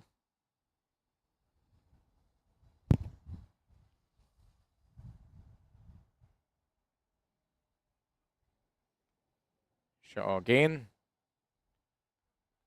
Once again, keeping it tight.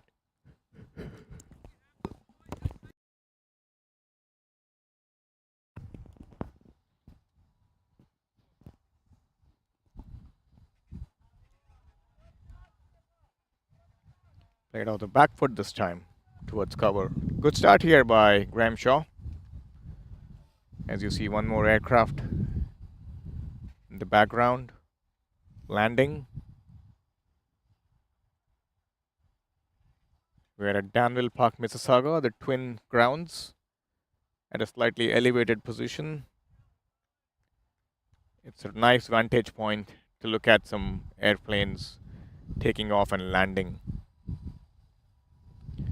Nicely played once again. Oh, that's brilliant fielding out here in the infield.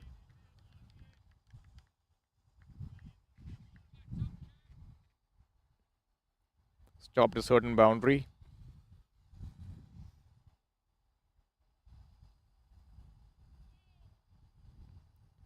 Nicely bowled once again. This is a great start here by Graham Shaw. 65 for 2 Australia. Starts off with a maiden over. Brilliantly bowled. Beat the outside of the edge of the bat.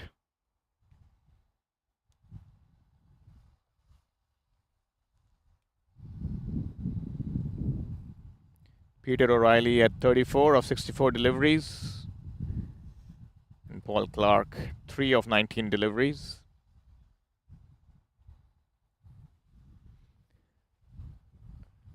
Phil Deakin would be continuing from the far end.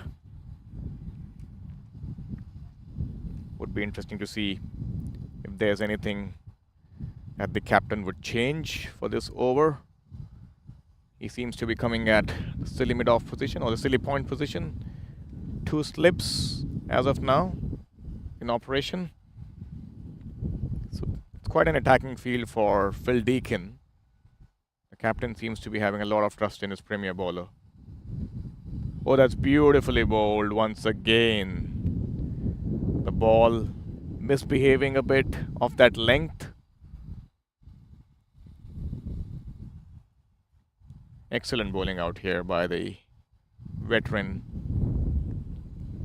Phil Deakin. Once again, operating on that in-between length where the batsman can neither go forward nor back. Would have to play it off the bounce. Good bowling out here.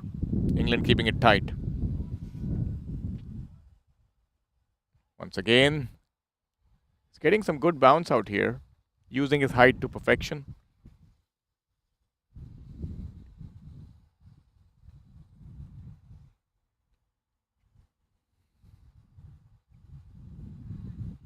Good cricket out here by England. Oh, that's beautifully bowled once again.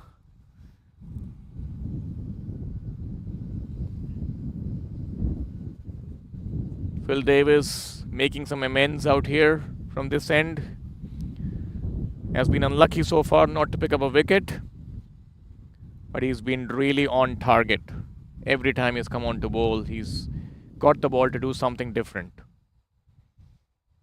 Once again, beautifully bowled here. This is an excellent over out here by Phil Deakin. Not allowing any room for the batsman to get away. Australia still at 65 for 2, 4 dot balls at the moment.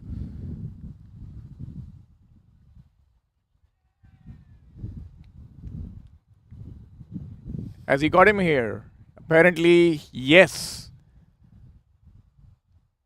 I think he chopped it onto his stumps from the look of it as we see the replay coming up.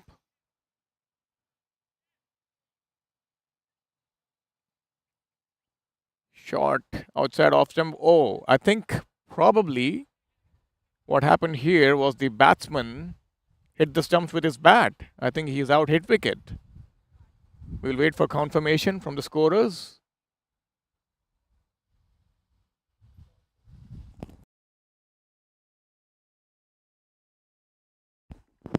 Yes, I believe, as you can see from the replay, it looks like it's hit wicket. Still waiting on confirmation from the scorers. In the meantime, Canada is 83 for 3, playing against USA on the other ground. Mukesh Narula, the captain, on 18. Farooq Kirmani, the vice captain, on 14.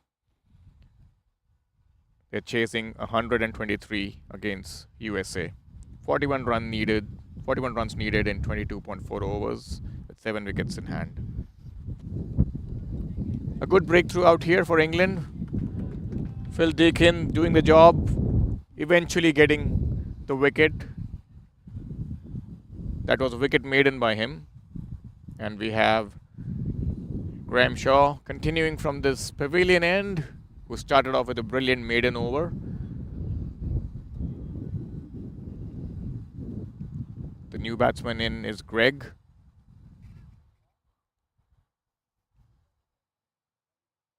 Wide called. down the leg side.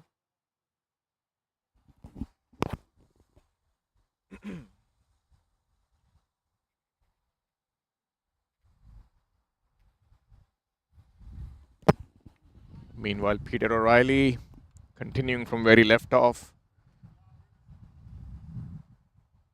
milking the bowling, getting those singles and twos going, and then finally finding the occasional boundary in between as well. This is great batsmanship at display by Peter. Australia in a slight spot of bother here at 65, 67 for 3. They have the runs on board, but probably might have lost a wicket or two too many. If they lose another 1 or 2, that might make the game more interesting.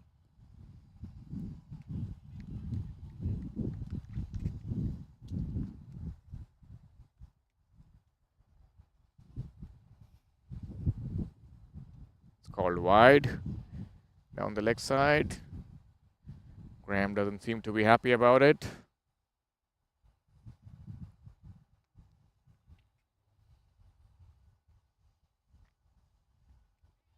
That's a late cut. That's beautifully executed.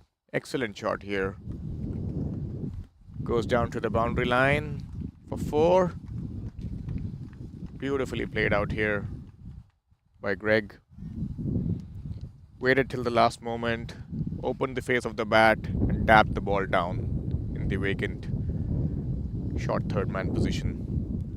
Beautiful display of batting. Late cut.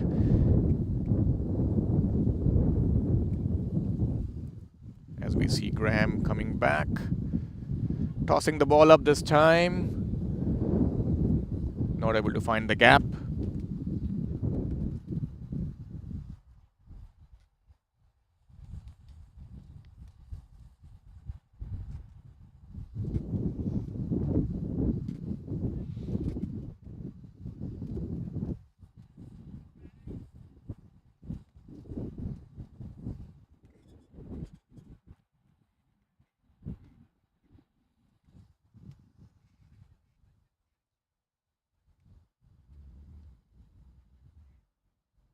Nicely bowled once again by Graham.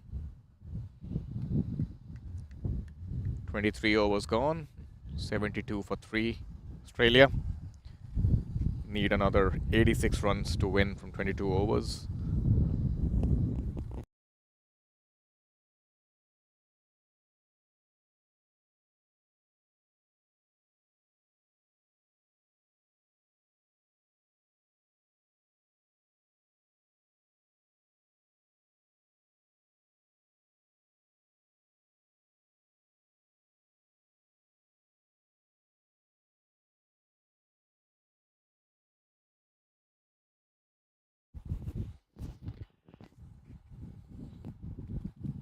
As we see Phil Deakin coming back once again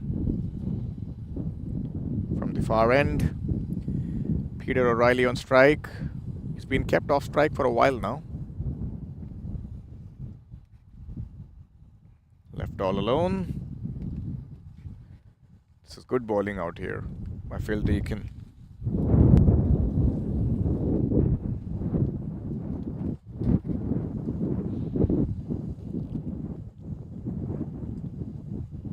Oh, that's beautifully bowled once again.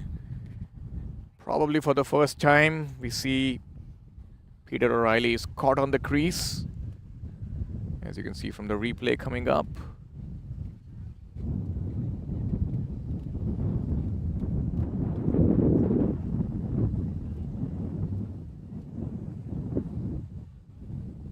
Back live. Oh, that's nicely bowled once again. He's trying to push him back out here, Phil Deakin. Let's see if we might see a delivery being tossed up, enticing him to drive after pushing him back.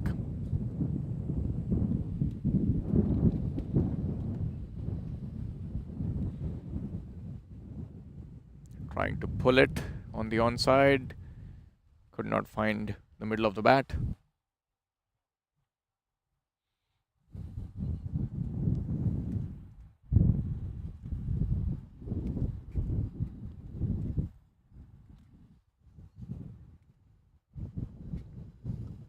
It's in the air, but nicely played there by Peter O'Reilly. He was in total control of that delivery. He knew what he was doing, pulled it on the onside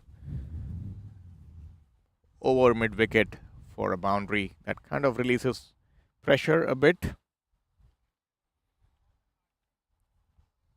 Australia 76 for 3. Canada seems to have lost a wicket on the other side. Farooq Kirmani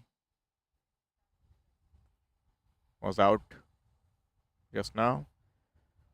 It's 88 for 4. Once again on the onside. We'll have to wait for the umpire's signal to figure this out. 2 runs and wide signaled.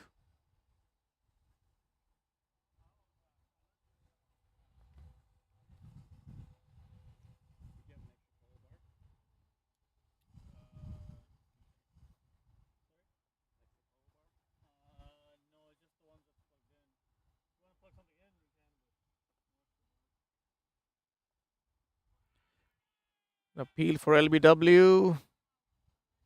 Probably missing leg stump. We might see the replay to figure it out.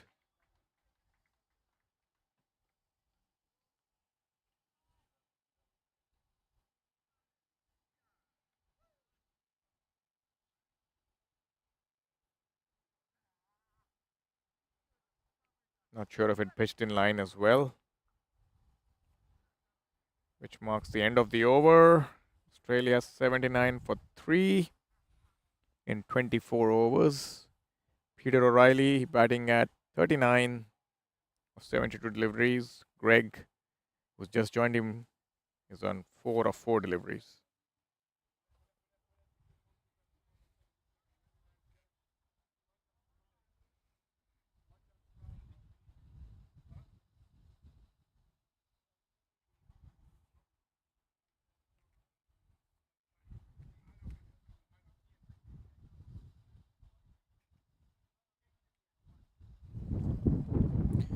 We see Graham Shaw continuing from the pavilion end.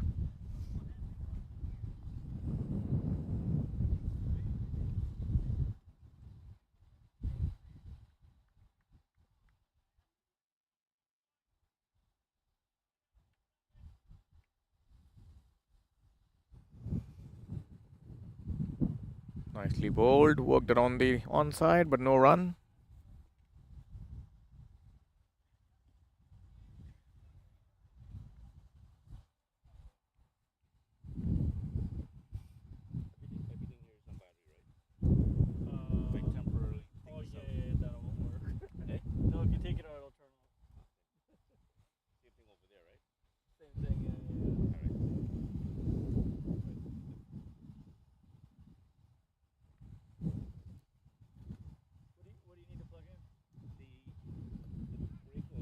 Looking for a quick single on the offside.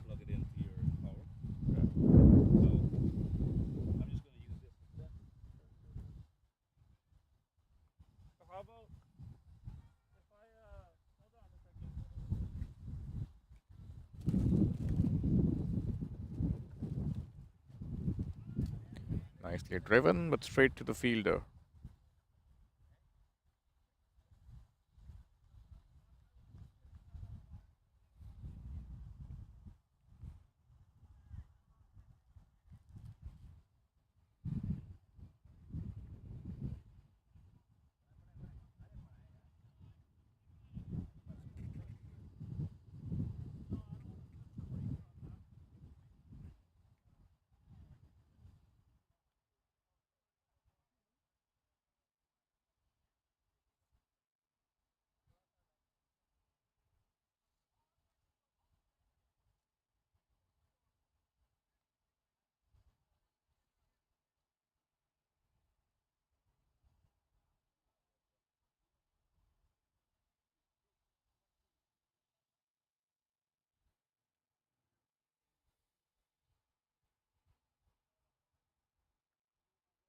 Phil Deacon still continuing from the far end.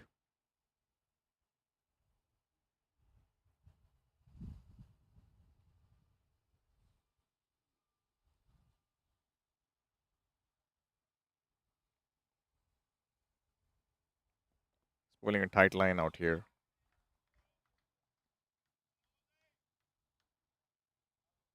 I'm just thinking if whatever it is blew that break, I don't want to blow. That's a 30 amp. No, I know what happened there. Okay.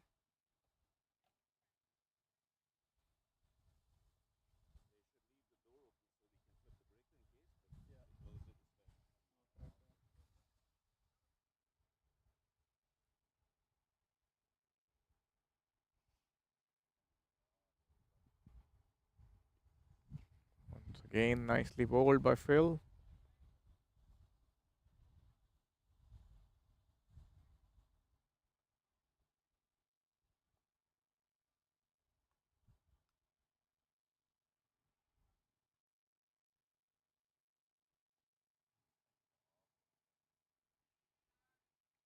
Trying to hit through the onside.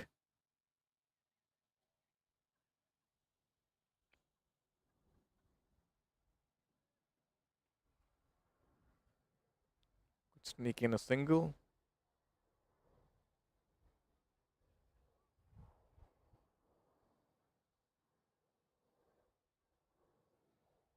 Phil Deakin once again. Peter O'Reilly, who flicks it on the onside once again, looking for two. Decides against it. Good throw back into the keeper's gloves.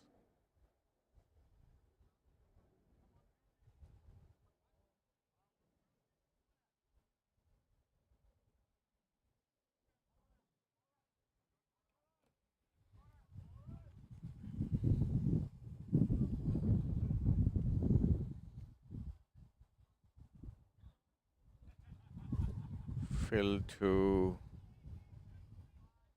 Greg, who tucks it around the corner on the onside and is looking for 2 runs. In the end, makes it comfortably.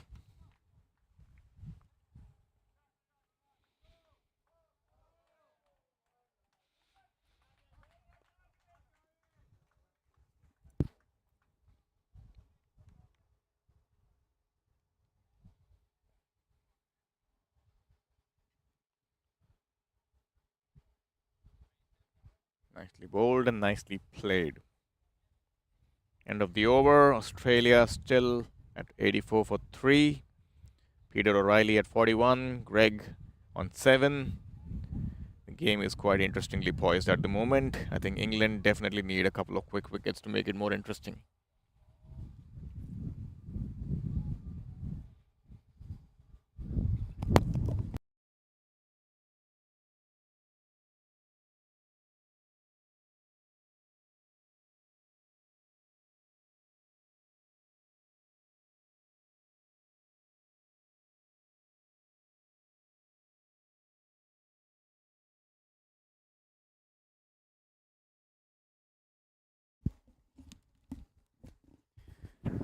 Graham continuing from the pavilion end. Signaled a wide down the leg side by the umpire. He's bowled quite a few of them today, Graham.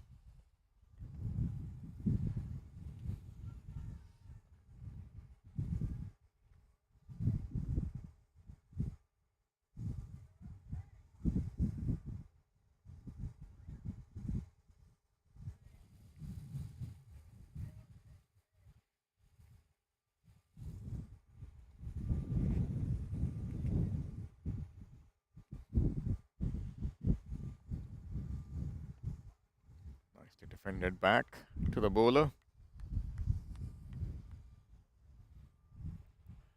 Peters looking rock solid. Absolutely no trouble at all for him so far. Hardly been beaten. Hardly tried anything extraordinary. Playing with a straight bat. Playing the situation well. He knows what the team needs from him. Anchoring the innings. Shot and driven, pulled away on the onside. Good effort in the field there, but could not prevent the single.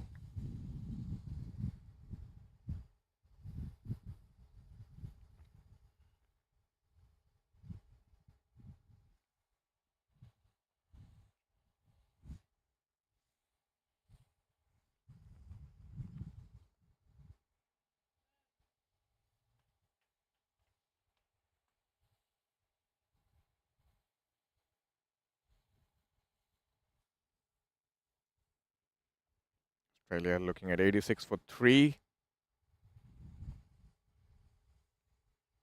Cut away on the offside, looking for a quick single. Peter was sent back by Greg.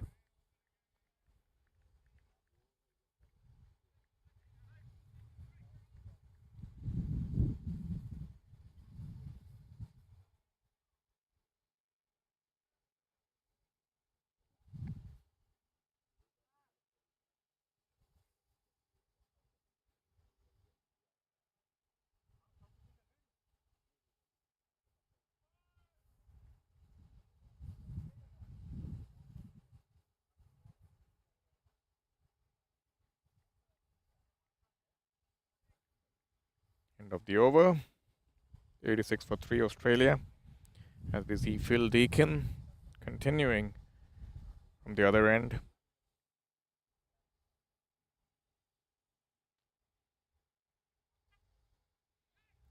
Extra bounce on offer. That is something which Phil Deakin is known to extract.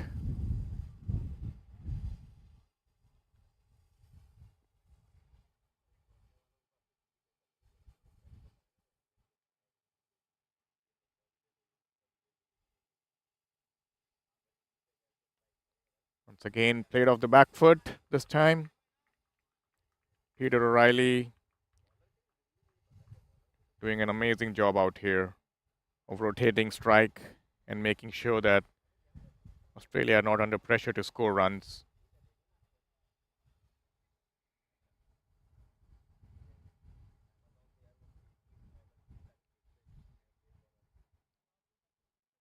$87 for 3.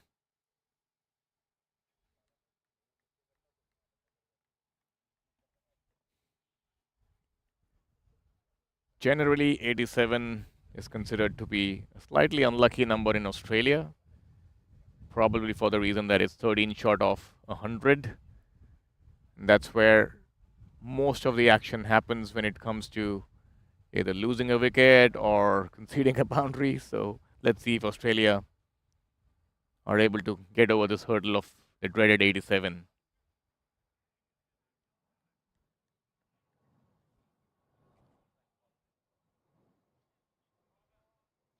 Phil Deakin. It's called a wide. Australia on to 88. Greg is giving good support out here at the moment to Peter O'Reilly, who's batting on the other end without any trouble whatsoever. Once again, nicely bowled, and they manage to steal a single on the onside. At the moment, it's way too easy for these two players. England need to find a way to break this partnership.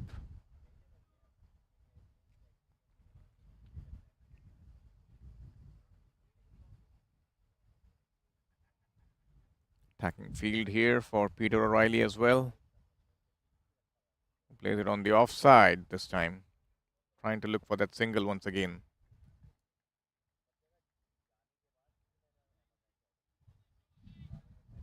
Once again, the end of the over. 28 overs gone. 89 for the loss of 3 wickets.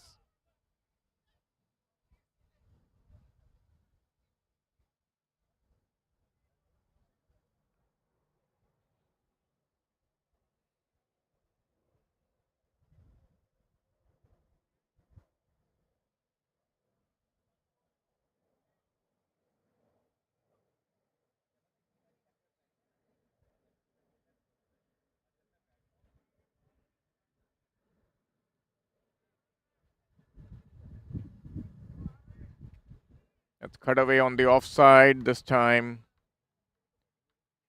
for a single.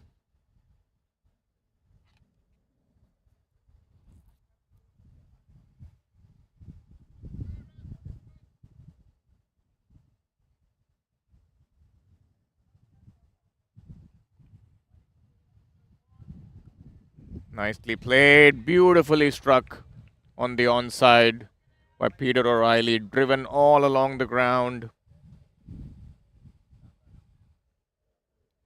Excellent batting display out here, put by this master Australian batsman.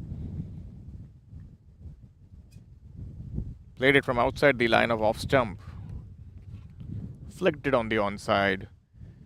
Once it beat the infielder, it was 4 all the way. It's called wide down the leg side.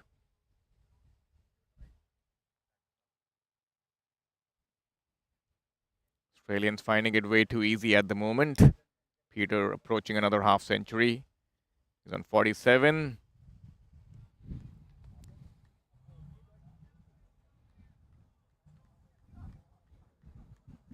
Classical display of batsmanship here.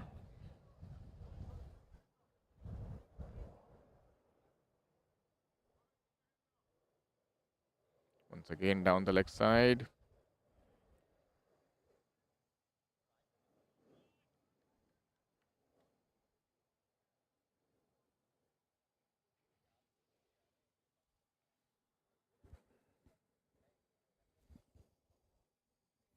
Nicely bowled.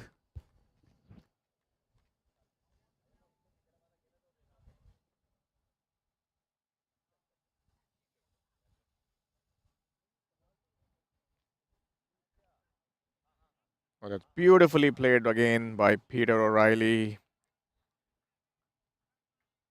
A late cut.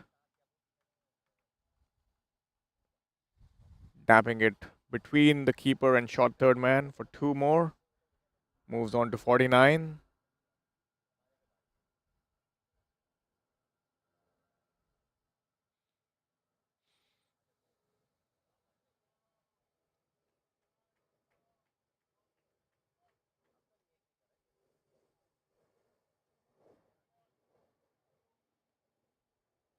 England still relying on Phil Deakin to get that breakthrough from this end.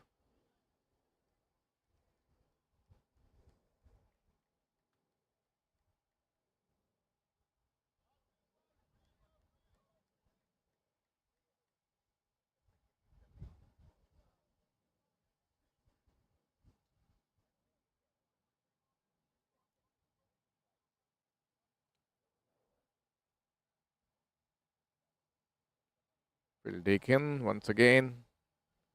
Bowling left arm round the wicket. Oops. Happened to be a bit of a slip up. Fielder at silly mid off, trying to throw the ball to the keeper, who was probably not aware of the throw. Ended up conceding a single. Not the ideal result that England wanted, which means that Greg could get off strike and Peter would be on strike again, who's batting on 99. Oh, sorry, 49.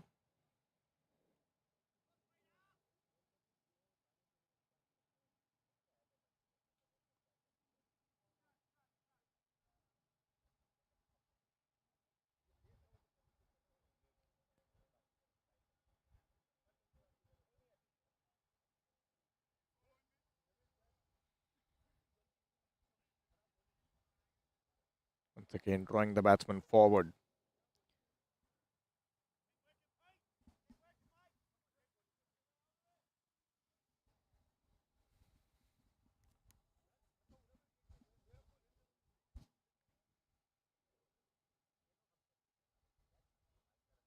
Well, that's beautifully bowled once again, and excellent work behind the stumps by England's keeper.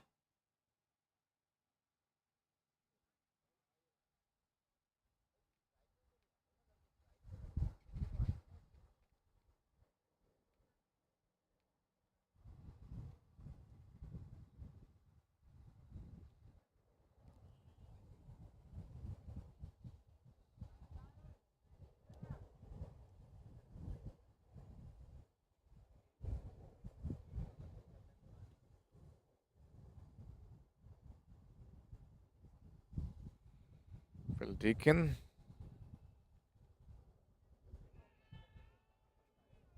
Huge appeal for LBW.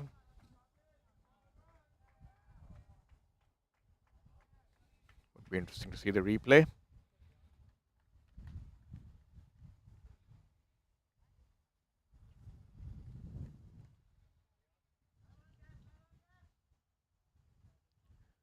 That was slightly closer than we thought.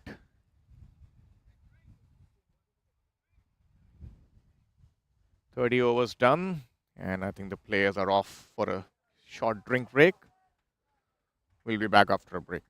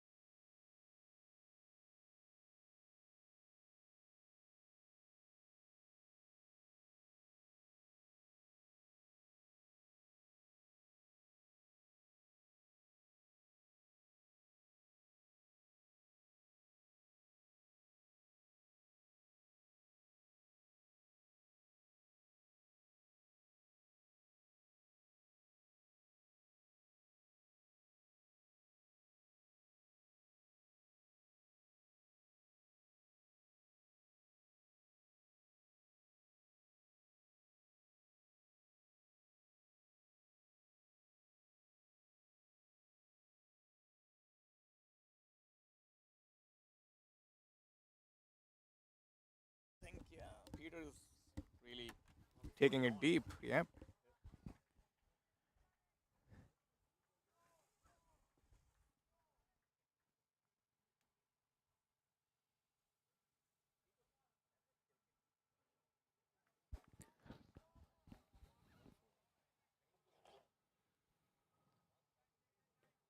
All right. We are back after the drinks break. I'm joined back by Steve once again. Yes, ready for a happy hour here. So 15 overs to go, 60 runs needed. Turning out to be a nice contest in the end. Peter looks in control. Greg is giving him good support as well. yes, the English bowler's still thinking there, talking about how they're going to take their next wicket.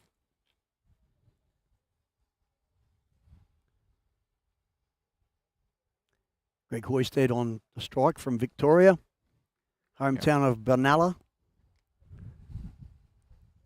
Graham back in action. Nicely tucked around the corner. I think the umpire has signaled wide, if I'm not wrong. Yeah, looks like it missed the Two. bat. Worth two. England cannot afford to bowl these extras anymore. They don't have too many runs to defend. I think this will be a crucial period for England. I think generally after a drinks break, that's when the batsmen are the more vulnerable to lose a wicket, to lose concentration. It breaks their rhythm. Probably this is a time for England to capitalize.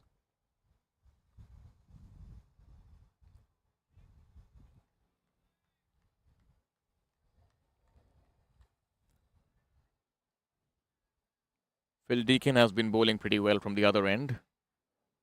Just got 1 wicket, but has been slightly unlucky at times as well. A few edges flying here and there. Played back to the bowler. It seemed he was also getting some balls to kick in that the latter part of his overs there. That's correct.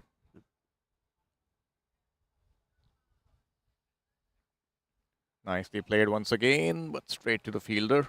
Actually looked like Peter O'Reilly got hit on the shoulder there with one earlier. Yeah, when he was extracting reaching forward. a lot of bounce from that Yep. good length spot.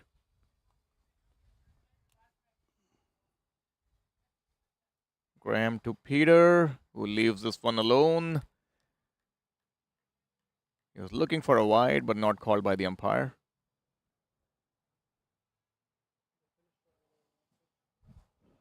And we are told that the Canada versus USA game is done, with Canada winning comfortably in the end. So that's a good result for the home side.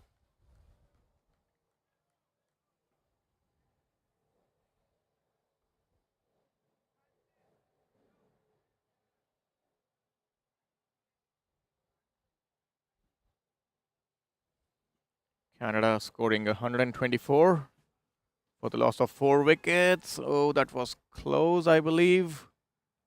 Missed everything. No, I think there's an edge.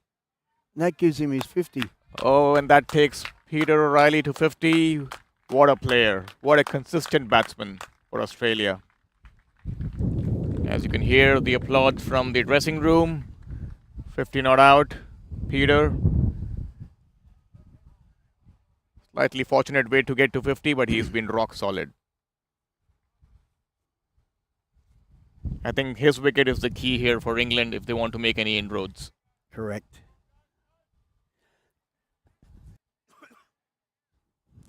Good result for Canada. Mukesh Narula, the captain, 35 not out. Farooq Kirmani and Garvin Budu also giving him good company in the end. Finished the job in 29.1 overs. That'll be good for their esteem, being the hosts here. Absolutely. I think this Saying that, makes things interesting on Thursday. Yes, they'll be very happy. And all we need to them is for Australia to win here and Canada knock them off. Spoke like a true Australian. That's Steve. right. Hey, give no quarter. All right. We have a bowling change from the far end. I believe the Merriman. captain himself Yep. is coming on. Richard Merriman. Looped it up. Full toss. That's what he does. First signs of real aggression here by Peter O'Reilly. Stepped down the track. Took it on the full. Swept it on the onside. Easy boundary to start off with. Looking way too comfortable right now for Australia.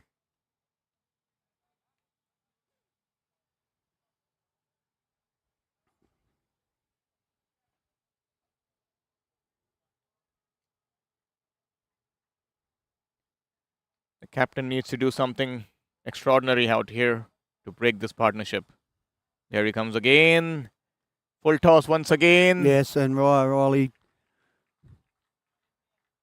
takes full toll here. Not waiting for the ball to land on the wicket. Yeah, I think he's trying to loop it up and slow it up, but Peter Not that O'Reilly up to the task.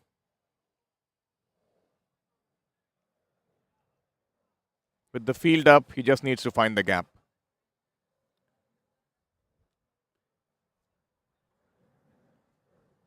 Here comes Newman again. Good use of the feet. That's a lovely shot. Wonderfully played. Some fancy footwork by the fielder. Stops the boundary. The ball's running a lot faster now. The I think, sun yeah, has with the been sun out. beating down, the Yep, beating outfield down. is looking a little more quicker. Certainly running well. Short and wide, given as wide by the umpire. Hoisted very patient there. Australia on a Nelson. 1-1-1 for 3.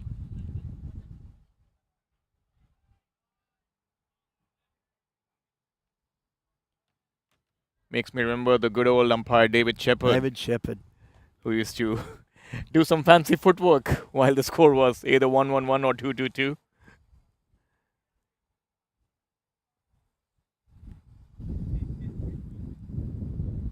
That's a good ball. Good comeback here by Richard. Trying to land it on a good spot. It's that sort of bowler. You don't want to give him too many chances to land it, get in his zone, get in his rhythm.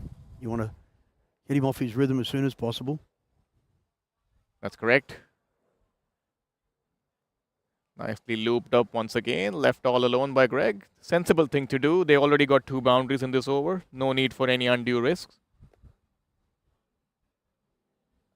End of the over. 32 gone. 1-1-1 for 3. Australia.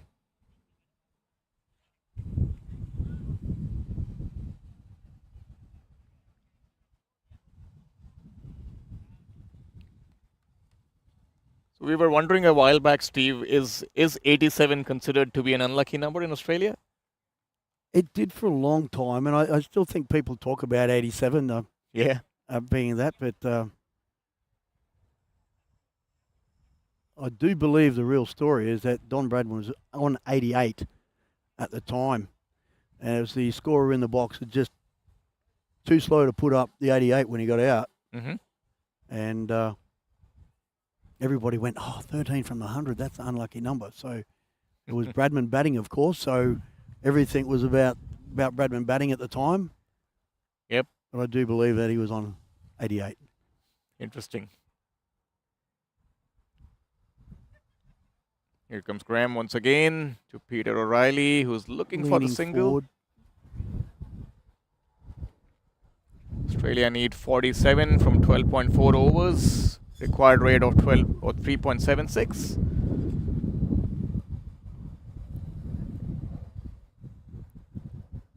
Graham bowling to Peter, who cuts it once That's again, past finds Rupert the gap. Staples, and that'll go all the way. Beautifully played. Using the pace, cutting it late, finding the gap between the keeper and short third man. Easy O'Reilly's pickings. starting to pick up on his run rate here now. This is normal. As we see he's the shown replay. over the last week here, he's started off slowly and then just raised his tempo. Yeah, I think he's one of those classical batsmen who likes to build the innings, and once he's set, he's hard to dislodge. Yeah. And he's proven that so far.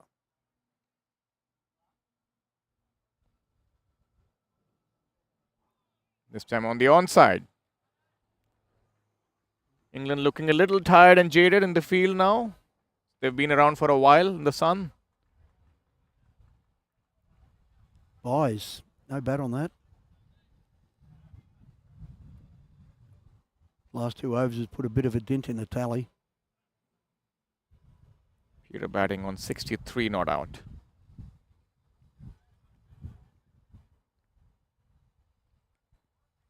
He's trying to use his feet more often now. Trying to get to the pitch of the ball. Yes, keeping the straight bat. Head over the ball. End of the over. 117 for 3, 6 of the over. 33 overs gone. England need another, Australia need another 41 from 12 overs, which looks quite comfortable given how these two gentlemen have been playing so far. I think England need a couple of quick wickets to get back into the game for sure. 2 fresh batsmen. 2 fresh batsmen is what they require.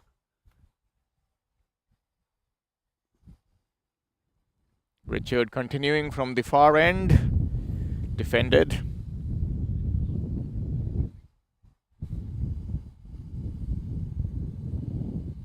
Just a reminder that tomorrow is supposedly a rest day in this tournament. Wednesday. Yes, that's correct. Time for people to put their feet up, hop in an ice bath, get the fluids in, find a good masseuse.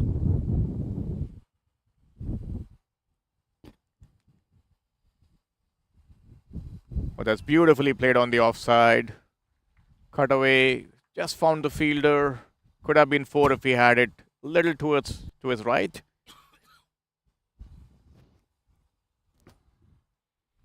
O'Reilly back on strike. Facing Richard Merriman. Once again taken on the full. Just short of the fielder. Slightly miscued, I think. I think probably off the leading edge. Yeah. Merriman just gets the ball to drop there in the breeze. Breeze blowing from left to right across the field. Nicely bowled.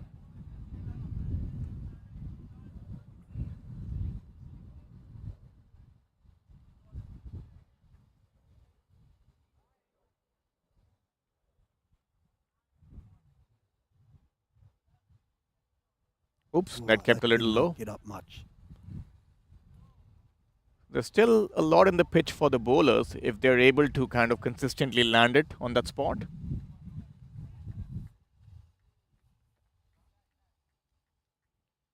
So that's the end of the over. Australia 119 for 3. That was a good over by the England captain, just considered 2 of it.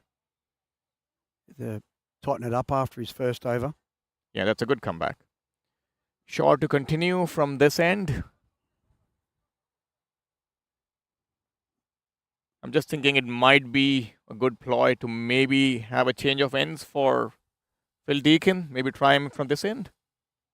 Change things up. Maybe. The ball's getting a bit more bounce at that end. So that's a good option. Yep.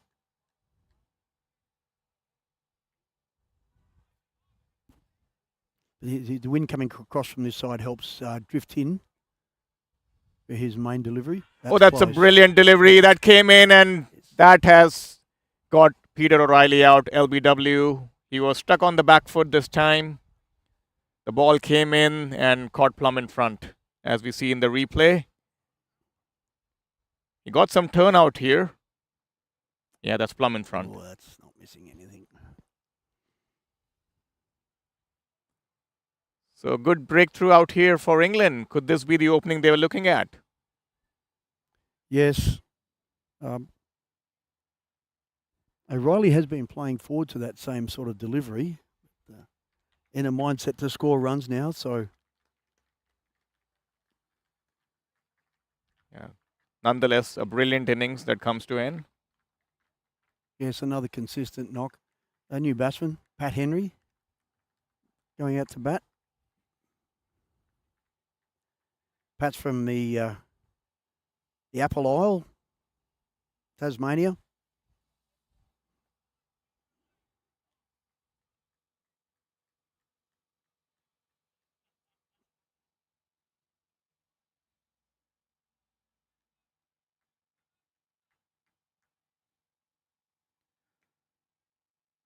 Peter O'Reilly continuing his good form from yesterday, scored 64 till now when he got out. England trying to attack a little more now. Yep, slip and gully. They have a slip in place, short gully kind of a position, and the captain had short mid-wicket. Oh, that's brilliantly played. Well, I think that tells people what Pat Henry's thoughts are. Yeah, I think he wants to finish the game early. Well, nothing like a cool beer on a hot afternoon in downtown Mississauga.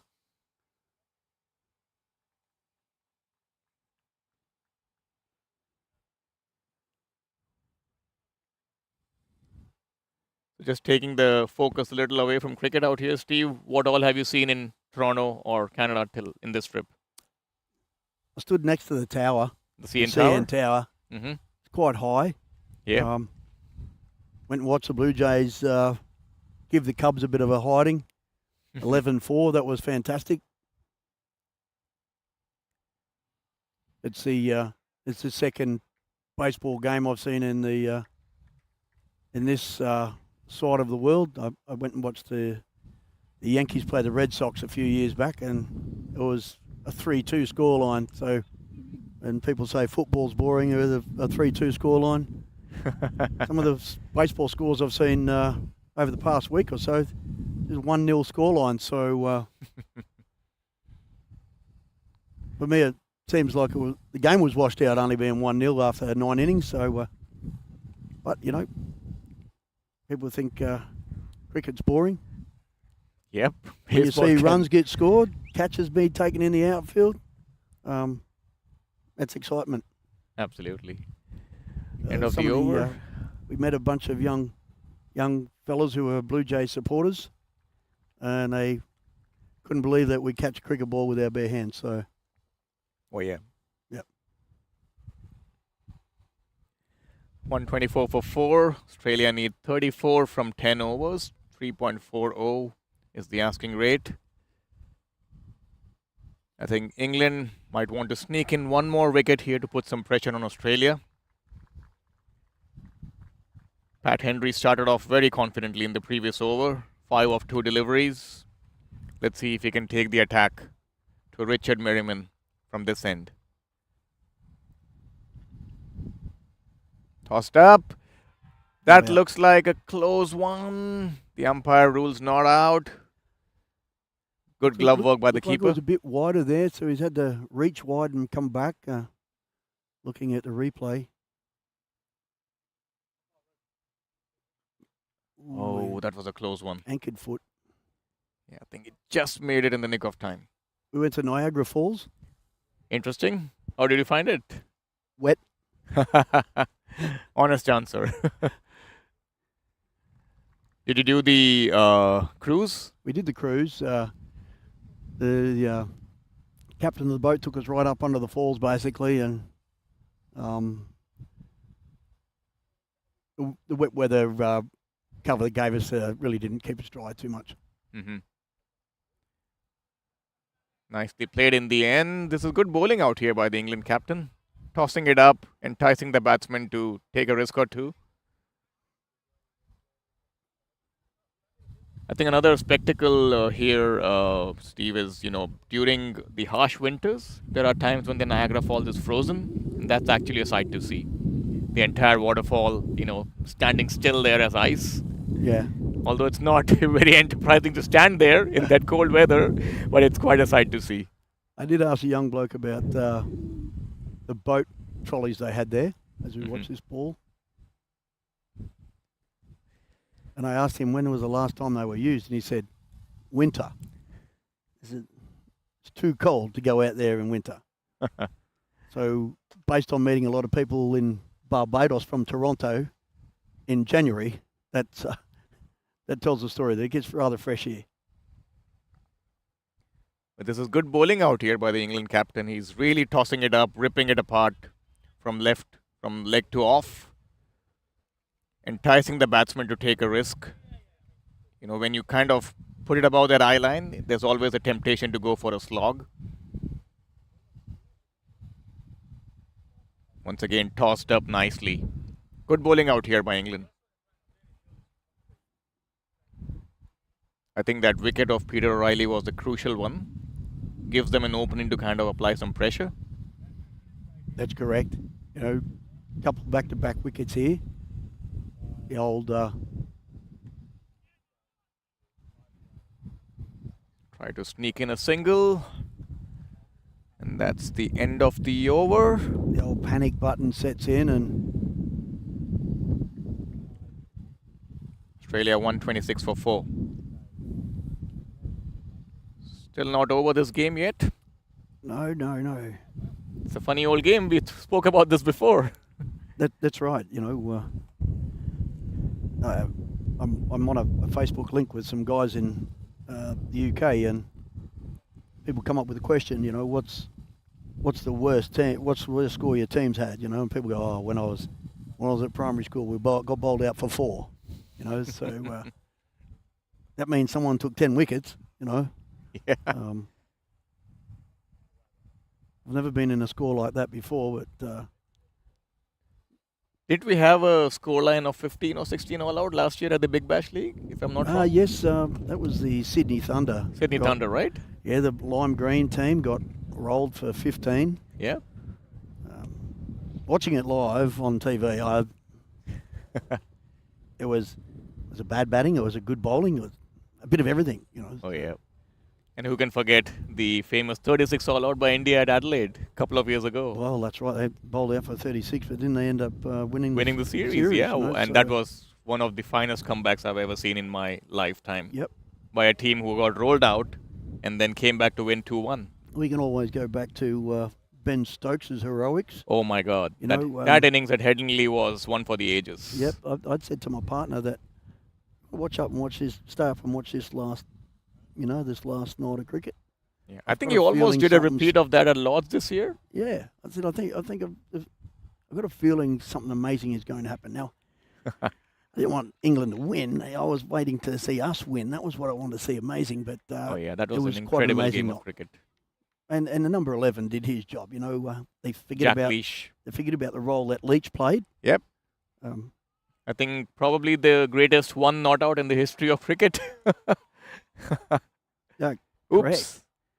But This was close. But I did see a similar scoreline the Pakistan team where one batsman had made like 2 or 3 runs, and the other bloke got 200 and something, right? But they chaired off the number 11. Oh You know, yeah, they had probably. him on his shoulder, chaired him off. Yep. It was, I think there was this game also in the same year, 2019, where Sri Lanka played South Africa. Kusal Pereira, he scored 153 not out, similar to Ben Stokes. Yep. So that was also an incredible knock. So yeah, I think Test cricket is alive and kicking. As we see Mel Hussain, who is on to bowl from this end. Some darts for Mel. You'll be saying singles, no boundaries. Hit to the deep. Fielded at long on. Australia still need 29 to win from 8.4 overs. I think England should definitely look at getting at least 1 or 2 wickets more to apply that pressure on Australia.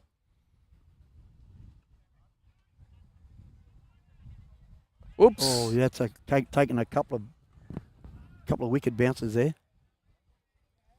Yeah, slightly misjudged there by the fielder.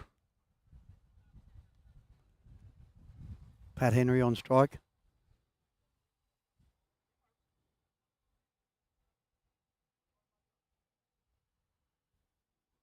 $130 for 4, chasing 157. Nicely bowled and good commitment in the field. Oh Yes. my goodness. Merriman tripped over it. Slightly deflected away from Hussain trying to field his own ball.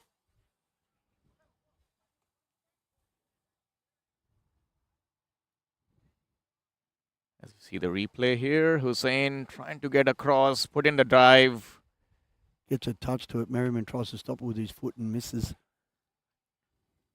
Yeah, England probably need to tighten their 131 for fielding 4. a bit. Some weary legs starting to occur out there.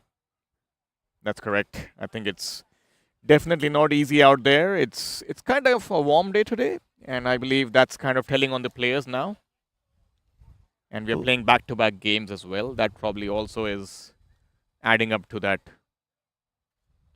fitness issue.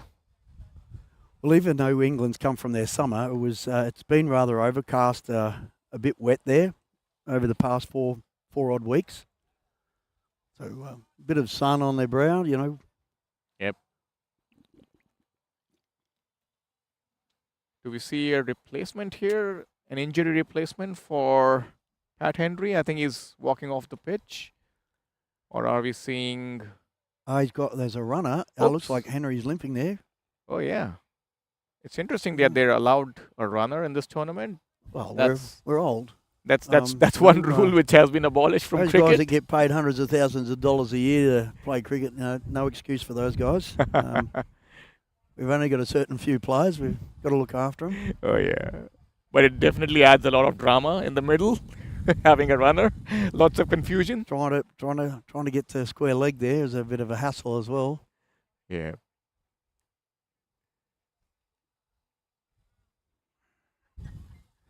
Well, that's it. This gives another extra opportunity to pick up a wicket, having the runner. Yeah, some discussion between the English captain and the non-striker. Nicely bowled. So have you had to bat with a runner much? Honestly, I grew up playing in the era where we used to have runners. I don't know if it's good or bad, but I never had the opportunity to get one for myself. But I've had a few opportunities to bat with my partner who had a runner, and trust me, it's really, really confusing. There are three people making calls. So I believe the Yeah. the non-striker Oh, who's yes. running, or the runner who's running for the batsman, he should make the call Yep. with the other guy. So they're the two. They make the run. I think the confusion occurs when the striker is actually hitting the ball and the Yes. runner is at square leg, and then he's making a And he call. calls. And if you've got three calls going, Yeah. You don't know where to look.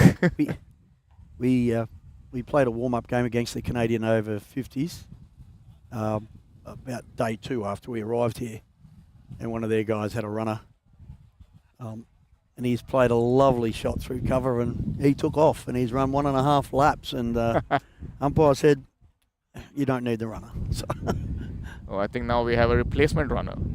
yeah, so basically they've called the rule. So I'd say Richard Merriman's been pretty on the money here. Mm-hmm. He said, "Hey, Mon, you haven't batted yet." So the rules is if you have a runner, it should be someone who's already out. It's already out. Yep. So rather than someone's fresh. Got it. And also to remind our viewers who may not be aware of this rule that the runner has to wear the exact same equipment as the batsman in the middle, which means that the runner out here is wearing the same hat, same pads, gloves, everything, whatever the batsman's wearing. Oh, he's sending him to point, so he's going to run from point to. It's interesting. I think the fielder at point is not happy about it. He's probably in his eye line.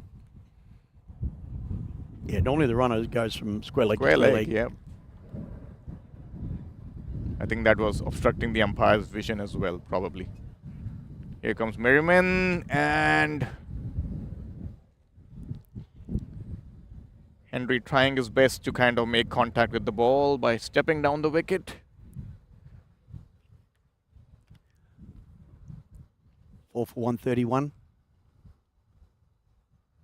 Tossed up nicely once again, He's swept got on the a fair bit of onside. bat on it, and it's beaten the fielder out there at deep backward square. That's one way to ensure that you finish the game off early and One way to not sure need ensure too you much get of running. 3.5 and over by hitting a 4. Yeah, the runner is now going back to square leg, I believe.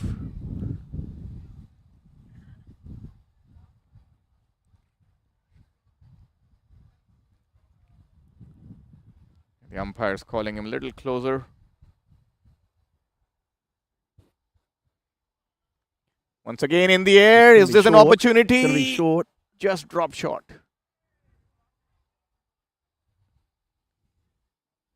Well, Pat is definitely making things interesting out here. He's taking a few chances. Well, in his situation, the hit out or get out, I suppose. Yeah, I think he wants to finish the Get game rid early. get rid of the confusion. Yeah.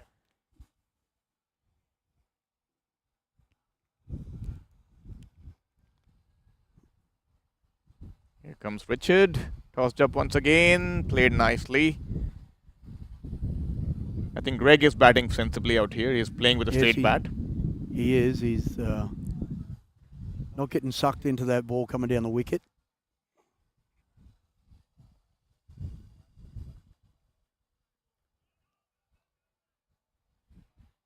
Good loud call of no.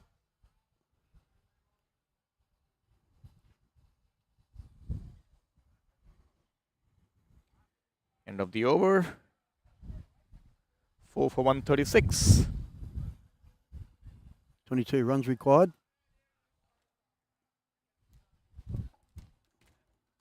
Yeah, I think a couple of quick wickets here for England has to be the Give him a agenda. sniff. Mel Hussain continuing from the pavilion end. But nevertheless, I think it's a great game of cricket. I think we are seeing a good fight being put on by England. They're not giving it up so easily. If we can pan behind us, we've still got the Canadian and USA teams here spectating. They're all around the oval looking. People are walking around. You know, for them to have the two foe. Yep. The old foe playing against one another here in their own environment. As we see another single being taken of Mel Hussain on the offside. And we can only grow cricket with the smaller nations by having the bigger nations go around. Absolutely. And play.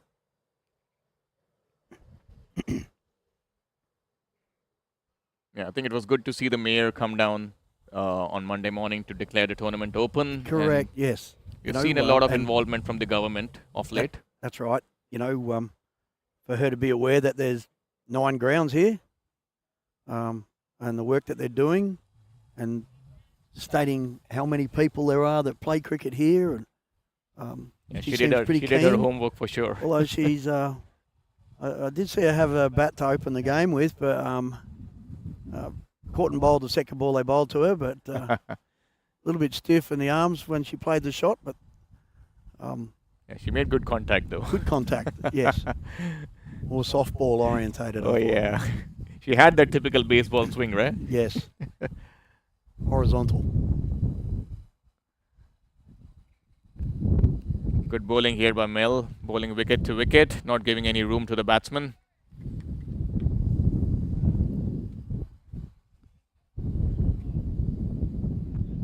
.21 needed from 6 overs. That's a great shot.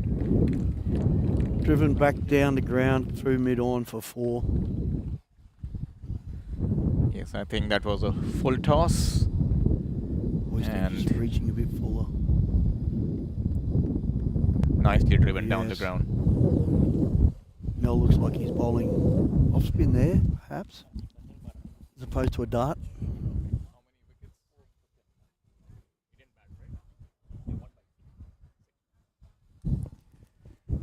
I've been just told by my commentator from the other game, Ravindra, that Kanti Patel from Canada was the man of the match, 4 for 26. 4. And Canada won by 6 wickets. Kanti Patel, the left-arm spinner, whom you saw in operation yesterday. Australia needs 17 from 6 overs to win this game. 141 for 4 at the moment. The people at home probably counting 36 balls, 17 runs there.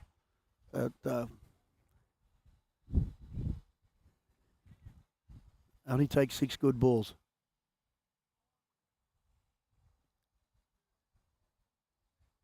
As we see the English captain, Richard, operating from the other end. He's been bowling decent so far. Started off with a slightly difficult over, but then he's found his rhythm. Oops, that is cut away. And should be 2 here, I'd say. Just a bit of a slip up in the field for England. Still chasing hard there.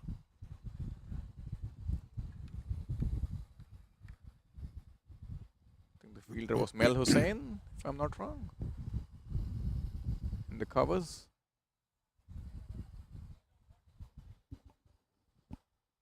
Once again, Richard tossing it up and beautifully played out there.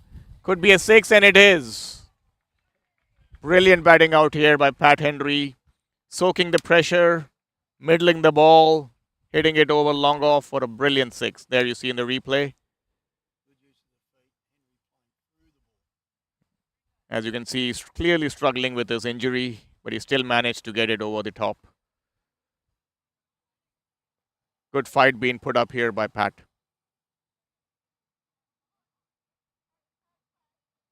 Seems to be a wide called.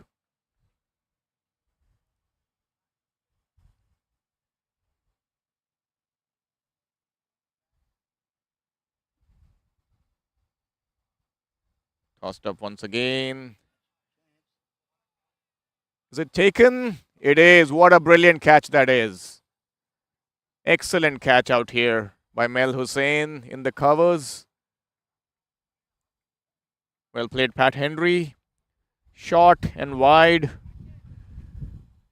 Probably did not get it off the middle of the bat. And yeah, I think it was tiredness that got the better of him? Probably the fact that he couldn't reach with his injury. Yeah. No power through the shot.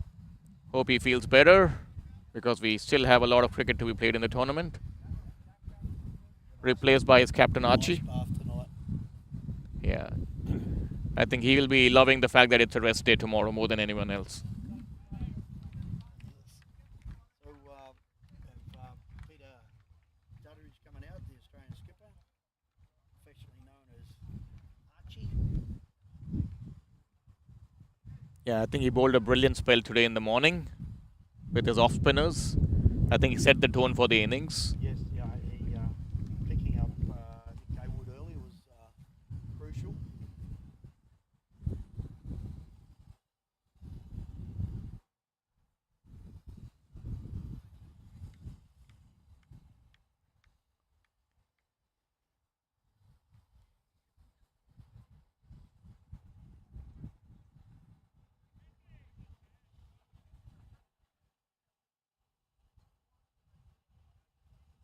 Australia 150 for 5. Need 8 runs to win this game. Australian captain at the crease, sizing up the field. Captain to captain.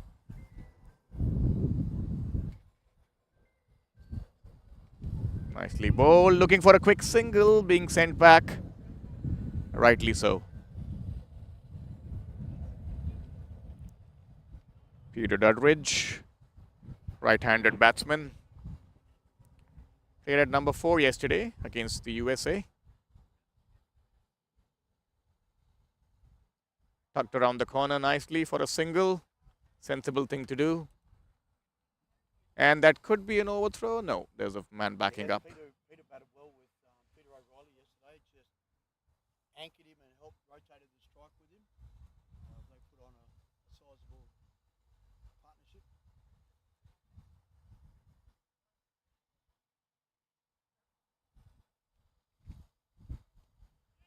Nicely played. This could be 2. Oh yeah. Good fielding out here by Hussain, who just took a brilliant catch to dismiss Pat Henry. End of the over. Australia 5 for 152. Just need 6 runs to win from the remaining 5 overs.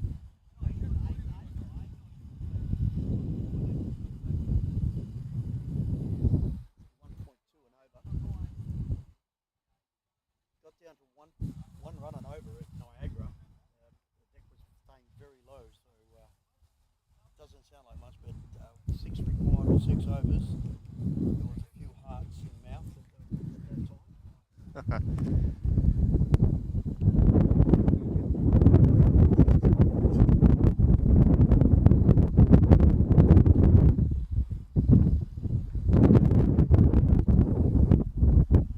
Hussain to continue from the pavilion end. Greg on strike. Oh, that seems to be a wide ball. Yep. Whenever I'm playing, Steve, this is the time that when I come to bowl. I'm known as the finisher. The finisher. When there's no chance of winning the game, finish the game off.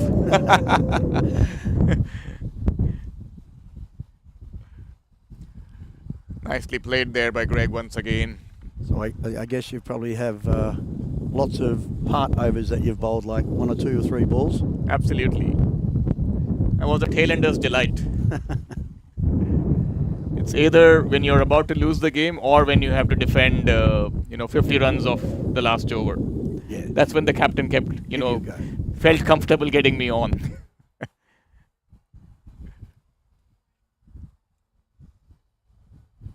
Oh, nicely played here. They say you got to learn some stage. Beautifully played by the Might go Australian all the way skipper. there. Looks like it's a boundary, Yeah, and that all looks the like the way. end of the game as well. Australia winning by 5 wickets. I think we're just waiting for the scorers to give the official confirmation. Yes, it looks like Australia have won. Pretty comfortable win in the end, Steve. Yeah, when you look at it, it looks very comfortable, but I don't think it's easy at all. Questions are still being asked. This is where I believe that when you're close like this, you finish the over off. That way you make sure that there's a winner. You don't have to worry about the scorebook. Yep. I think once again the hero for Australia has to be Peter O'Reilly with the bat. Oh, geez. I don't know whether he's going to have a bag big enough to take his trophies home, because he's won it a couple of times already now. So, but you know, kudos to him. He's been the anchor of the side, and if he fails in the next match, somebody else has got to do the job. You know? Absolutely. So that's why Let's hope that the law of averages doesn't catch up with him. That's right. You know, I asked some of my young fellas when they come into a team, are you a batter or a bowler? And they said, I'm a bowler. Do you bat? And they go, oh, no. And I said, well, you want to be number 12? Oh, no. So everybody bats. If you're in the 11, everybody's got to be a bowler. So here we are, the two teams shake hands. Right. That'll be my spell done for the day. Absolutely. Thanks a lot, Steve, for your time in the commentary box. No, Pleasure. you're welcome. Adding to commentary, you know, in Australia it's 6:10 a.m. in the morning, Wednesday. So if you've stayed up and watched this, you're a night owl or you're on shift. It'll be good morning to you guys, and good morning to all, or afternoon wherever you may be. And thanks a lot. We look forward to your company on Thursday. Tomorrow is a rest day, as we already mentioned. And this would make things interesting, the way England would now line up against USA, and Australia will be facing Canada. So we're looking forward to going to King City for the next two games. That's right, and Canada's had a win. So, yes. You know, that makes things interesting. They'll be up. So two teams with the two wins. Three teams with two wins could possibly, you never know. Absolutely. Thank you, Steve. With that note, thanks for having me. We'll say goodbye to our viewers and see you on Thursday. Bye-bye. Cheers.